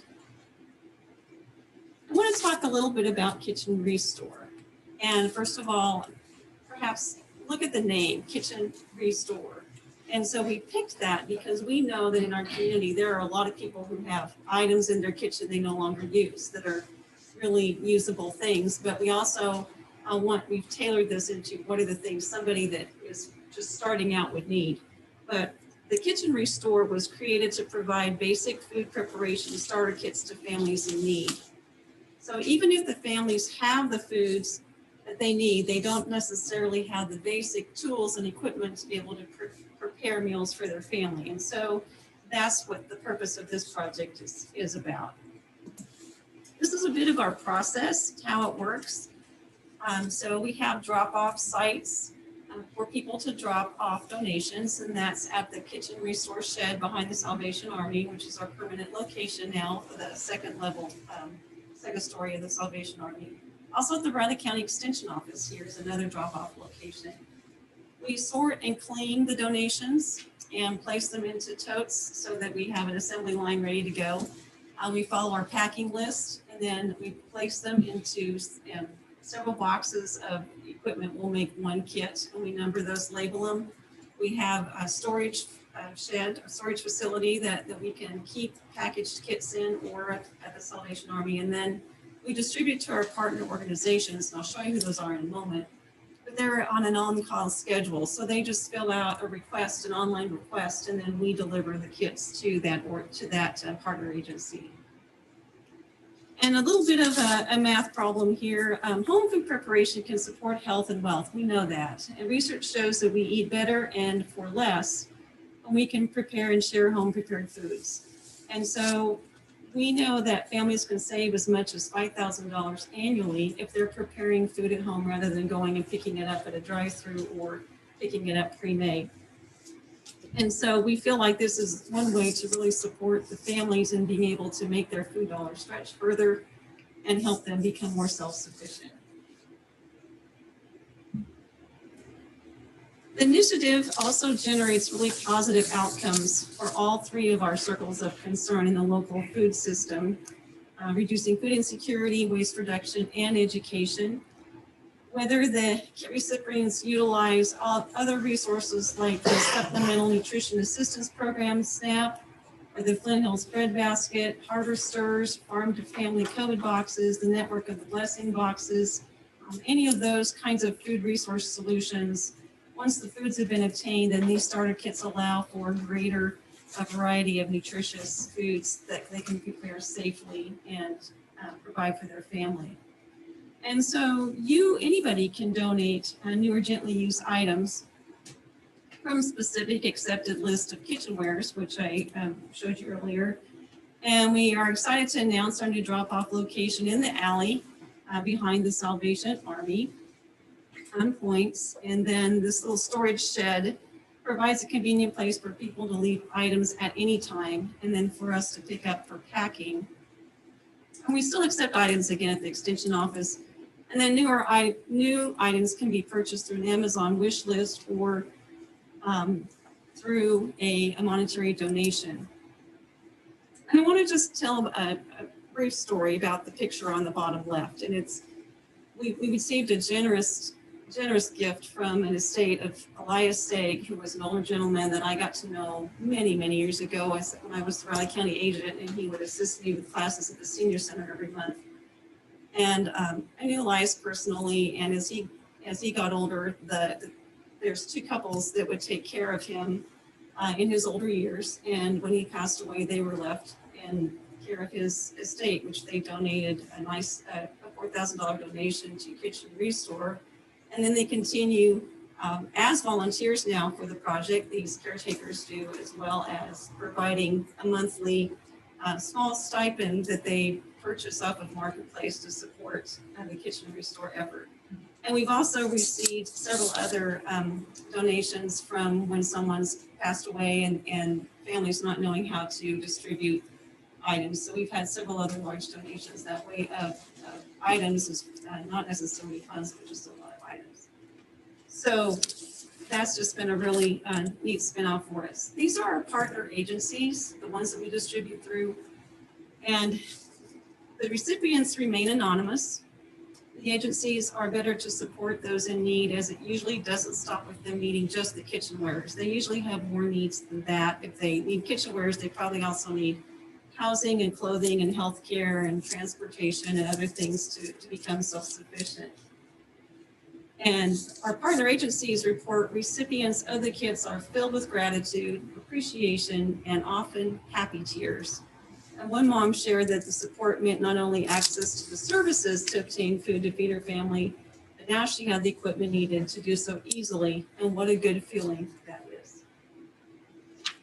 I'm going to turn it over to Andrea.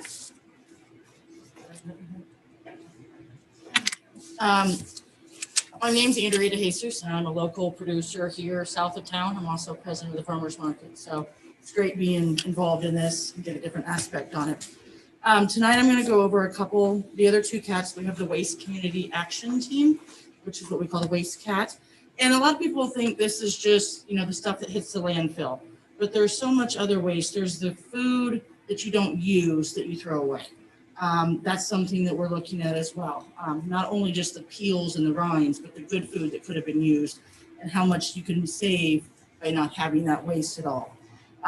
One of the striking numbers that a lot of people don't realize is a family of 4 throws out $1,600 worth of produce in a year. And $1,600 is a lot to throw out. So this doesn't just affect the lower income, it affects those of us that can afford the produce. But can you imagine how much our lower income could save if we helped reduce that? How to teach them and use the education cat to help with that. Some of the things we're working on is the Waste Cat is doing the Be the Voice for Change program. They're working with the 7th and 8th graders at Eisenhower, and they're researching, preparing public service announcements, blogs, and videos that we can get out on our website on how they can help reduce waste. And we sure feel strongly that if we start with the younger kids, that they're going to grow up to continue to do it. So change happens at the lower level there. Another program we had put on hold and we're just starting to work on again is the Restaurant Champion program. And this is where we're wanting to push our local restaurants and promote them. So if they're doing something to support local producers, we want to promote that. If they're doing something to use recyclable to-go containers versus non-recyclable containers, things like that we can do to help them and promote them so that our customers in the area can support our local restaurants. And then we also are working with K-State, so we want to follow their lead on recycling because they do a very good job on doing recycling across the campus. So we'd like to use that and make it a little bit better for the whole community here. And one of the things we're really proud of as well, our Food and Farm Council was recognized by the Johns Hopkins University because we had the innovation of having the members on our solid waste committee. And the next cat is our food insecurity team. And this is one of our biggest cats that we have. There's lots of members, there's lots of things it's working on, and it's one that was really utilized during the COVID. As we talked about a little bit earlier, the blessing boxes, we'll talk some more about those, how that came about, and how many we have in the area now. The communal meal sites, I think many of you are familiar with Common Table, but how we're expanding that, how they transitioned during COVID. The food to people and people to food, one of the things we see with our population that don't have food is they can't get to the food. So it's not just about getting them food, but it's how do we get the food to them? If they don't have transportation, they can't get there. If they ride a bus, yes, they can ride a bus some areas and get groceries, but they can't carry them all home because they can only carry so many at a time. So that's one of the things we're trying to figure out is how we can take the food to people to help with that. The healthy food prescription program, we'll talk about more in a little bit. Emergency food plan, we are wanting to work on that because that is something that we need. Expanding the programs, we'll do that a little bit more further on. One of the things that we're working on is Healthy RX, and that's coming this spring. We have 3 partners we're working with, and they are going to be writing food prescriptions. It may be eat more vegetables. Here's a voucher. You can go to the farmer's market and get more vegetables. Eat breakfast because you need 3 meals a day. Things like that we can help to kind of promote healthy eating as well. And food insecurity, it's not just about the person who can't afford food. I think we saw it this year. There's people that may have low food security or marginal. They lost their job because restaurants shut down. They may have had high food security before that, but something like this happens and they're down on the low food security. Or for example, with the power outages we had, we're lucky here. We just had a few rolling outages, but down in Texas, this is something that can happen anywhere. You never know what's going to happen. We want to have the plan in place to help it. Blessing boxes. These we have been started. We are now up to 18, including we have 2 in Ogden, 1 in Leonardville, Riley, and Randolph. And blessing boxes are a great way. They're not perfect. They're not a solution. They're a temporary fix that we can get non-perishable food items as well as other items, hats and gloves and scarves. I heard toiletries. Yeah, toiletries. I heard somebody was putting hand warmers in them last week. And there are hand sanitizer and a couple of those things, Lysol wipes when we have those. Yes, Yeah. and it's not a perfect thing because one of the things we were discussing is this week, canned food didn't do well in here because it was too cold. So there's issues with everything, but we're working on how to take care of that. So. And the Konza table. I'll let Miss Vicki talk about that. This is her baby here. It's one of my favorites. And just so we don't forget too, we do have a Facebook page for Kitchen Restore and we have one for the blessing boxes. And so we use those as communication tools as well. And then we have the Facebook page for our Food and Farm Council. So we actually have 3 that we utilize. Is the Kitchen Restore on the extension website too? I can't answer that. I don't really know. I remember Megan Commissioner, talking about that at one point in time. but it may be. Yeah. The Food Insecurity Group for the last year has really talked about other locations in the city of Manhattan and in the county that possibly could utilize another communal meal site, a free meal site. And one of the groups that we know often has food insecurity issues are university students. And that's not just here, that's across the country. You think about it, those young people for the most part haven't had a lot of years to save money. They may not have family that can help support them as they're going to school. Many of them are working minimum wage jobs, and with the shutdown, with the closing of restaurants, bars, all of that was necessary, but it may have created a lot of students that didn't have work too. So one day a conversation I had with Father Gail Hammerschmidt at St. Isidore's led to, they were a great location right there on the edge of campus. They also care a lot about students with the Catholic Student Center. And the next thing you knew, we were bringing partners across the community together. And September 9th, we launched Konza Student Table. So since that time, one of the coolest things that I really think has happened with our council is the fact that the caterer for this is Lacey's Fresh Fare and Catering. Now, Lacey's Fresh Fare and Catering, if you're not familiar, is actually part of the Kansas State University Hospitality Management Program. So that's housed in Justin Hall. So that's part of the college there of Health and Human Sciences. So it's just a perfect opportunity. If you think about all the students that were so frustrated during this past year with COVID that couldn't do a lot of practical application, and we all would feel that way, those students have an amazing resume builder. They were able to plan menus, procure food, prepare food, figure out how to package that, store it, and deliver it so that it was served non-contact. So we have a drive-up system where the car drives up, how many they need, they wave 2, and it's put in a box. So we have biodegradable little boxes you see there, and brown bags for the breakfast. So we have a hot meal that is cold, and all it has to do is go home and warm it up. It's ready to go in a brown bag breakfast. And the person that's driving the car takes it out of the bucket, puts it in their vehicle. We take the bucket back then to the table and sanitize it, go on with the next car. Like I said, it's incredible to see that it's really students preparing food for students serving students. You see Jaden here. Jaden is our K-State student representative on the Food and Farm Council. He's volunteering that evening, and you see him holding a bucket there for people to get it there in their car. I would say about 80% of the people that drive through or walk up are international students. They couldn't readily go home over the break. So a lot of them walk from Jardine, even in the cold. We saw a lot of people walk from Jardine.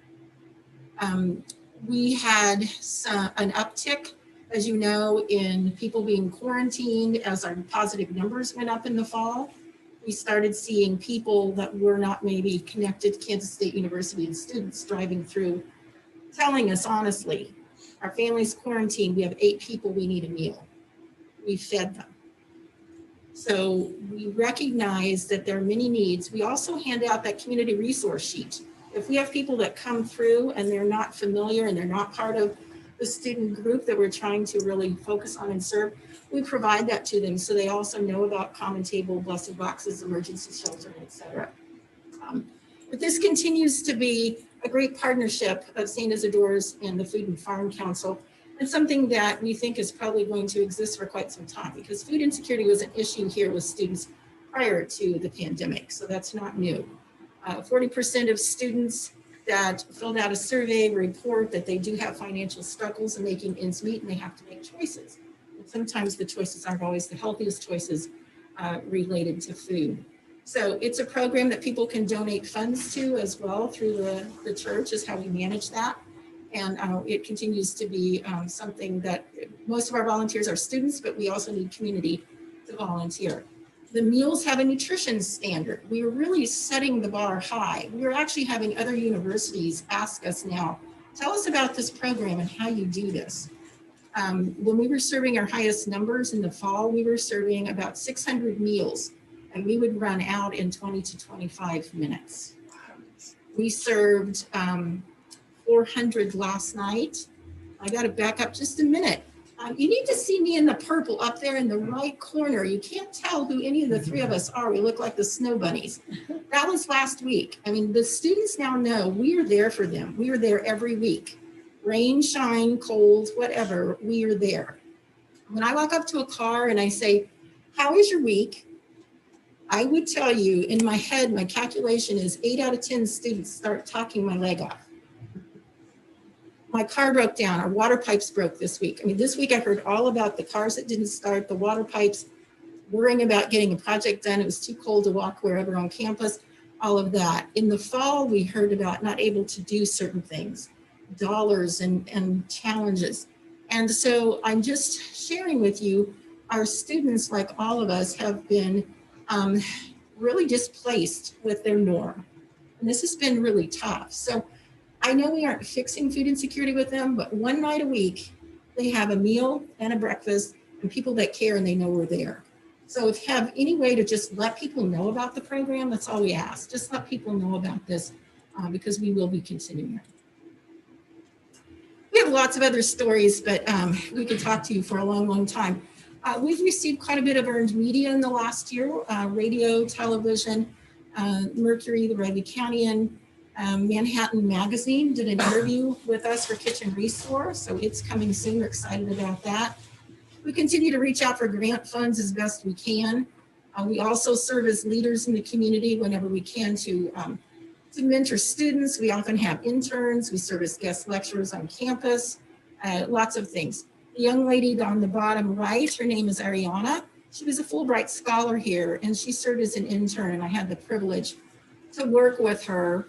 And she has now gone back to her native country of Afghanistan and is trying to create healthy change there, patterning after things she learned here.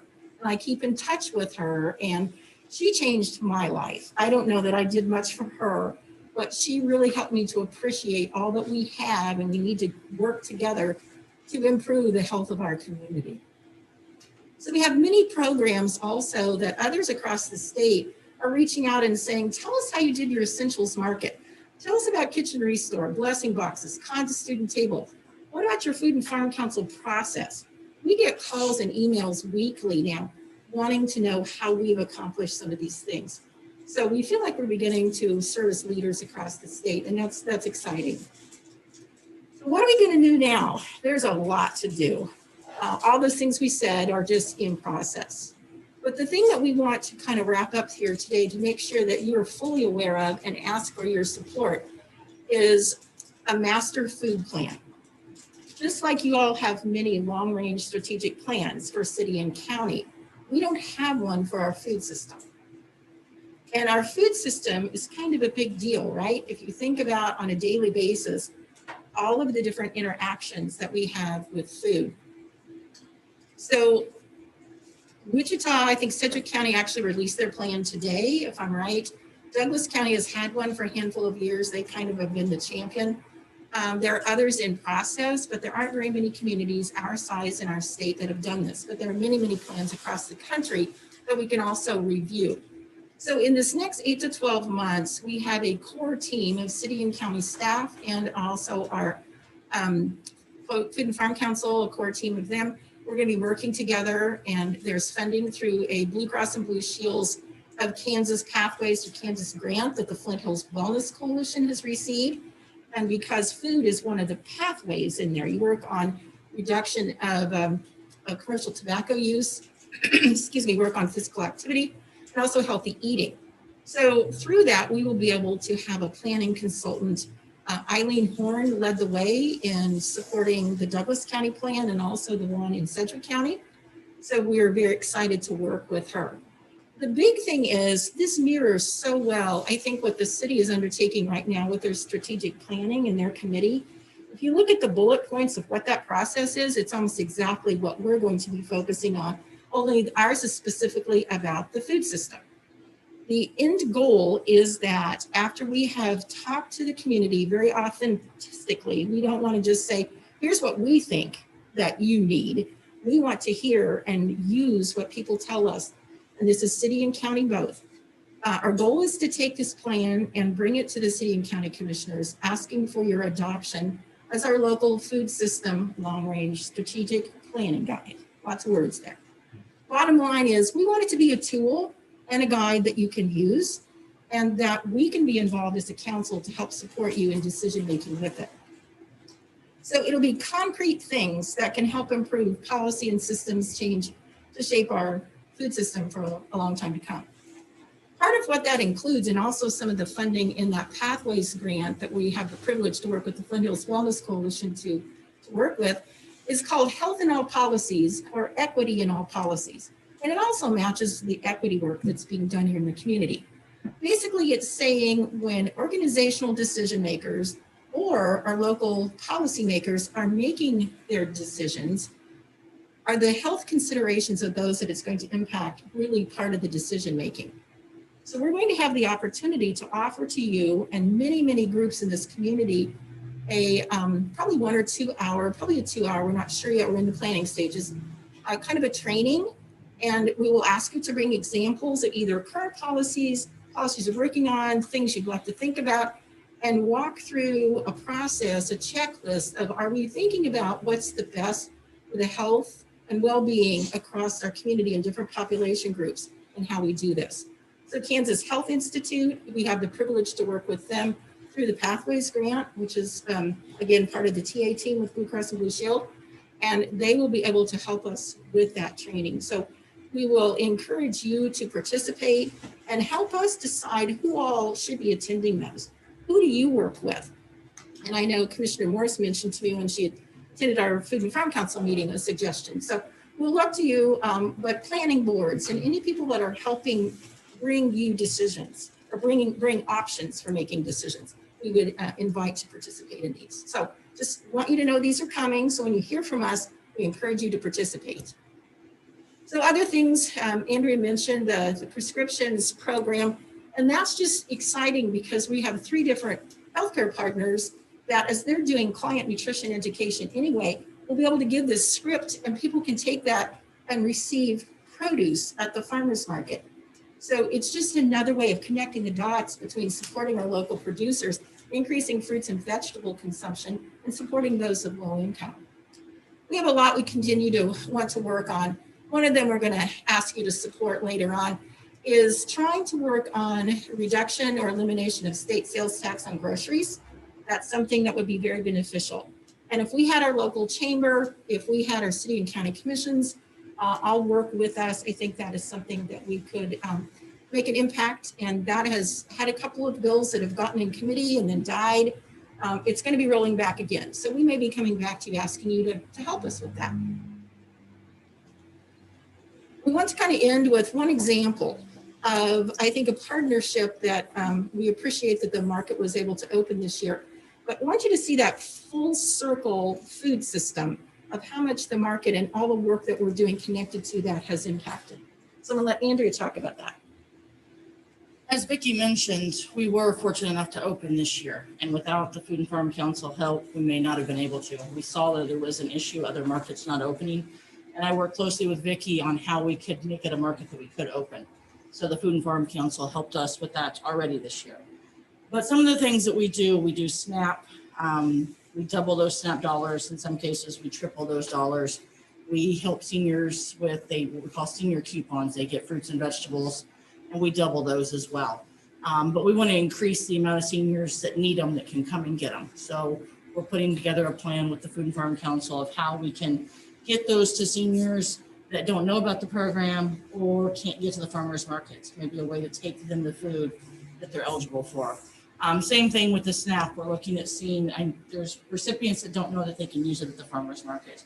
Getting that knowledge out there so that they can come to the farmers market and use their SNAP dollars and double those dollars and triple those dollars. It makes a big difference if someone's limited on how much they have for SNAP dollars, they can come to the farmers market and instead of just having $25 to spend on their card, we give them $75 to spend at the farmers market. And what we find is a lot of our SNAP users, they buy the processed stuff because it's easier to heat up, it's easier to cook, they don't have the time. And if we can break that cycle somewhat by getting them there to eat fruits and vegetables, we gotta make them healthier in the long run, teach their children healthier things, and be beneficial for the community. And one of the reasons we're pushing with the farmers market is with local producers. We didn't have the transportation issues that we had in COVID earlier this year. As you know, meat sold out at grocery stores earlier this year. Local producers had meat and consumers around here could get it. So I think there's going to be a really big push because consumers, they realized this year that they couldn't get stuff at the grocery store. And by supporting local, the dollars come back locally, which benefits the community even more. And it's not just the healthy food, there's activity, walking the farmer's market, it's healthy exercise as well. So one of the things we're looking forward to working with the farmers market and the Food and Farm Council to increase their consumption. Yep. So to wrap this up, it always seems like it's impossible until it's done. Well, in 2017, when we had a task force to talk about what would a Food and Farm Council do? Can we really pull that off? And so we just rolled you through what we have been working on, even through a pandemic. And a lot of volunteer time and effort, a lot of partnerships, and it's not perfect, not at all. But we really have came a long ways, but we really want this to be a more equitable, healthful local food system. So that's our goal and our purpose. And our ask of you is that you utilize us. You appointed us, so utilize us as an advisory council. We encourage you to consider when the time is right to be involved with us, with supporting us in whatever ways that you can with things like decreasing or getting rid of sales tax at the state level, and help us in other ways, possibly at some point, funding to help support some of what we do. I mean, we don't have a supply budget. We don't have staff. We all just work together to do this. So there are many, many ways, and helping us by participating in the master food plan effort with us, encouraging people to be involved. And as we roll out the health and all policies, participating in that, all of those are things that we can work together to do, because we appreciate all of the time and energy that you take as city and county commissioners. We just want to be an integral part of making this the best place that we can live. So thank you. We haven't been with you for over a year. We didn't bother you last summer. We thought you had other things on your plate. And then we wanted to wait to show you our website as well. So thank you for letting us have that full hour today. We appreciate it. Questions? Thank you. We appreciate you and everything that you're doing and working on. I'm on that first Friday call for the Waste Community Action Team, and I enjoyed those. I did, like I said, I missed the last one, but appreciate it. Thank you. Any questions anyone wants? Not so much a question, but just really impressed with the website, the access that you guys have had and the impact in the community. I think getting that information. I know Greater Manhattan Community Foundation has MIDGE, their Manhattan Information Directory, and I don't know if those overlap already, but it's really exciting because 10 years ago it was really hard to find where the resources are, and now it's becoming much more user-friendly and intertwined, and I really appreciate that work. That's awesome. Thank you. Do we have any questions, observations from anybody on Zoom?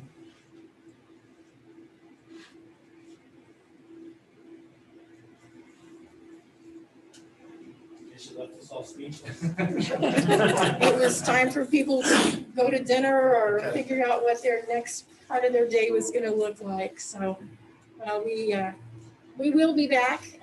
Please invite us to come and ask us questions and share and attend our meetings. And I know you can't all come at once, but we welcome you to come and sit in and let us know what your questions are. And we want to be partners in all of this. So thank you again very, very much. It was a treat for us. I hope that maybe our request would be that we could do this city county together. We like being able to come and visit with you together if it works for you. We should plan on that once a year around this time. Okay. All right. Thank you, everybody. Take care. Stay safe. Thank you. Spring is coming. Pitchers and catchers reported today. Oh, yeah? That's my first sign of spring. Okay, Which well, teams? huh? Which teams? Everybody, I think. I hope. And I hope we have a season this year too, for that matter. So there's not anything else pressing. I'm going to go ahead and close this meeting for February. Yep. Okay, thank you. Thank you, everybody, for participating today. I was stirring up the earlier issue, which teams.